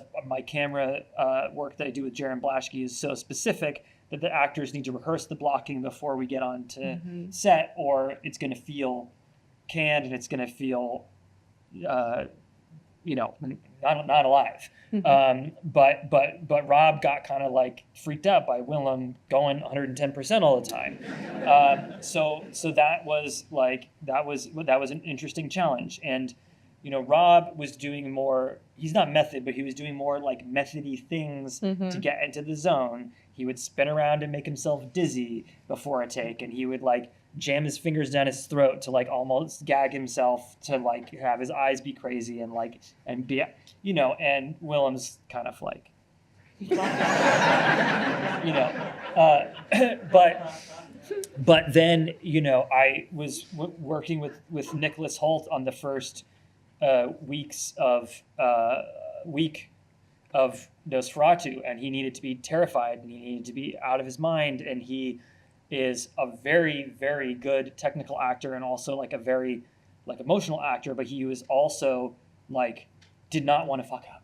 He did not want to fuck up, and he was like too in his head. So I was like, why don't you spin around the room and gag yourself?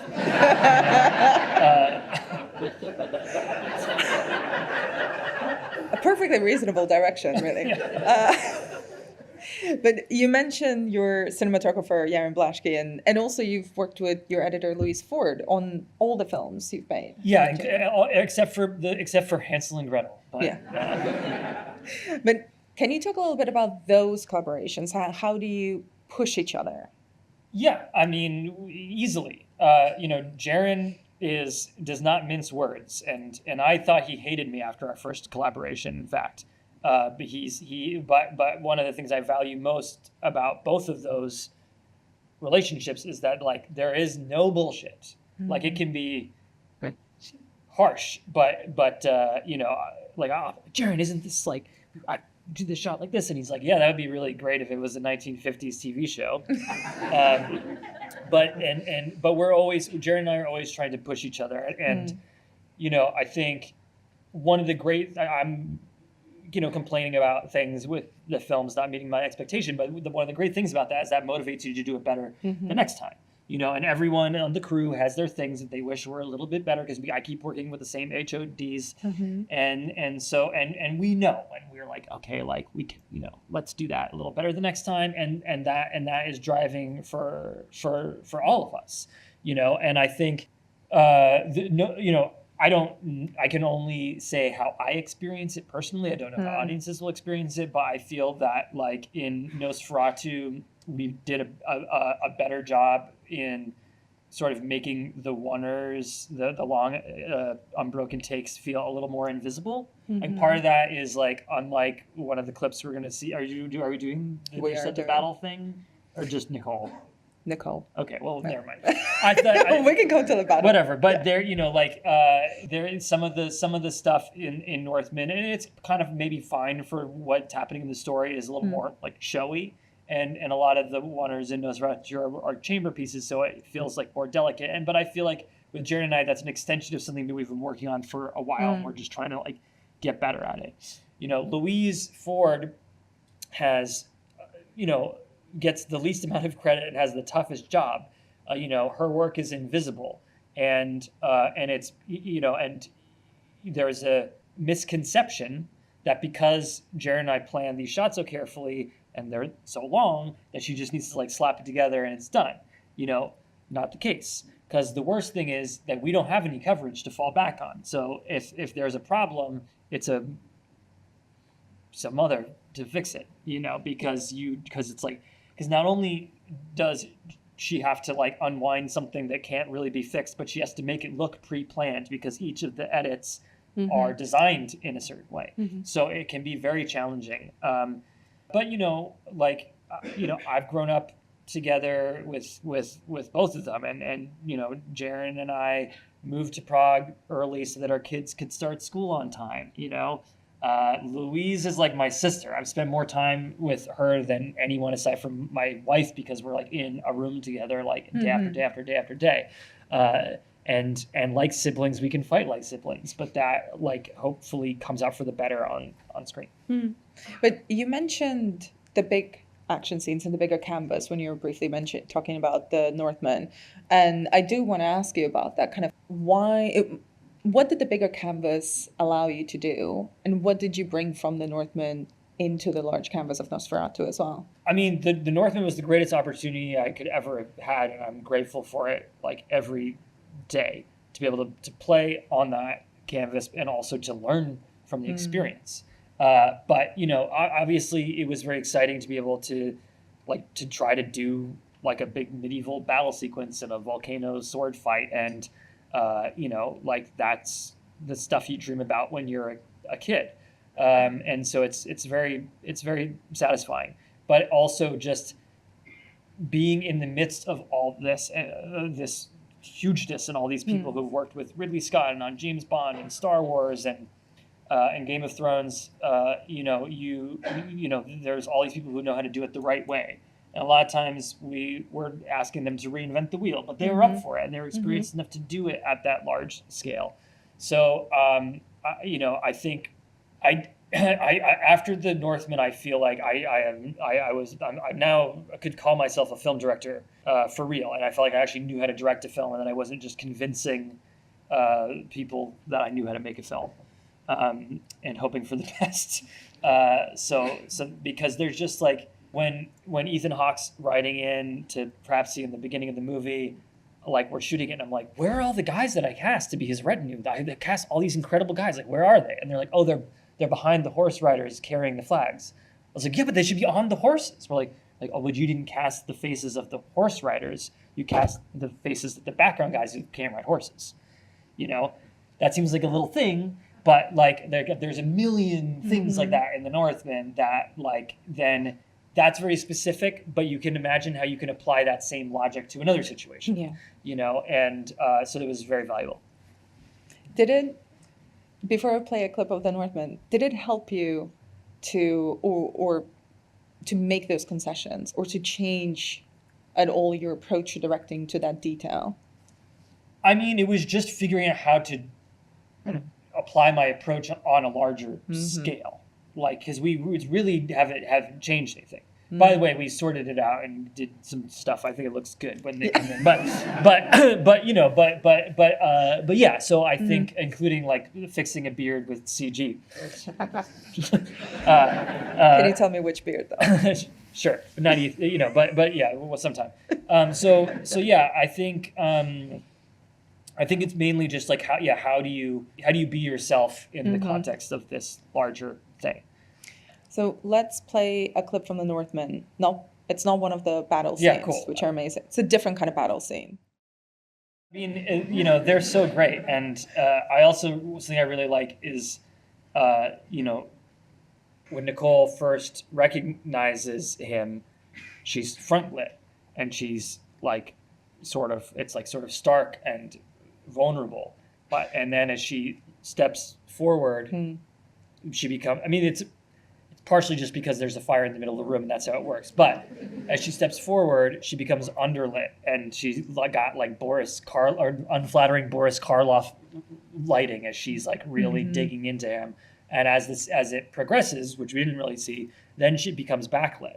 And it's like very flattering as she becomes seductive. And it's pretty cool how I mean, her performance is awesome, but it really like highlights that. No, I really love that scene. I wish we could play the entire thing. Sure. And that moment in particular really highlighted also the murkiness of the characters in The Northman, despite being this big Viking epic and this huge action, all these huge action set pieces. But it being such a much larger film, did you feel pressure to make those characters more streamlined, more, here's a hero, here's a villain, we're not going to murky those waters? Yeah, I mean, it's like I wanted it to be like the Icelandic sagas, which are not cut and dry, and they're, the greatest heroes of the sagas are anti-heroes who are oftentimes outlaws, which is like a really bad thing in Viking culture. These female characters like Gudrun are super dynamic, like Gudrun's been through this crazy past and she's a survivor, but she makes choices that seem like slightly abhorrent, but because she's trying to like save herself and her family and these and survive in this like super patriarchal society. That's cool. But yeah, obviously like Gladiator is a lot more palatable to people because there's like a good guy and there's a bad guy and we know where we stand and we can root for the good guy and we can hate the bad guy and that works better. So this was definitely like challenging, but I had the support of the studio to do this movie and they wanted this movie, but yeah, it was definitely complicated. And so actually the uncle was even more sympathetic in earlier cuts of the movie, but like when we were doing test screenings for audiences, some people just like could not get behind the villainous uncle being like such a good father and like so sympathetic and like so it was so we had to like cut down some of his niceties. Oh, some of them remained. Yes. And you were talking about being interested in extreme faces. And when I think about your work, a lot of it is these very intense close-up shots of these amazing faces. Even here, the way that they shift with the light. But the Northman in particular think a lot about these incredible scenes of bodies, at war and in pain and being dragged around. And there's a lot of gore and violence in it. How did you approach filming those scenes? Kind of how did you shift your approach when you have to film something that is so heavily reliant on movement and bodies and choreography? Yeah, I mean,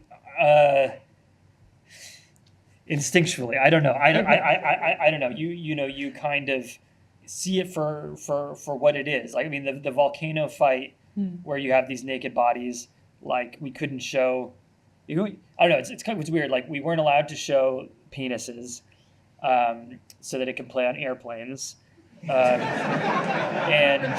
I don't, but it's like, I don't know, would it have been distracting in a bad way? Would you have been focusing on that if they weren't like in shadow? Or would it have added something that like more realism? Like, I don't know. But but interested, like, this is so weird that I'm going off on this tangent, but like, there is a way, even though it is like Viking, that it feels like classical pottery, even the color palette, and this is not something I was like thinking about at the time. Actually, Sean brought this up, but not this next part. But in the style of that work, like the men's genitals are all like shrunken up, know, and you're thinking like, yeah, because it's not about that, and also like it's about like the bodies in action, moving, and the story and the fight. Yeah, don't know how that answers your question, but something to think about while you're on your way home tonight. Oh, I'm so glad this is being recorded. And with the Northman, especially with working with Sean and kind of taking so much from that mythos and that superstition, and having all of these beautiful Valhalla scenes as well, where it is very much part of that world. That is, you believe that. Did you feel more freed up than with previous films? Like, because I've read, in a lot of people, you've spoken a lot about how you like being constrained by research and the historical accuracy. Did operating in a folkloric sense free you up a bit more? No, because I'm trying to do folklore accurately, whatever that means. Yeah. One of the reasons why I brought Sean onto this because I felt I needed it. Like, obviously, no one's going to accuse me of like culturally appropriating a white culture, but I the Icelanders like know what saga characters they're related to, and I wanted someone who was like steeped in that. And Sean was anxious about it because, like me, he wasn't really into Vikings and the right wing sort of obsession with Viking culture is something that made us both kind of allergic to it. But we felt, no, this would be cool. Like, let's go for it. And I think Sean, being an Icelander and someone who's like, and culturally those stories have evolved and authors like ever since the Viking Age have been building upon these stories and doing their own versions of it. He felt freer to do things. And I would kind of be like, no, it has to be just like the sagas. It has to like make sense with the archaeological research, and he was cool to go along with that. But yeah, I think, there is nothing better about historical accuracy.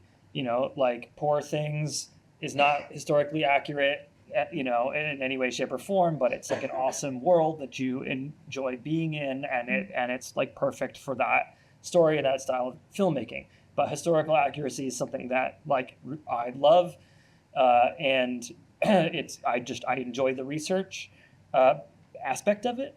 But it also aligns all of my heads of department, so we all know exactly what we're looking for. We're looking for this unattainable idea called historical accuracy. Again, it's impossible because it's only going to be an interpretation, and we didn't live in the Viking Age.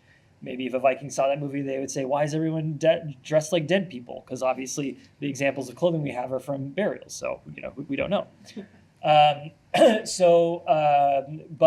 it is a sort of driving force. And I also think that I would do this regardless, but the more that the material world and the interior world of the period is articulated with as much detail as possible and as much like accuracy as possible, the more that I propose the more the audience can sort of get on board metaphysical things like vampires existing in the world. Thank you for teeing me up to talk about Nosferatu. And we've got a little clip from the film, but I know that precious few people have seen it so far, so we're not going to do any spoilers. I'm going to steer clear away from those. A familiar scene. Yes. So you've spoken about your first impressions and your relationship with the Murnau film, but what did it feel like for you to be working on adapting, reimagining pre-existing material as opposed to having no boundaries? You have to be respectful, and that is another thing that is like a little bit just down to instinct. But I wanted to kind of further understand what Murnau Heinrich Gallien, the screenwriter, and all of Murnau's collaborators, what were their intentions? I think obviously Nosferatu is discussed as an expressionist film because it's part of the German expressionist movement, but I feel like these filmmakers were trying to embrace German romanticism from the middle of the 19th century, and they are literally referencing romantic painters and Biermeier painters in this work. And I think if you compare it to Caligari or Metropolis or even or in some other Murnau films, it is less expressionist looking. And so that was sort of a big that was a guiding principle in the adaptation. And then so you kind of you have the fairy tale structure that is Nosferatu, and I wanted it to be Nosferatu and not Dracula and follow those movements. But then because it is an enigmatic fairy tale, there are a lot of question marks. It left a lot of room for me to embellish and amplify with the things that I became obsessed with in the research. So yeah. Are you able to share some of those things that you became obsessed with? I think so, because I've been talking about it in press. So I'll talk about it here too. But maybe having not seen the film, it will resonate less. But in Murnau's film, Ellen is a somnambulist and a sleepwalker in the 19th century, even medically, was considered someone who was more in tune with another realm, and perhaps an astral realm. They're often people who are somnambulists were often thought to be excellent spirit mediums. But that was really exciting to me, because then I knew that this could be a story about a woman who is an outsider, who is a victim to not just the vampire, but 19th century society. And she has an understanding of the other side of the world that she cannot articulate. She doesn't have language for, and she doesn't have people who can relate to her on this level. Her husband loves her. She loves her husband, but he can't get this side of her. So she's being called mad and melancholic and hysteric because this stuff is repressed and bubbling up. Unfortunately, the one person who can understand this side of her is a demon, is a vampire, is Orlok. And so you have this kind of tragic demon lover story that is a love triangle about obsession and possession. And so, in the Murnau film, Ellen becomes the central protagonist by the end of the film. But in my story, she's there from the beginning, which I think is a much more interesting way into it, because finally in the Murnau film, the male characters don't have their shit together, and here they're still trying, but we're following her path anyway. And the other main thing that is particularly different is that Orlok is a vampire from a folk tradition. So he looks like a dead Transylvanian nobleman, which is the first time that that's actually ever happened, where he's dressed accurately like a 16th century Transylvanian nobleman, and it's interesting. This is one of the reasons why it's fun to do this research. That coat with the arms down to his ankles, well, that's insane, but that's what they wore because it was cool to wear your coat over your shoulders in that region. And by the way, I have all the money in the world to have sleeves that reach the floor, because I'm rich. So but this influences the way that he looks, the way that he talks, the way that he drinks blood, and many other things that are slightly different. I still wanted to acknowledge Max Schreck. There are things about his fingers and the shape of his skull, and other things that you'll see in the film that do acknowledge Schreck, but he is his own beast. And there's been so many thousands of interpretations of the vampire, and of the original source text, as well as Nosferatu, the Murnau film, over the years. What did you want to add to the vampire in particular with your film? It's less about adding and more about going back to the root, because I think when you go back to these early things, you find ideas that seem right, but they seem to be almost like you forgot them, but here they are, at least for me. But the reason why is because basically I wanted this to be a horror movie. Like, yes, it is a gothic romance, but also, Nosferatu in very many ways invented horror films. There's horror films earlier for sure, but like this is the one. And I think when Hutter throws the lid off the sarcophagus in the castle, that was a jump scare. When the first mate like tears open the crate, the rats come out, and he sees the superimposition of Orlok, that was a jump scare. So I wanted this. So the vampire needs to be scary. And of course, as we have Kinski's beautiful, tragic, introspective, sad vampire, evolving into Gary Oldman's tragic anti-hero vampire, and finally, my friend Pattinson is a sparkling, non-scary, totally heroic vampire. So we have to take the time machine back to when vampires were really fucking scary and people actually believed in them so to make it scary again.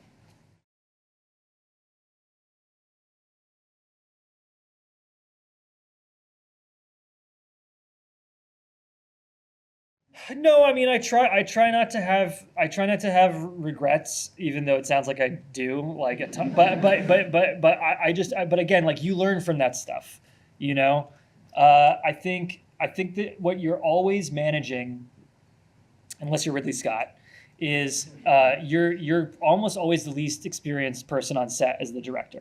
Because everyone is making like a lot of movies all the time on your crew. Your DP makes however many movies a year, your editor slightly less, but a lot, and then the dolly pusher is making like however many movies there are a year. So basically, when do you listen to the people around you who literally know more about filmmaking than you do? Like they do.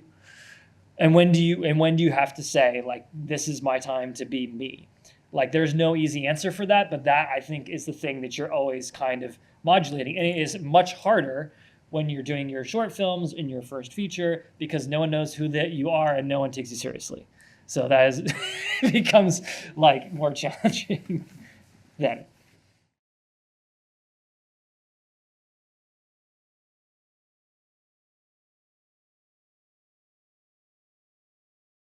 Yeah, it's very intimidating, and I'm definitely like wrestling with hubris, but also as you can see, like I'm two-sided about about my confidence levels. But it's good. You have to have a reality check, and certainly because it fell apart many times. There was times I thought like I clearly should not be making this movie. Like Murnau's Ghost is reaching out and saying, "Dude, like don't touch this shit. Like you don't deserve it." But I've worked so hard and did so much research and you just kind of have to respect the original and go for it. But certainly, you have those doubts. But by the time we were shooting, I needed to kind of let it go, for better or for worse, and just embrace it. But certainly myself, Bill Skarsgård, David White, who designed the makeup, and Robin Carroll, the composer, we were the ones who felt the most like the burden of the fact that we're doing Nosferatu. So it certainly wasn't lost on me. I'll say that.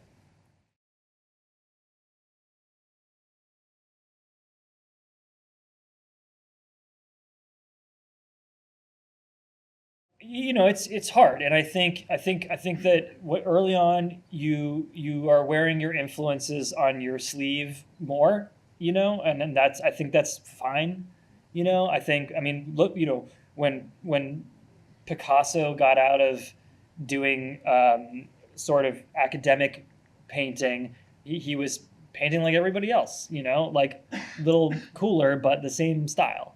and that's fine.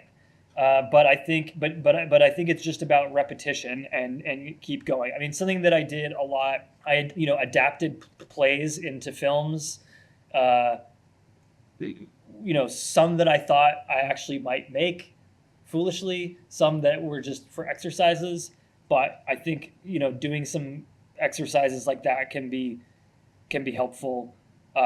Steeping yourself in someone else's language and world to kind of can be a way of finding yourself. But I think that obviously just leaning into what turns you on. I mean, people say write what you know, and obviously I write a lot of what I don't know, but it still comes from a personal place. The Witch, in a weird way, is based on my family, and even though and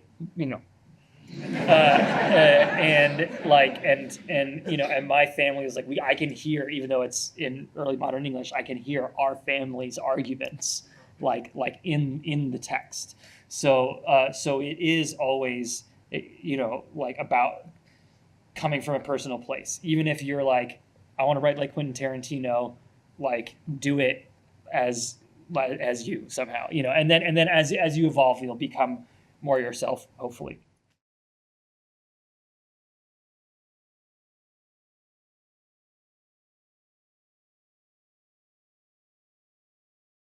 These things, it always excites me when my fellow nerds feel that I got it right, and one of the greatest privileges that I have is working with experts in the field on these things. Like, I got to work with folklore experts and English 17th century farming experts on the Witch, and we had I was at a Q&A the other night, and there was a Romanian audience member who was rattling off all the Romanian things that I nailed in Nosferatu, and I was just like, yes, even though of course I was working with Florin Lazarescu, who should have definitely been making sure I got those things right in the first place. But it does feel good, and I would also say that I wasn't without friends by any means as a kid, I was energized in a world of theater kids and theater dorks and people, and I had a band, and there, but this hyper specific interests, it's cool to feel not alone, and that there are other people out there, and there's these super specific weird things. It's lovely.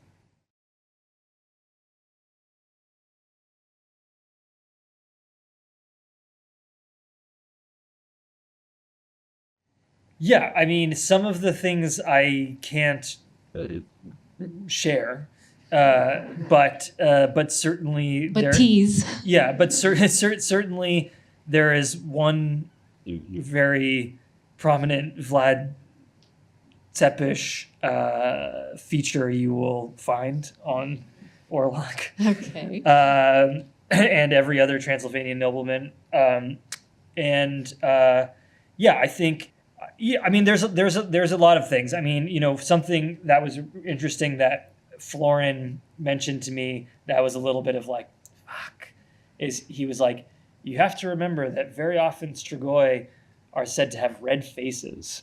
And I was like, well, what am I supposed to do with that?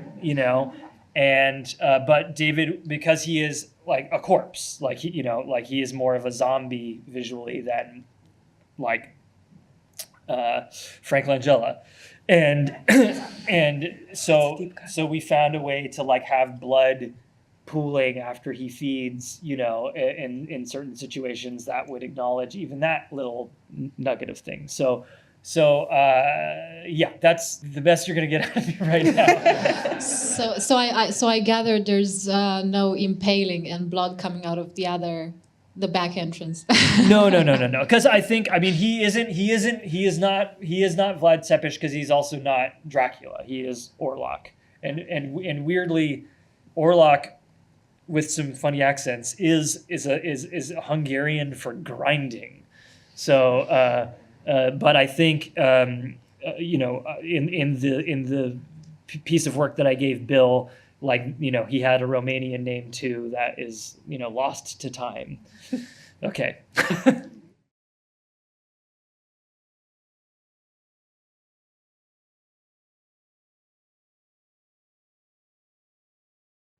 No. I think I imagine Herzog would hate my movie, and it would be against his brand to like it. I think, which and I hope he detests it. I'm a massive Herzog fan, and I'm really in love with his works. But I think Heart of Glass and Caspar Hauser were perhaps more influential on what I was doing to a degree. So I watched, like those films I watched in the 10 years of trying to make Nosferatu. The Herzog movie, I did not watch like the Herzog movie or the Coppola movie in the 10 years of trying to make Nosferatu. That said, I watched them 40 billion times like growing up. So their impact is undeniable on the film, and I know there's choices that I made that I would not have made had I not seen the Herzog movie so many times. But I definitely think,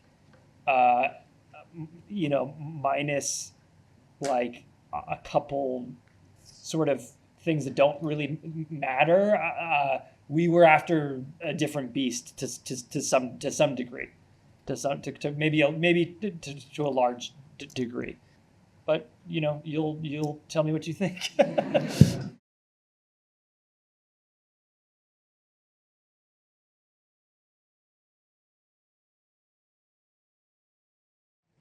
I think whatever, like anything's valid, and I think I've read a lot of Freud. My wife's a psychologist. There was a point in which we've been together for a very, very long time. We grew up together, in fact. And there was a point at which when she was in grad school when she was like winning every single argument. And I was like, what's going on? And she said, read more Freud. But I also I tend to look at things maybe more than I would like to, just because I would wish to be, more multifaceted. But I tend to look at things primarily through a Jungian lens, and so that tends to come out like in what I'm doing. But yeah, I definitely like read other philosophies, and sometimes when I'm writing something, try to like approach it from this or that. But I think if it becomes too cerebral in that way, it can sometimes like get trapped for me. It's weird because I'm talking about all these other constraints that I really like, and for some reason like that random thing is I'm saying like is constrictive. But so I would say like that's something that interests you, go to town, please. I want to see it.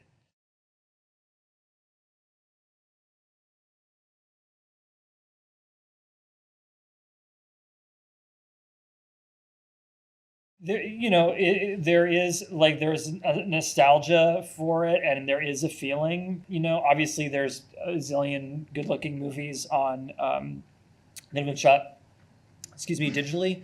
But I just it's something that I can't quite explain.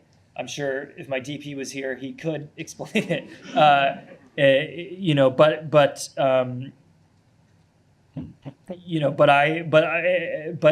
the other thing, there is a discipline about it on set that is also very nice, because everyone knows that it matters a little more, and you aren't just like rolling all the time.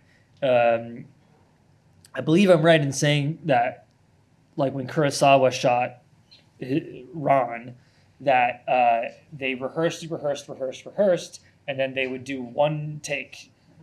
So unless there was a camera jam, one take. And there is like I don't have the guts to do that, but I'm not Kurosawa, and but I think that there is a beauty in that, and it sort of makes the act of making the film sacred, you know. And I wouldn't go that far with just shooting on film, but there's a piece of it that feels like more magical, if I can be so fussy.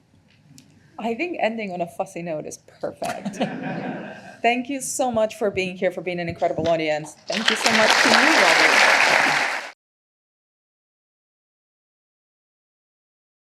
Stanley Kubrick was one of the most innovative film directors in the history of cinema. When he died on March 7, 1999, he left behind an astonishing body of work. But because of the veil of mystery that surrounded this director, he also left behind many questions about his life and his career. Joining me now for a look back at the life and work of Stanley Kubrick, his wife of 42 years, Christiane Kubrick, John Harlan, the director of this new documentary and Kubrick's longtime producer, and filmmaker Martin Scorsese. I am pleased to have all of them here to celebrate, is what we do here, celebrate an extraordinary career in film by a very interesting man. Let me talk about the filmmaker first. What made him so good? Well, I think, for one thing, you know, you go to movies to be involved in the picture, to get a sense. I want to lose myself up in that screen for a few hours, and in a sense, know what it's like to be human, in a way. Then you come across certain kinds of films that, when you go to the theater and when you see them, you're completely surprised. They make you look at life a different way. They make you look at being human a different way. They touch areas that you don't want touched sometimes. It's provoke you, which is good. And then there's that rarest of films where, when you see it continually over years, 10, 15, 20, 30, 40 years, you still see more in it.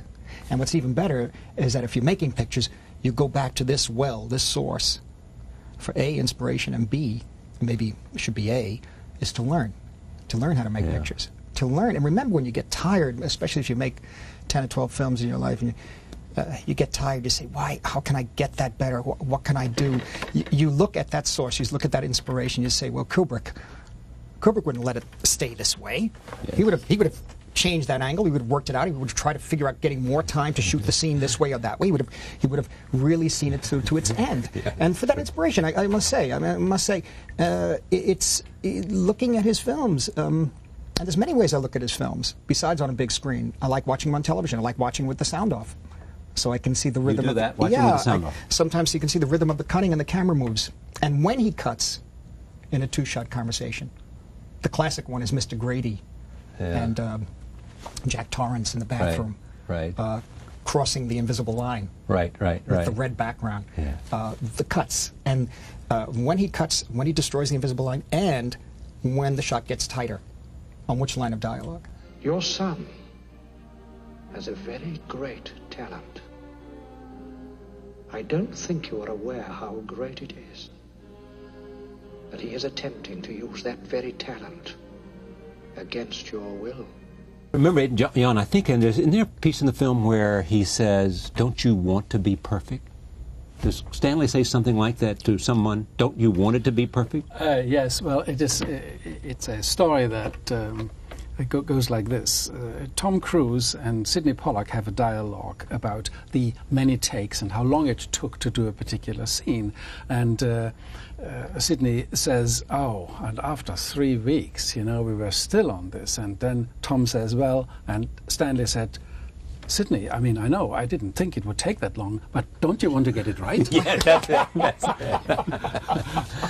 So what's the connect between the genius on film that we see and the genius in the man? I mean, what was it about him? Well, I suppose the reason I loved him is because in his own life he had the same enormous attention to what is important. And not many people do that, so he was very interesting. Yeah. You met him first when he came to California, yes? No. Where did you meet him first? He hired me in Germany. He made Path of Glory, and he wanted, in the end, a lyrical note. And so he wrote a scene about a girl being dragged on a stage to a lot of rowdy soldiers singing a song. So he's looking for an actress. Yeah. And he hired me. That's how I met him. Roll tape. Take a look at this. Die Liebe nahm kein Ende mehr. Und als man ihm die Botschaft bracht, dass sein Herzliebchen im Sterben lag. Now, the relationship started soon after that? Yes, my shooting wasn't until the end of the film. And he sought me out at a masked ball. Yeah. There's a big carnival in Munich, Fasnacht, and all the people that work in theaters, they are hired for great Red Cross balls. So he got somebody to take him there, and he looked for me. And that's how I met him. So we were already living together when I shot the scene. So you were living together when you shot the scene? Yeah. Yeah. Where do you think, I mean, is it just this most difficult question to ask, what makes a great artist? I mean, what was it about? Do you know? I don't know, but I'm asking. Hopefully it stays a secret. You know, Yeah. it's interesting that one cannot know. Just having seen AI, I realized that's what's interesting about people, if anything. Well, you've just seen AI, the new Kubrick film that's finished by Steven Spielberg. Yes. Yeah. Yes, And you've seen it, and what does it tell you? It it pushes many buttons. I mean, and very, very clearly. It's got many layers. It's a wonderful film. Yeah. Wonderful, wonderful. And I was sort of in an emotional mangle sitting there. I'm very glad there were so many names to be read afterwards so I could pull myself together. And it's a very, very good film. And so what makes an artist? Thank God, you know, you can't explain it. Just hope that it's there and hope that you are it continues. How did he think of himself? I mean, he started as a photographer. Yeah, he hoped that he was good. He hoped that he was hoped good. that he was good. Yeah, he just really.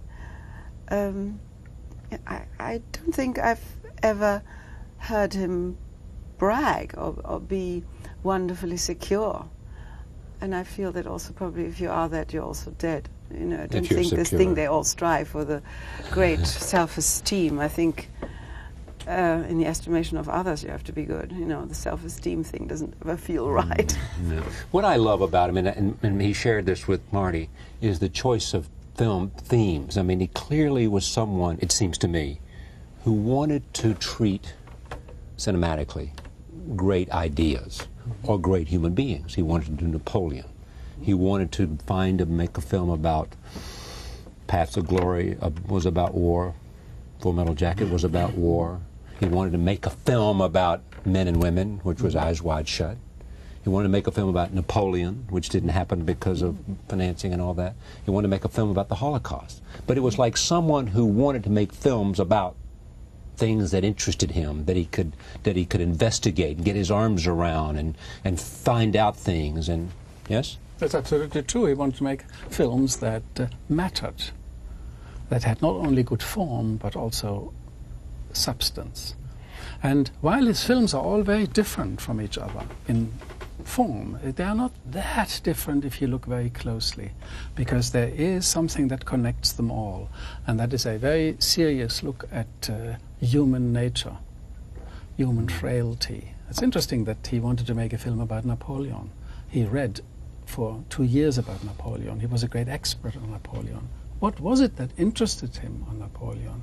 That a man who is so talented, really one of the great talents of his time as a politician and as a military man, he ruined himself.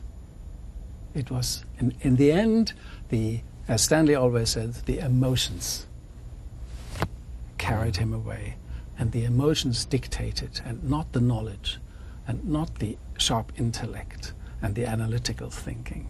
And this is true all the time, and this goes through his films. In 2001, the computer didn't malfunction. The computer was perfectly fine. It was it was operator error. It was the people who told the computer to not disclose information. that To screwed lie. him up. The opposite of what a computer is. And so, yeah, all his films are very different. And when you asked Christiane before, how did he think of himself? The word genius was clearly not allowed. Not allowed. Absolutely If you not someone allowed. said, Stanley, you're a genius. Oh, yeah, but anyway, it was almost, came close to insult. Because, you know, Bach always said about himself when he was called a genius, that genius is 10% talent, which is the mystery, Yes. which we don't know what it is. 90% hard work. Yeah, no. It's about inspiration and perspiration, Yes. right? Yeah. Hard work. Yeah, and that's what it was almost like a. He was a hard worker. I mean, some people call him obsessive. Yeah, what does it mean? A perfectionist. I consider it a compliment. Yeah. To be a perfectionist. Yes, he was, and he was very demanding. It was very difficult. But so what? Yeah. As a student of film, which you are, and you've done television surveys of film, what is it that interests you most about him? Well, I think as a filmmaker, you have to tell a story to the audience. And in so doing, you have to translate it through an image, which means that you direct the eye and the heart to look in a certain way, the way you want it to be, the way you want them to see it. And I never saw anybody tell a story that way. Pretty much every one of the films. Pretty much every one of the films, you can study the shots. First of all, you don't go study the shot. You go look at the movie and it affects you or it doesn't affect you. Yeah. They affected me. And then I went back, when I began to learn more about filmmaking, I went back and I kept saying, why is that one so powerful? Why is it so powerful? And I went back and I tried to trace backwards the shots. And then eventually, you know, I started making films before there was video. So I had to do this going from theater to theater, you know. So it was a different thing. I was trying to write down notes. Yeah. So why does something stay with you for so many years? Why do the tracking shots and Paths of Glory stay with you? It's really a person with a very strong, powerful storytelling ability, talent, genius, who could create a solid rock image that has conviction. Yeah. And that is the image. What's in that frame stays in that frame. What isn't in the frame is out. And that's it. You have to compose within that frame. I didn't know he was a still photographer before. Until you saw this documentary? No, I knew that. I knew a few years later, because Right. we never really actually met. But I've read over the years, Steve Spielberg told me about him and that sort of thing. And I said, of course, the still photography, once you get that image. But then it moves. Still cameras don't move, you know? And so it had this extraordinary authority saying, look, I'm gonna tell you the story this way, and you're going to see it this way. Then you add to that, what I feel about his pictures, when you add to that, assuming there's good and there's bad, assuming something is wrong and something is right, what are we ultimately as human beings? Are we fundamentally good? Are we fundamentally bad? I think there's where you. That's why you can watch these films again and again and again. The Shining is fascinating for that. It's really all going on in his head, Jack's head. Yeah. You know, but those scenes that's so. Well, even Eyes Wide Shut, with the husband touching areas that he probably should have left alone. You know, or being too confident about himself in a relationship. Remarkable film. Remarkable. And the more you see Eyes Wide Shut, the more you get involved in that world. At a certain point you don't want to because it's too painful. But it stands up. It holds. Bertolucci was saying this in Rome. About Eyes Wide Shut. You've been filming in Rome, yes. Yeah. He said, Eyes Wide Shut is really good. I said, yeah. He did say that. Good, yeah. Now, how did he put you feel into his world? He said, yeah, I know. How did you feel about Eyes Wide Shut? I've lived with the story for a long time because he read it ages ago, and in '68 when 2001 came out, he was going to do that next. And from after 2001, it was going to be that. He thought, I've got it. And I was we were very young still, and I thought that is a very moisture-seeking story, very uncomfortable. Yeah. And I'd known plays by Schnitzler, and somehow I just really responded, as probably young people do, with fear to this and great discomfort. And fear? Yes, because he would have these stories at home and write at home, and he would, I don't know, it was just, we had fights. It was very strange, and And, you know, it's this sort of thing where I don't like the story. Why don't you like the story? Yeah. And you're off. Why don't you like the story? And it becomes third degree. Yeah. And then he read Clockwork Orange and then did that first. Yeah. And I was much relieved at the time. And but I knew it wasn't going to go away. It was always there. You knew it was something he was going to come back to eventually. I was going to make it. And luckily, I think, being so much older, it was then a much wiser film, not so furious anymore. Yeah. He had wisdom about then. what men can never know and what women will know men can never know and all that. And so I think it's a very wise and very thoughtful film. And I think very much in the spirit in which it was written. Were you surprised by the reaction of the critics? Yeah, I always am. You are? Yeah. I always imagine what will people criticize and what will they like, and I'm always wrong and always very indignant, as I suppose anybody who's honest is. Yeah. Yeah. Hurts. Hurts. Hurts. Because so many years, so much of your... Yeah. Yeah, and it even stinks to admit it, you know. Ugh. Roll tape, eyes wide shut. Here it is. It's because he wants to me? Is that what you're saying? Well, I don't think it's quite that black and white, but I think we both know what men are like.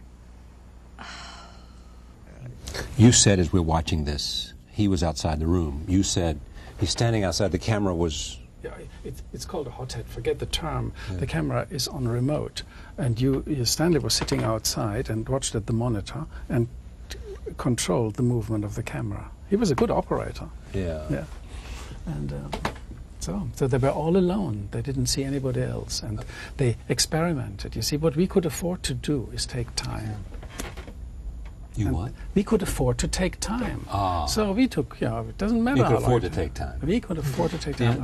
Our budget was we typically spend in a week what equivalent films spend in a day. We had a minute crew. I mean, Stanley always said, at the lunchtime, count the plates. If there are more than 50 plates to be washed up, something is wrong. That's the way to do it. Yeah, more money, less freedom. Yeah, that's exactly right. I mean, you just have to control that unit, that actual production unit, day by day, and keep shooting. Save your money for what's on the screen. Yeah, absolutely.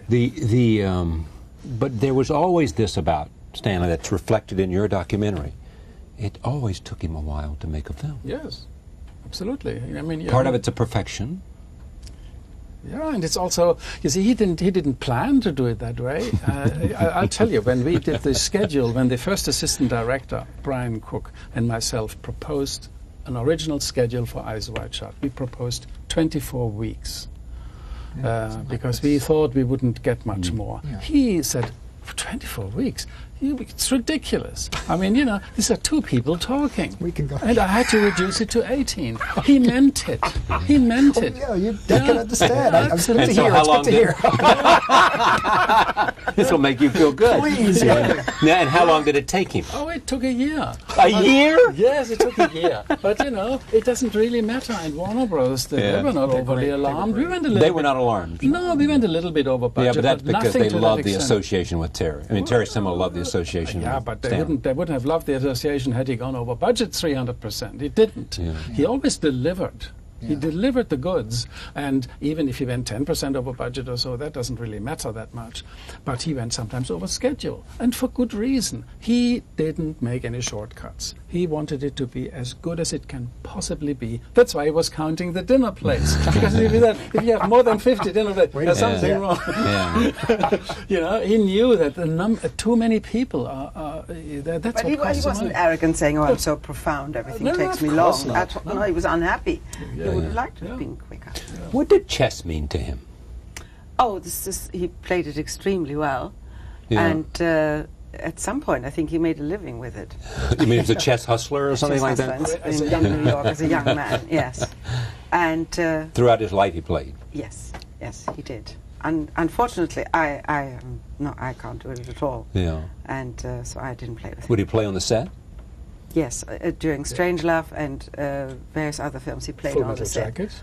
Yeah, and also with in The Shining, and whenever he could. Shining, whenever there was somebody who was really good. Yeah, so he's looking for competition. Yeah, and he then later in life he played with a computer. Oh, he did. He became interested in the computer. Yeah. You said that with a certain exasperation. Yes, because he was exasperated with it. Now, what was the most exasperating thing about Stanley for you? Exasperating. I think he was because of the aforementioned intensity. He tended perhaps to be domineering, but having all women in his family didn't always succeed. So we fought back. But without him, we're also like without an umbrella. It's very horrible. And he wasn't in the end exasperating. I mean, no. Yeah, I feel very lucky. What does this film mean for you? This compilation of his life, in which you contributed early, private moments. Yes, I was really nervous that because we were so sad, we tended to be sentimental and cute and indiscreet, and we had all the material to be so, and then we quickly took it away. Because the sort of gushing stuff that families do is vomit-inducing for others. And also, Stanley looked over our shoulder, he would have been very upset. So we were then very disciplined and very conscious of his interesting thing. presence. Did you feel that he was looking over your shoulders, you were putting this together, because you'd spent so much time with him as a filmmaker, and so he was there in the presence of a film about himself? Only actually very little, because I was so used in representing him and being loyal to him that I didn't break that loyalty after his death. I had very specific aims. I wanted to show the man as he was, comprehensively. Now, you could ask, who was he? Yeah. The first answer is he was one of the most important American film directors and one of the most important artists of his generation. He was also a real New Yorker. He stayed a New Yorker. And I not only wanted to have certain people, his friends and other actors and colleagues, to contribute. I made myself an aim to specifically get 4 people who didn't work with him into this documentary. These were Ingmar Bergman, Martin Scorsese, Woody Allen, and Steven Spielberg. And I'm very grateful that I got 3 of the 4. Ingmar Bergman, unfortunately, couldn't do it. And I think that was very, very important, Woody Allen and Martin Scorsese, because they were also New Yorkers, and they were people he admired. He loved their films. Yes. And Steven Spielberg, he always had a relationship with. They talked on the telephone all the time, and of course he offered him years ago to be the director of AI. And a wonderful scene, I think, in my documentary is when Steven Spielberg tells about this visit in his kitchen. And he says, well, and I didn't believe it, but Stanley actually offered me already a credit card saying, oh, a Stanley Kubrick film, a Steven Spielberg AI. And then, however, and Stanley was very serious about it, because Stanley felt that Steven would have sort of more the knack for this kind of huge fairy tale that it is. Well, and then it didn't happen, and he both made other films. Stanley did Eyes Wide Shut, and I'm really, really, really very glad that then after Stanley's death a year later, it came to be that Steven Spielberg in fact did make AI, and did it beautifully. And I mean, I'm so impressed by the film, because he is really the only director who had the moral authority to take it on, because they had already collaborated, but however really put his own handwriting on it, which is also necessary. And yeah, so I had very specific aims with this film, and I hope okay, but one of the aims was to, as you were talking about this, take Marty, who's so powerful in the film, because he was a filmmaker of the same generation. And Stanley loved his films, and he was a New Yorker. Yeah, and he was a New Yorker. Yes. But here is Martin Scorsese, who lives in New York. Yeah. Stanley lived throughout the latter part of his adult life in London. You know what his daily newspaper was? The New York Times. The New York Times. He should have loved the internet then. I mean, my goodness, he could get it all on. Exactly. You That's know? what we did in Rome. You did the same thing in Rome. Yeah. I did. My wife did. Like, I don't know how to use a computer. But how do you explain the fact that he felt like for creative purposes he had to stay in? We were sent London. there because in the beginning to make Lolita it was 40% cheaper. Yeah. Because of the ED plan, which is a tax thing, and then we were in England, and our children grew up there and went to school, and it became harder and harder to leave. And we also loved living there. It sort of happened. It wasn't a plan. We're now going to stay. And it wasn't there. a reason to reject New York. I mean, in a sense No, of he didn't reject anything. It wasn't a need for but privacy. By the time, it was just habit. No. By the time we were there for a while, we sort of were involved with other people and the children to school. It's Yeah. very difficult to take children out of school. Of all the films he made, which one speaks to you most? Is there some part of this collected works that says to you? I think it's hard. It's hard to choose one of the pictures. I have very strong feelings about Barry Lyndon and about 2001, and those two out of Lolita, out of Clockwork Orange, out of Eyes Wide Shut, and that sort of thing. But 2001, it's a strange thing. I mean, when I started the Capitol Theater here, you know, as I said. When his name, of course, there was a great deal of written about the film or written about the mystery of the film before it was released, and so when I went to see it, I expected much more than a film, and and as I said, we got it, you know. And I think what I guess I've been very affected by religion in my life, and that's that side of me found an extraordinary kind of comfort in the end of the film. A very beautiful moment. Roll tape, 2001. Open the pod bay doors, Hal. I'm sorry, Dave. I'm afraid I can't do that. What's the problem? I think you know what the problem is just as well as I do. What are you talking about, Hal? You screened this, 2001, for the Vatican 6 months ago. Yes. The Vatican invited, asked Warner Brothers and, you know, whether they could screen 2001, and invited Christiane and myself, and one of the cardinals gave a little speech of saying why this is such a monumental film. And Stanley also received a prize from the Catholic Church at the time for making 2001. He was actually very, very surprised because he had a bad time on Lolita with the Catholic Church. But they gave him a prize for 2001, and I mean, the reason is because it is a very reverential film. It makes it's a big bow to the unknown creator. Stanley was not a religious man, but he was very, very respectful to the unknown and to the origin of what is.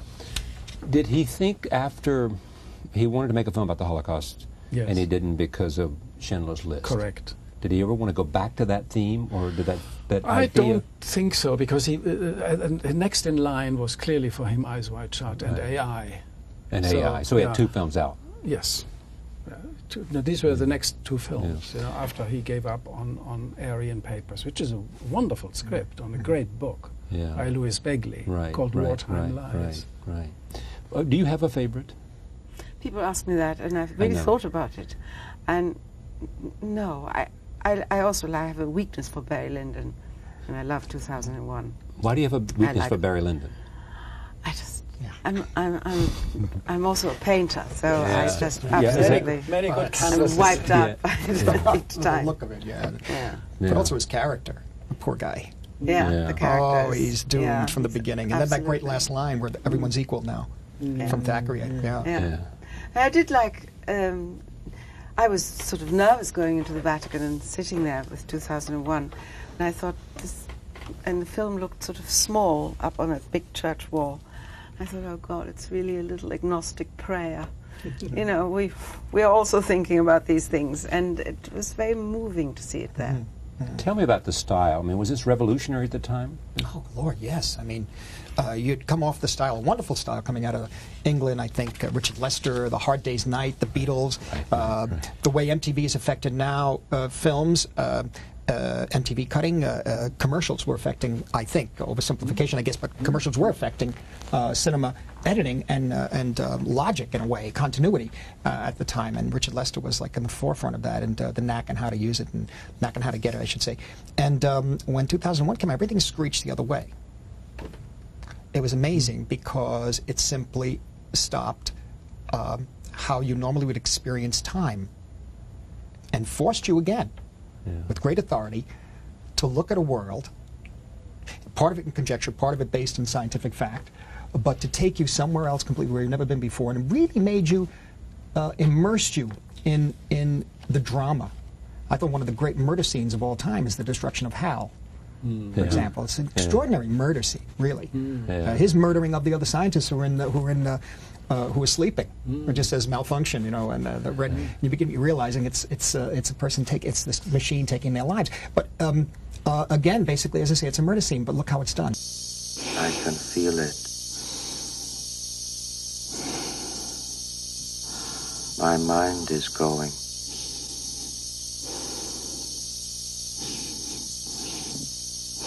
There is no question about it. You've never seen anything like it, I think. We didn't see anything like it up at that point. I still don't think you've been immersed in a world in that way. Certainly not in commercial, quote, commercial cinema, unquote, you know, at that time. Coming out, MGM presents, and suddenly you're taken to another time frame. Right. What did he think of actors, and how did he choose actors? Carefully, slowly. No, I mean, certainly. I mean, the decision to use Tom Cruise came very, very quickly, actually. That may have been an exception. And he was very, very based happy. on a Cruise film, or based on yes, just a... he wanted a young man who was good-looking, successful, for this rather normal New York doctor. There wasn't supposed to be anything special about him. Rich, successful, beautiful wife, everything was fine. A whole world. We thought. We thought, yeah. And I think his casting was brilliant in Eyes Wide Shut. Yes, and how about Jack Nicholson in The Shining? He was, I think, a complete master. Yes, no, that was a very deliberate choice. Yes, I don't remember that we had ever an alternative. No, I think Jack Nicholson he wanted Jack Nicholson right away. I mean, The Shining happened because he got Jack Nicholson.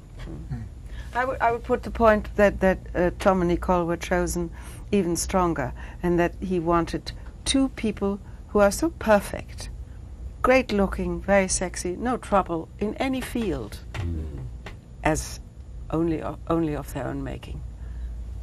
They do it themselves. Yeah. They're not. Other people might have psychological problem, or be very ugly, or unsuccessful, and there would be side issues that would destroy the impact. There's nothing wrong for them, except what they're doing. Roll tape. Here is The Shining. We'll come back to actors Jack Nicholson and Shelley Duvall. Here it is.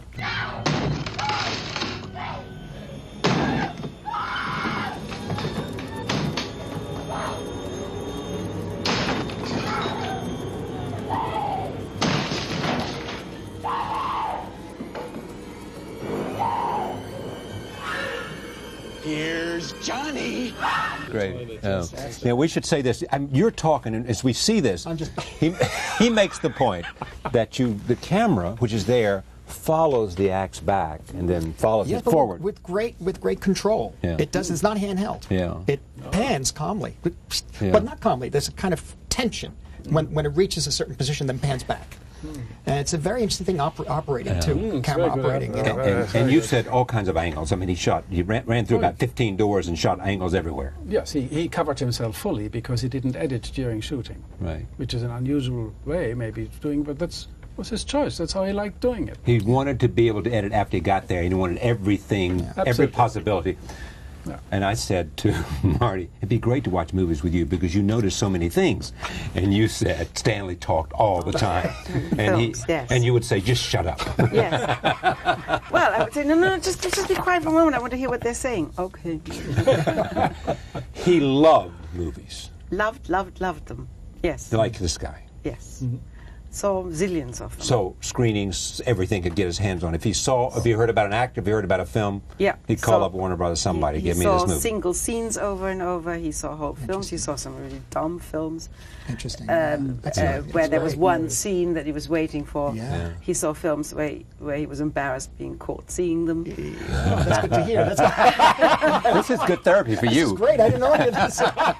All those things you thought you were. You late at night. You'll never know. That's great. I'll just watch this by myself.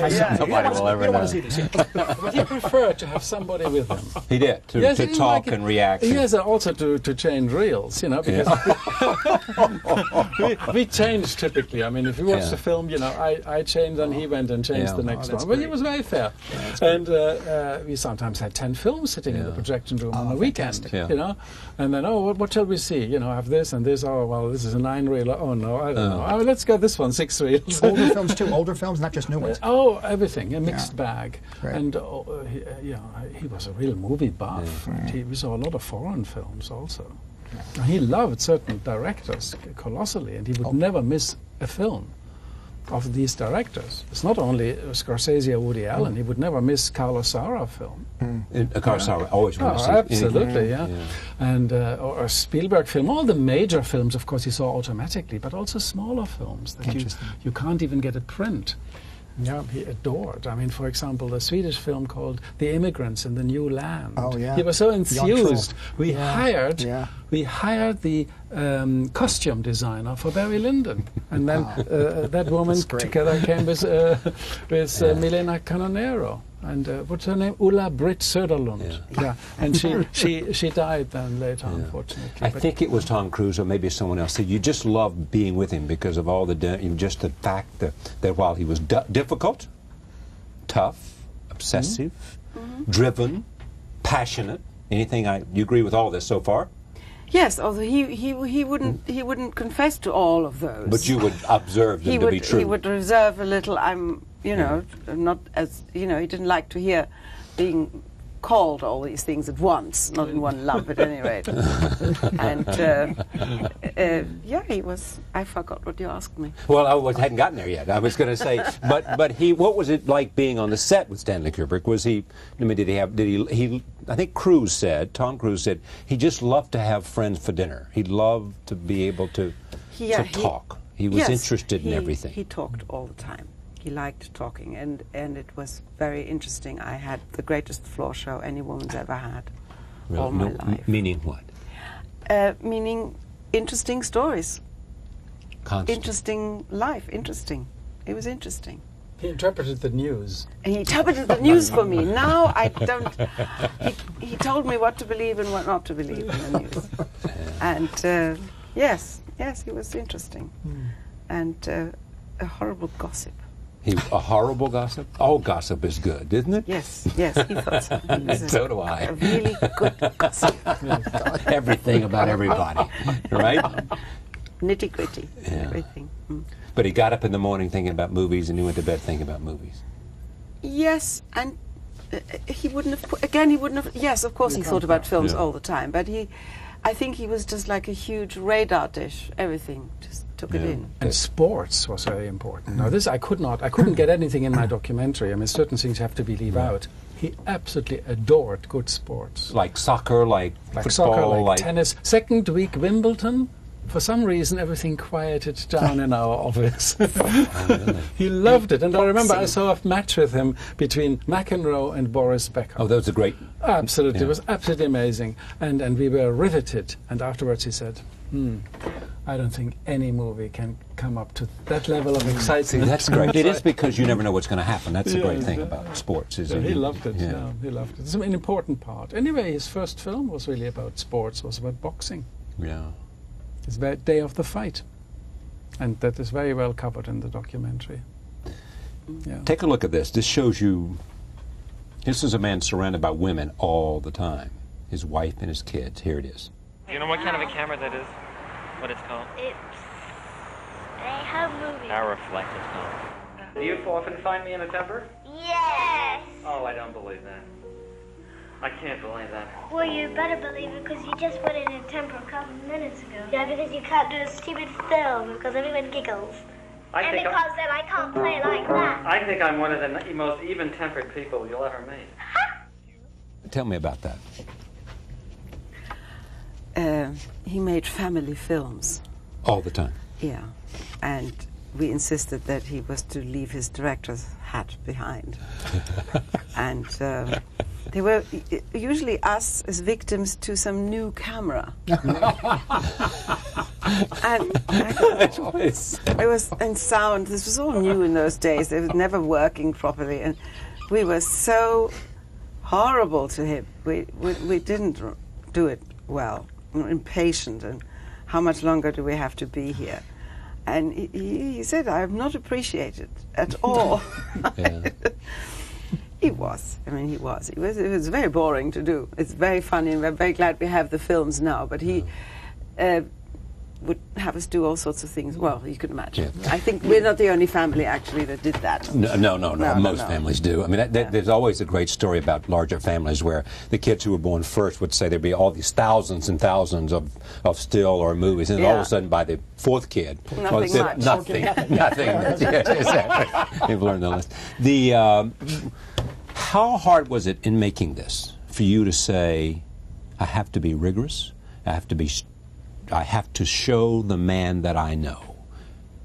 Well, it was very hard because... But this was a man you loved, this was a man you worked with, this was a man you cared deeply about. Yes, it was hard to leave things out.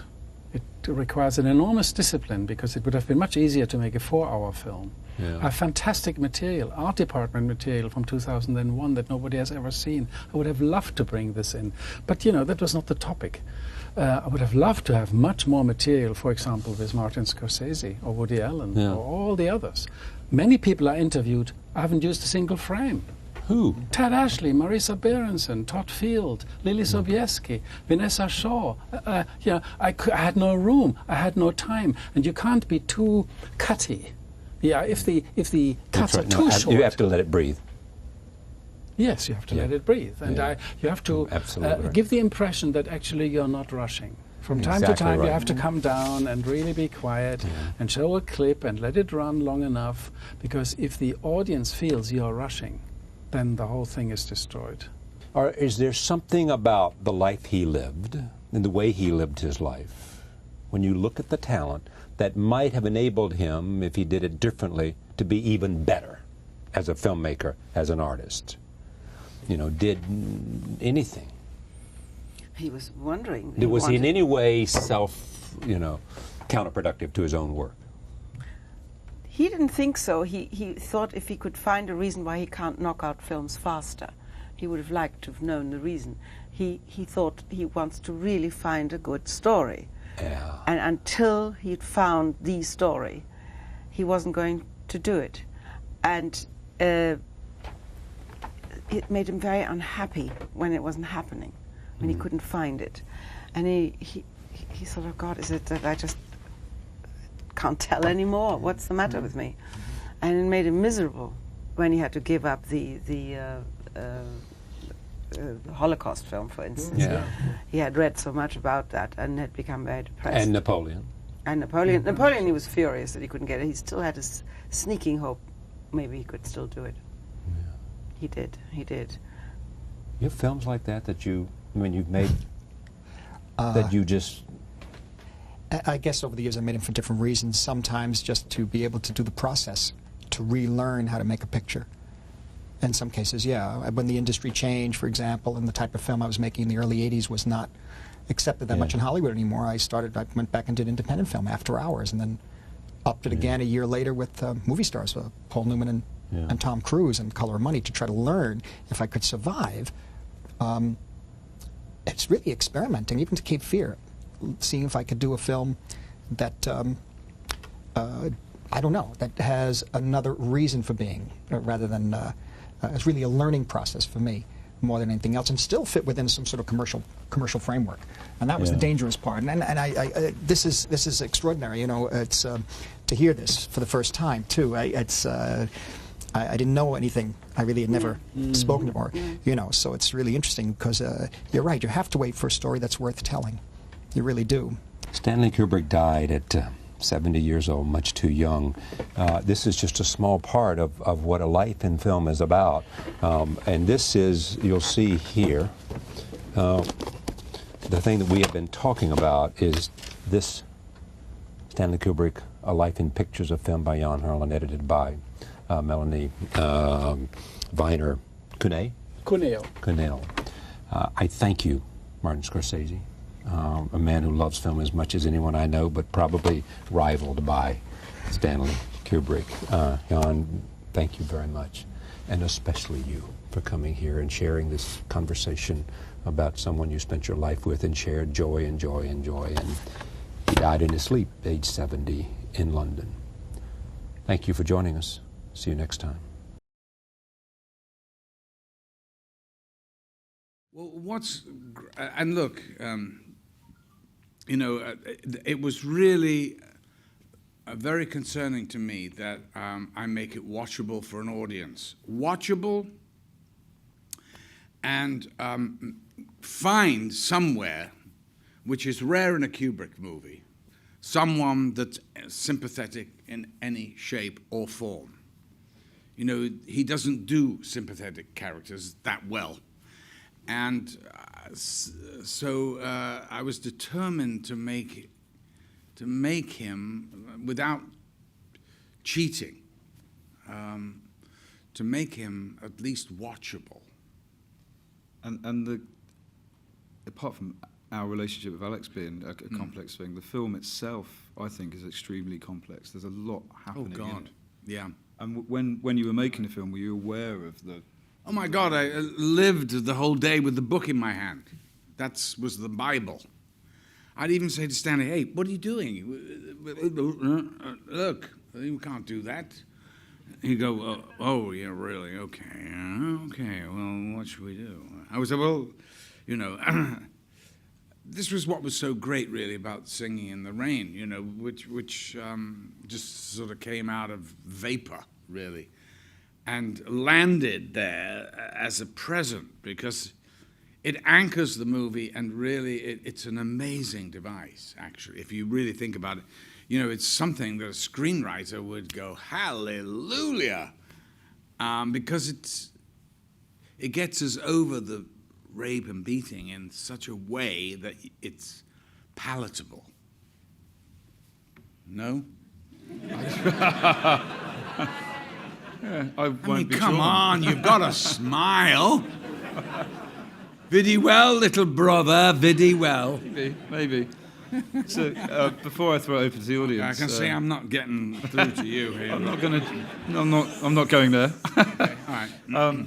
But that's a good segue into my final question before I throw it open.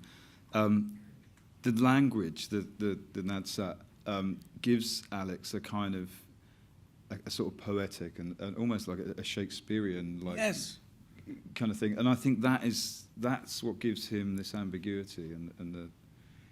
Well, you know, it's no coincidence that you know that I really admired very much Laurence Olivier's performance and film of Richard III, and you know I saw it as a schoolboy, and I was blown away by it and his bravery, and even though I am absolutely not the same kind of actor, work in the same way as him at all. I'm completely diametrically opposed, my method to his. It's just a different way of getting there. But, you know, he was brilliant at, you know, the nose and just disguising himself in, you know, a look or whatever it was, and a walk and a voice and all that. And, you know, I don't do that normally. I work inside out more. You know, he's more outside in. And so, and Alex is you know, he's very much inside out. Okay, so who has a question out there for us? It was exhausting. Of course, it was exhilarating. I remember once the crew had worked such long hours, they actually took a vote and decided enough was enough. They were leaving after a 14 or 15-hour day. That was it. And I was secretly thrilled that they were taking the vote. And I kept saying to Stanley, you see, you've worked them too hard, and, you know, I said, Stanley, you know, you've got to give people time to recharge. Of course, I was talking about myself. But there was the crew, you know. And he went, okay, fine. Oh, so beautiful. I went, oh, very good. So I went to get my coat, put my coat on, grabbed the script. I was literally walking towards the door, and he goes, Malcolm. I went, yes, Stanley. He went, no. We can rehearse tomorrow's work. And I stayed another 2 hours going through the work for the next day. But that was him, you know, that was him. But and apart from the length and the reshoots and that kind of endurance, the performance is incredibly muscular, and it's in a very physical role. Physical. So was it physically demanding? Yeah. I mean, you know, when you have electricians coming up to you and going, hey, Mal, he's trying to kill you, you know that. I got injured a few times, you know, where the actor comes out and goes, lick my boots, and sticks his foot. Stanley said to him, well, that's you've got to, you know, make it look. And he put his foot through my rib cage. And so I had a blood clot in my rib and had to go to a doctor and get one of those right through the rib cage, which was not fun. That was that. The eyes, you know, the scratched corneas. Yeah. Those. That was basically it. So, and you know, Stanley he'd call up and say, how do you feel? I go, well, I'm okay, but I'd probably come back to work in a couple of days. He'd go, make it a week.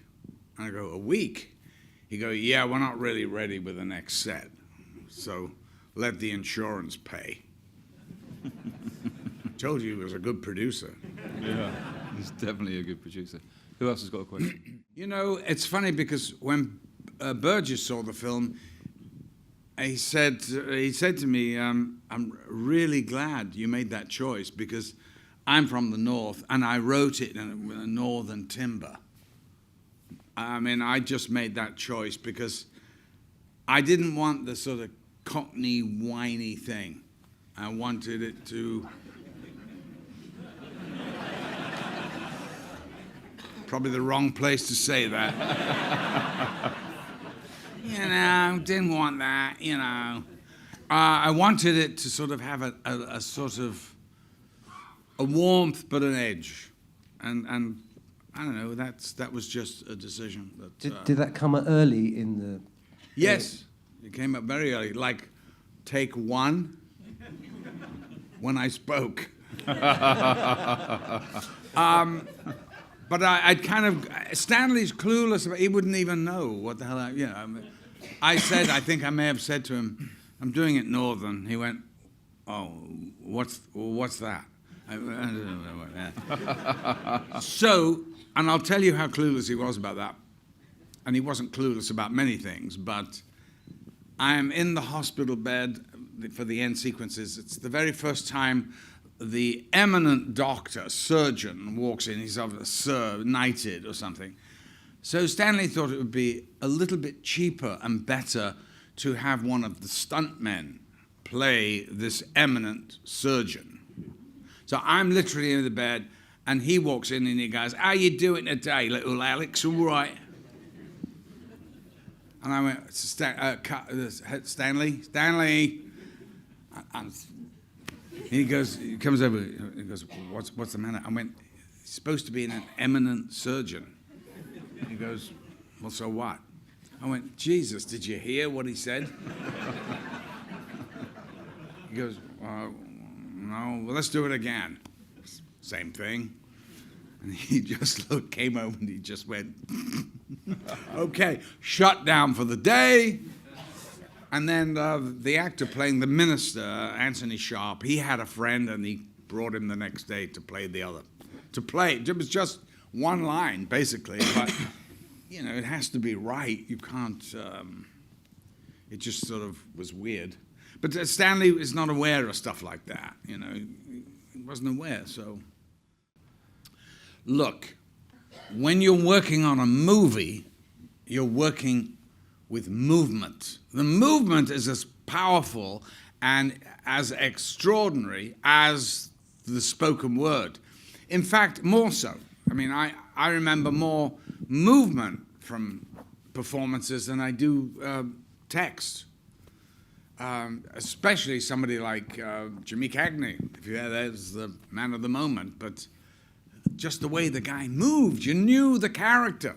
You knew who the man was by the movement, and that's very important. And I always try to do that with my characters. And the way they move should really telegraph, subtly, one hopes, what their character's about, you know, and just one can make a snap decision about it. But I think movement is, to me, is as important as just learning the lines, you know, just so. I wasn't aware, he's obviously not going to tell me that I was the only one that could play the part as he felt, because, of course, my price would have gone up like a rocket because I could have held him to the fire. And so, of course, he kept that very much to himself. You know, I was just a young actor, and I was just amazed that I was actually thrilled, of course, that he'd seen If and got it. And, you know, when If came out, you probably don't remember, you're all way too young. But it caused, in England, a sensation. Look, here was a movie that literally took a dagger and stuck it in the heart of the establishment, in the thing that they cherished the most, their fucking public schools. And that's what was such a joy for us, was it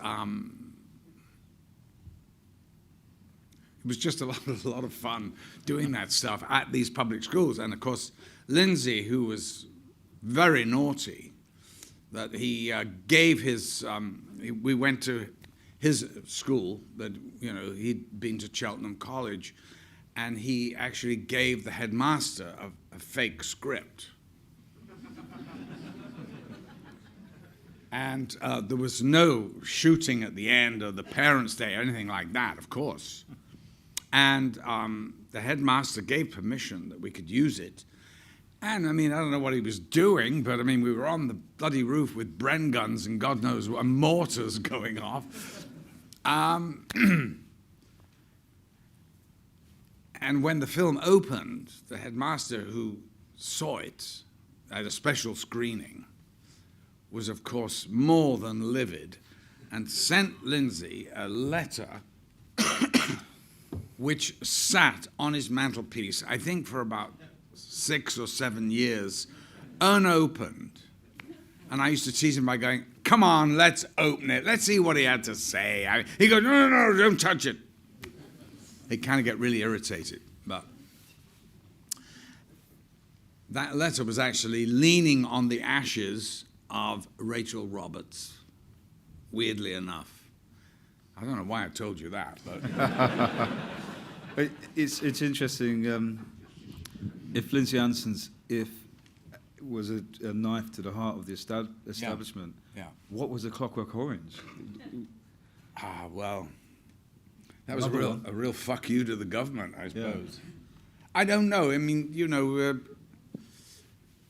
it's so weird because when it came out, I was absolutely mortified because, you know, I went to New York for the opening there, and that's what I remember particularly because, you know, I sort of crept into the back of the theater. It was Cinema One on 3rd Avenue, and you know, it was like the most prestigious house in New York. art house, kind of. And I'm sitting at the back, and there was total and utter silence. Not one person laughed. When the film ended, nobody moved from their seats. They sat there aghast. And I just thought, oh my God, they hate it. They hate it. And at one point, a woman rushed out, and I heard threw up in the lobby. And I just thought, wow, the people really. But of course, when it first came out, if you can imagine, there was BBC One. I'm not even sure we had BBC Two yet, but an ITV, that was it. And so there was this movie that had this look and this language and this music and this extraordinary things going on. That it really, it caused a bit of a sensation. And the first time I kind of really felt anything about how it had gotten through to the audience, because, as a film actor, you never know. You just, you kind of do it in a vacuum, in a way. Was I was driving around Hammersmith, that roundabout, underneath the flyover and past the tube station, 4 guys came up the steps dressed in white with bowlers. Wow. And I'm driving out, I went, what? Fuck. Oh my God. So then, then the press it was unbelievable. You know what the tabloids are like in this country. It's a joke. They were on it, like, it's violent, it's causing, And they attacked Stanley Kubrick. But they what attacked Look, they attack him, they attack me. I mean, listen, I'm in every frame of the damn movie,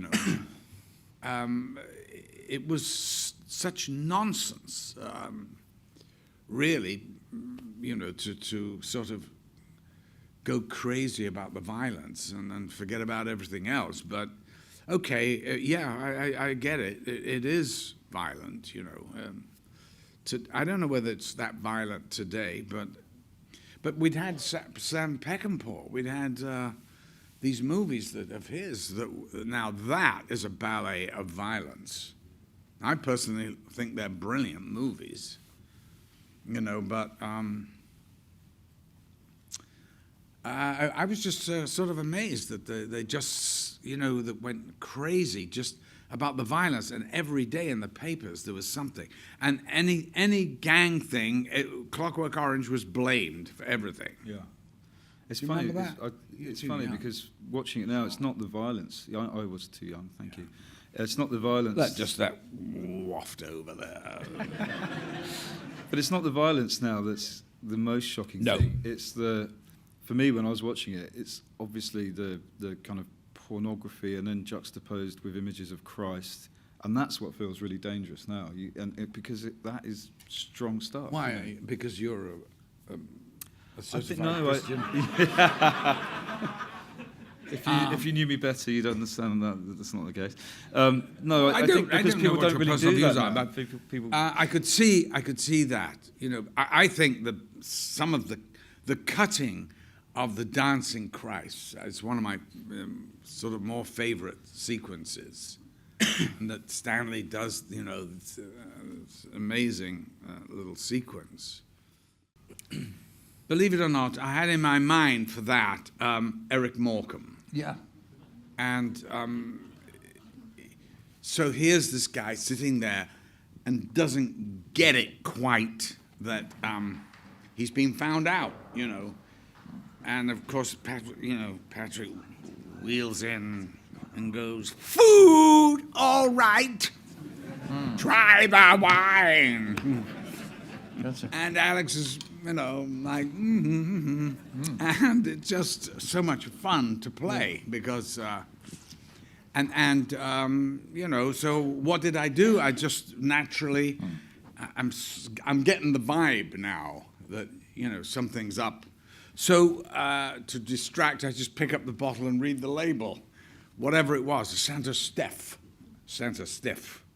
or whatever it was, and read that, and then And then they started asking questions, I think. I think that's what happens. I can't even remember because I haven't seen it for a while. But and then, of course, he feels the center of attention, and he starts spelling out. That's sort of just comic fun, and that's it. And so it's like this trap, that he's in. And it's just fun, for the audience to see the trap close. It should have been open the gates, but it didn't, because people thought Kubrick had manipulated the performance, and it's only recently, that people go, "Wow, he's actually really good in that movie," and when you see Kubrick's other movies, you can judge on performance, and that's what was so really weird in a way. After If, it was much more. I mean, that was a total game changer for me because, I was working at the Royal Court on £15 a week, and from that to, and I'll never forget, they were screening If, sort of like for, there was certain screenings for people to talk about the movie or whatever, word of mouth kind of thing. And so I was actually walking down the King's Road, and this girl passed me and shrieked, which kind of scared me a bit. I was like, what did I do? And I mean, I didn't say that, but that's what I was thinking. And she turned and ran back and literally jumped into my arms and said, "Oh my God, I saw the film." And I'm going, "What film?" Because it hadn't opened. And she'd been to one of those screenings, and I thought, wow, people really like that film. I mean, I loved If. I thought it was a fantastic film. But you've just seen Clockwork Orange, so we don't want to talk about that. Well, I'm going to wrap up by saying, great. Of all of Kubrick's films, of all of Kubrick's films, nice watch. It is a nice watch. Thank you very much. Is it big enough? It's pretty big. I've got big wrists. Yeah. I would say of all of his films, it is the one where the central performance is absolutely key. It would not have worked without your performance, and so hats off to you for one of the best performances we've ever seen.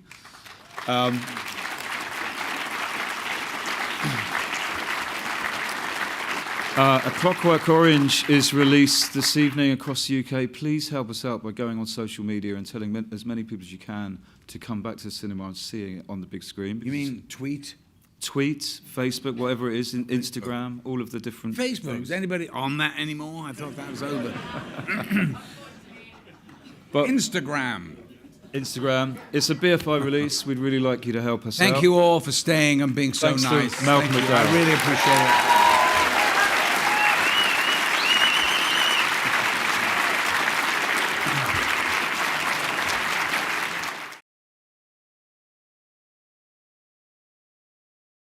Kathryn Bigelow, director of Near Dark.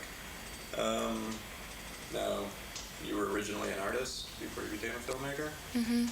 I used to paint, and I was living in New York, and it was in the mid-'70s, and just sort of looking for other mediums to use, and stumbled on film, really, kind of backed into it, and started making these short films, and that was the end of painting. It's a very seductive medium.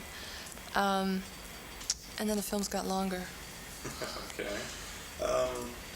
Weren't you in some kind of like, I don't know, performance art group or some kind of art group that? I was working with a group called Art and Language, and we weren't using film at the time really, but it sort of promoted a shift from painting to writing. Their form of artwork is really has a lot to do with language and analysis of how art functions in a society. It's very analytical. Terrific group of people. Now they live in England, and that kind of enabled me to explore other avenues, and that from that they moved from New York to England. At that point I started making films, so had a lot to do with the kind of making changes. It's very evident in Near Dark. There's a very conscious use of various darks and shadows and night scenes and all that, very painterly. Can you articulate at all how your painter's background influences your filmmaking? Visuals are I'm fairly comfortable and confident about something visually. What I tend to focus on is story and narrative and character.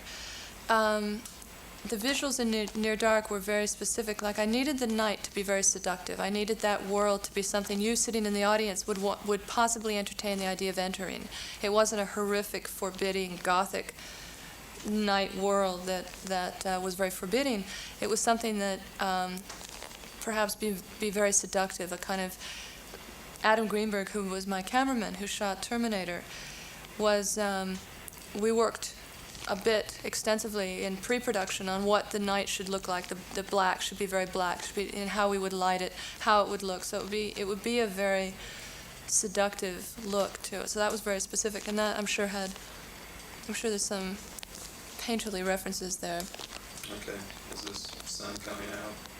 Driving us crazy here. The sun's coming right out behind that building. Okay. Just say something. Okay. Okay, you rolling? Yes, Okay. You studied with Milos Forman for a little while? Yeah, when I started making short films, I was in New York, and I needed a place to cut some footage, and I had run out of money. I was sort of rubbing two pennies together, and I thought a hot graduate school. So I went to graduate school. I got a scholarship at Columbia University, where they had a tremendous amount of equipment. The access to equipment was terrific. Are we on? Are we going? No, I'm just... Oh, most of it night for night. There's only one scene that wasn't. All the night is night, except when she's talking about the stars. That's stage work. Oh, okay. And otherwise, it's all night for night. We had about 90% nights. Oh, okay. Well, you didn't have to do sunlight. About 90% nights. 88. Now she's out of it. Yeah, that's just because the camera isn't paying. Oh, okay. Oh, okay. Now you can just swing around. There. Move the chair left. That's good. That's Okay. I guess just try not to be radical.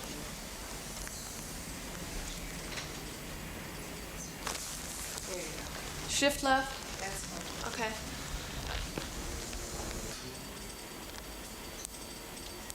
We're still having that.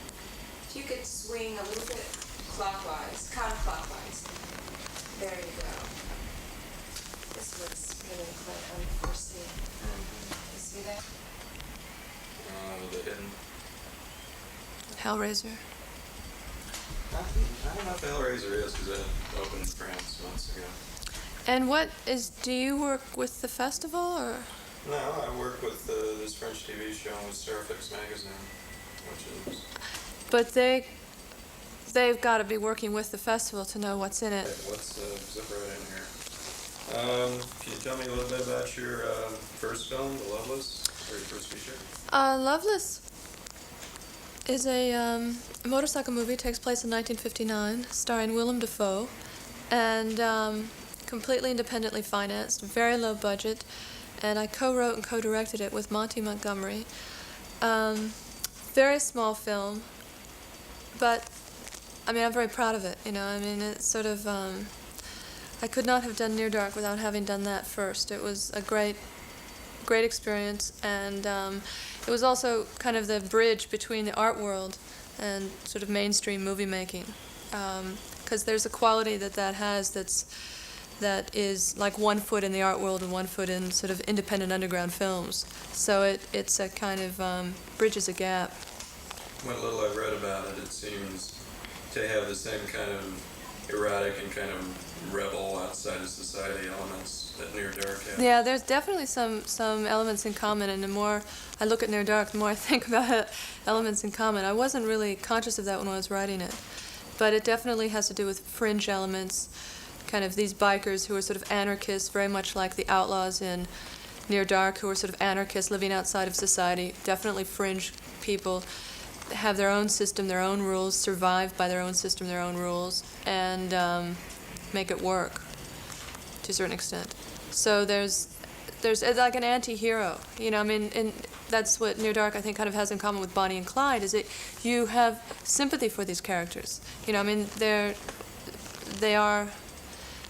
a certain horror to their life, but at the same time, you want to take their ride. And that is also the way the Loveless functions. The Willem Dafoe character, who's leader of the biker group, is somebody who you go with.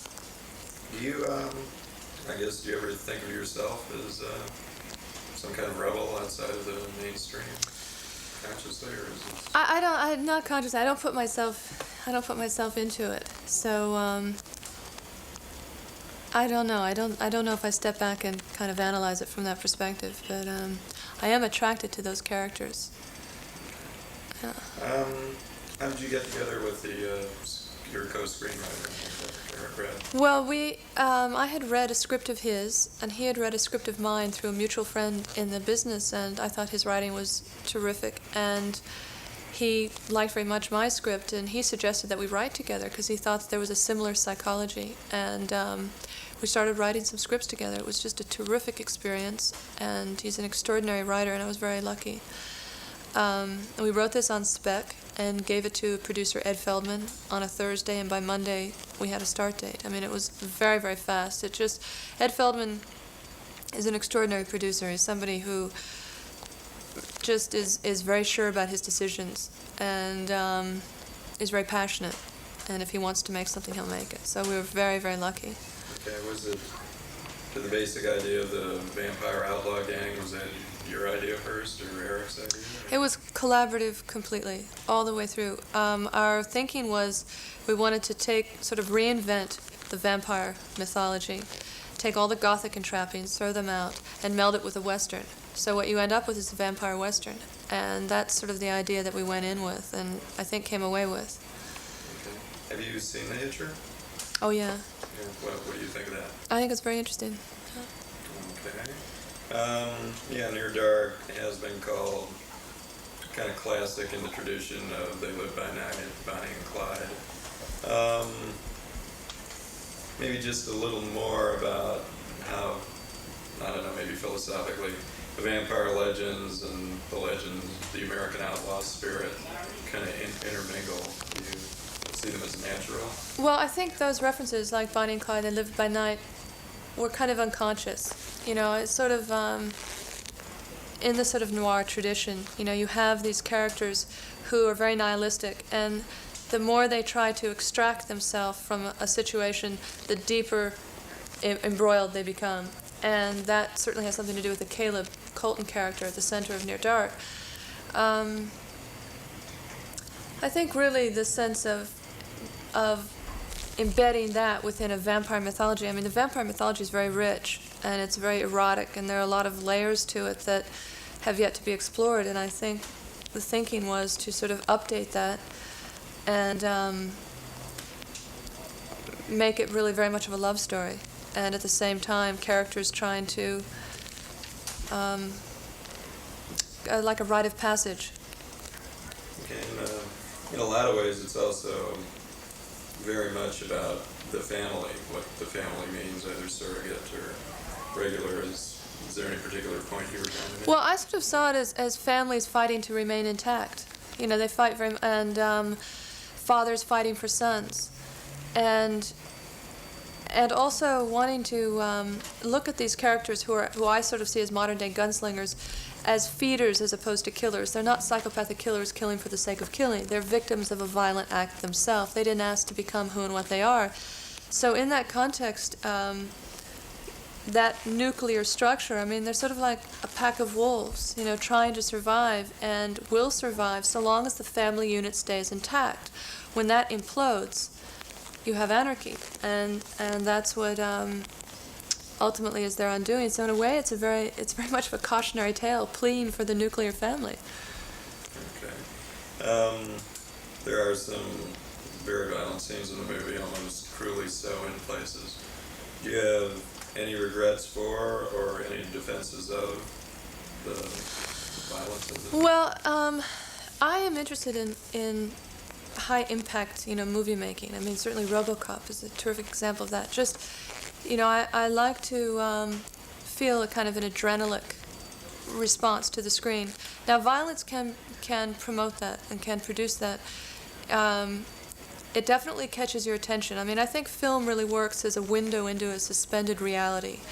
And I think it's very important that when it works, you're totally transported. And it's, your life is put into suspension. Now, violence can be a very good interlocutor for that. It can put you on the roller coaster ride very easily.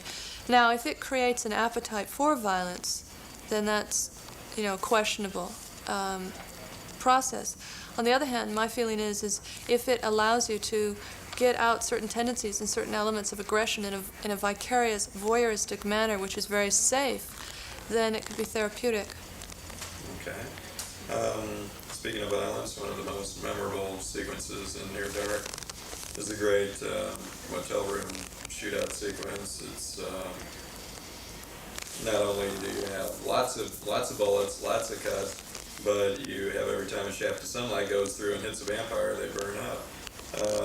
That must have been pretty tough to film. Can you tell us a little bit about just how that scene was? Well, you had to work completely backwards on that. You had to drill your holes, set your lights, set your squibs, which are your powder charges, wallpaper the wall, and then shoot your scene. So you really are, and every time you wanted to redo it, I mean, it was a big setup. It was fairly complicated. But, I mean, obviously there's sort of a peck and paw influence in that scene, although trying to make a twist on the sort of the peck and paw of the Wild Bunch days. Where the cops, of course, think that they're hurting these people with bullets, and they have no idea that it's actually the light that's killing them, and they're doing just as much damage as they hoped they would be doing, but in a strange way. It was just, I guess, from a logistical standpoint, it was probably one of the most complicated scenes to shoot, because you had to be very careful and very time-consuming in your setups. But nonetheless, I think we got the desired effect. Was it, you just said from logistical it was difficult. Was it to you the most difficult aspect of the film to get right, or was there something? Well, only insofar it was difficult insofar as you had a long setup time. So it really, it was the sequence that ate time, and you had to be very careful and get it right each time. The only other element I think that was probably time-consuming in that way was the smoke effects, to get that right. There were like lengthy makeup applications, and we had to sort of invent a system that could be used on a miner, because up until that point, to create smoke on film is you have to combine fairly toxic chemicals, which we were not able to do with a miner. So we had to find a sort of quote-unquote non-toxic smoke and have it read. And so we used basically tobacco, which is less toxic than the chemicals that are usually used, and invented this sort of smoking rig with a self-contained pressure unit, which drove smoke through a series of tubes laced underneath prosthetics on the person's body that had holes in them. And you had to backlight this, and it had to be under baffled windless conditions. So there was a little bit of setup time in that, and deal with kids, who I had terrific cast, but if you've got smoke around your face for any length of period of time, heavy smoke, and you're 11 years old, it can be confusing. Yeah, okay. Let's talk about working with some of the cast. Three of the three adult vampires, anyway, are all from the cast of Aliens. Was this a conscious or just a coincidental casting thing? Well, in a funny way, kind of both. I saw Aliens right as we were beginning the casting process, and those characters just were indelible images in my mind. I thought the film was brilliant, and I'm a big Cameron fan, and I thought they would be perfect for those characters. In addition to that, the fact that they had worked in an ensemble, I needed them in an ensemble, the bonding had already taken place. It was really a very fortunate situation, you know, that they were individually right and that they had worked as an ensemble. So what happened is when they came to Near Dark, that bonding, which had already taken place, was really infectious, and the family unit came together very quickly. I mean, on and off camera, they were a unit together with the other characters. So they were just wonderful. I mean, those are actors, Lance Henriksen and Bill Paxton, who make a director look good. You know, they're very, very good actors. Bill Pack, well, I mean, they both, and Jeanette too. Jeanette Goldstein is extraordinary, and they have wonderful scenes. I guess maybe Bill Paxton kind of stands out because he's just so wild and so crazy. How much of something like that? It's very hard to get something like that right. You know, to have someone be that crazy and that menacing without them going too far over, and you balanced it fairly well. Can you just speak a little bit about? Well, that character was a lot of fun, you know, because you could go over the top with him, and yet the thing that Bill has the ability to do is keep it credible. No matter how far he goes, he can keep it credible. He has control of that character. It doesn't control him, and it's a terrific process. So he was extraordinary to work with, and I think the ability to put humor into that film was very, very important with the degree of violence that we had. And the Severin character was the perfect character in which to put the humor, because he was not the hero, you know, and you could afford to have him have that range. So he's just an extraordinary actor. Okay, we changed it. Yes, why don't you hold that up again? That's a nice view.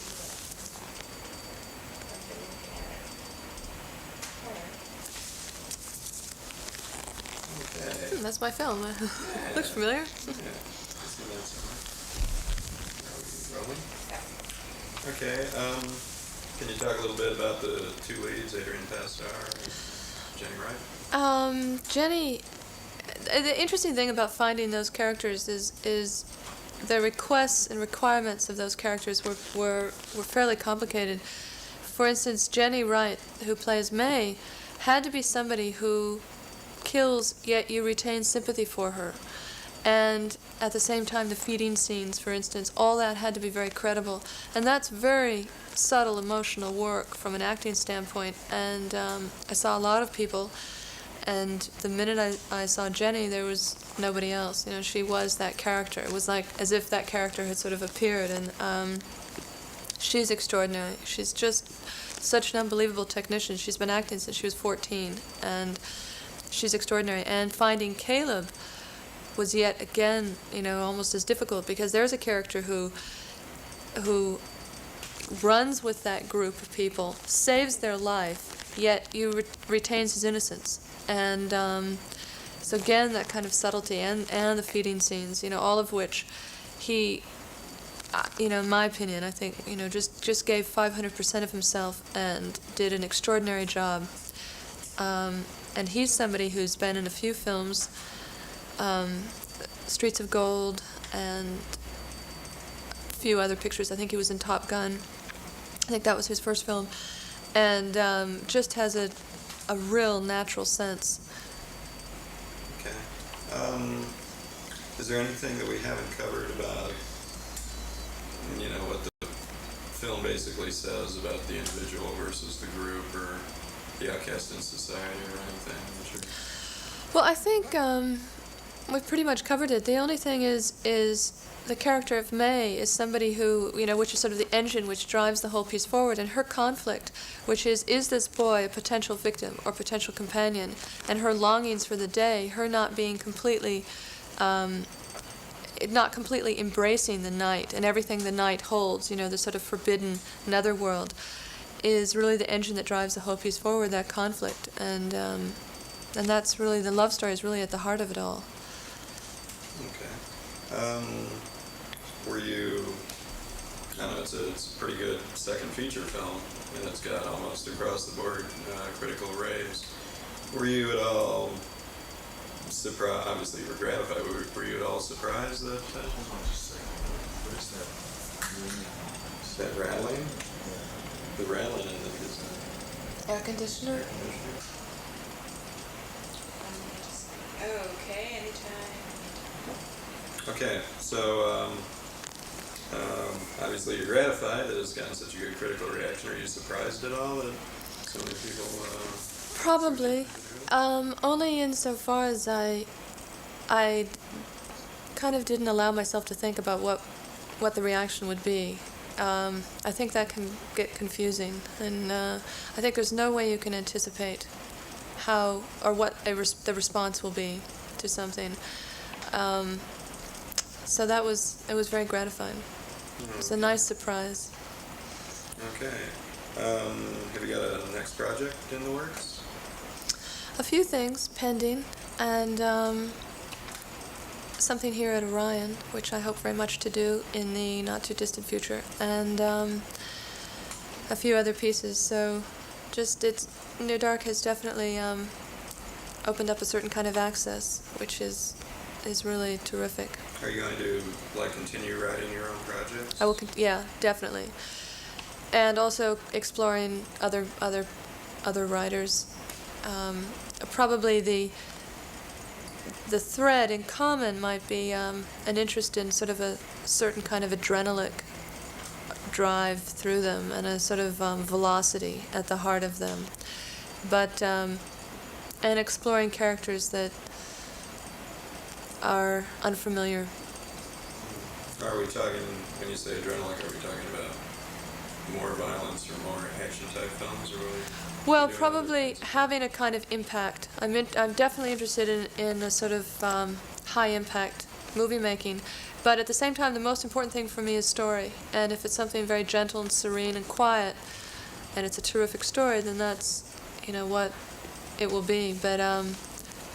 But I am interested in characters put in extreme situations, obsessive situations that are unfamiliar.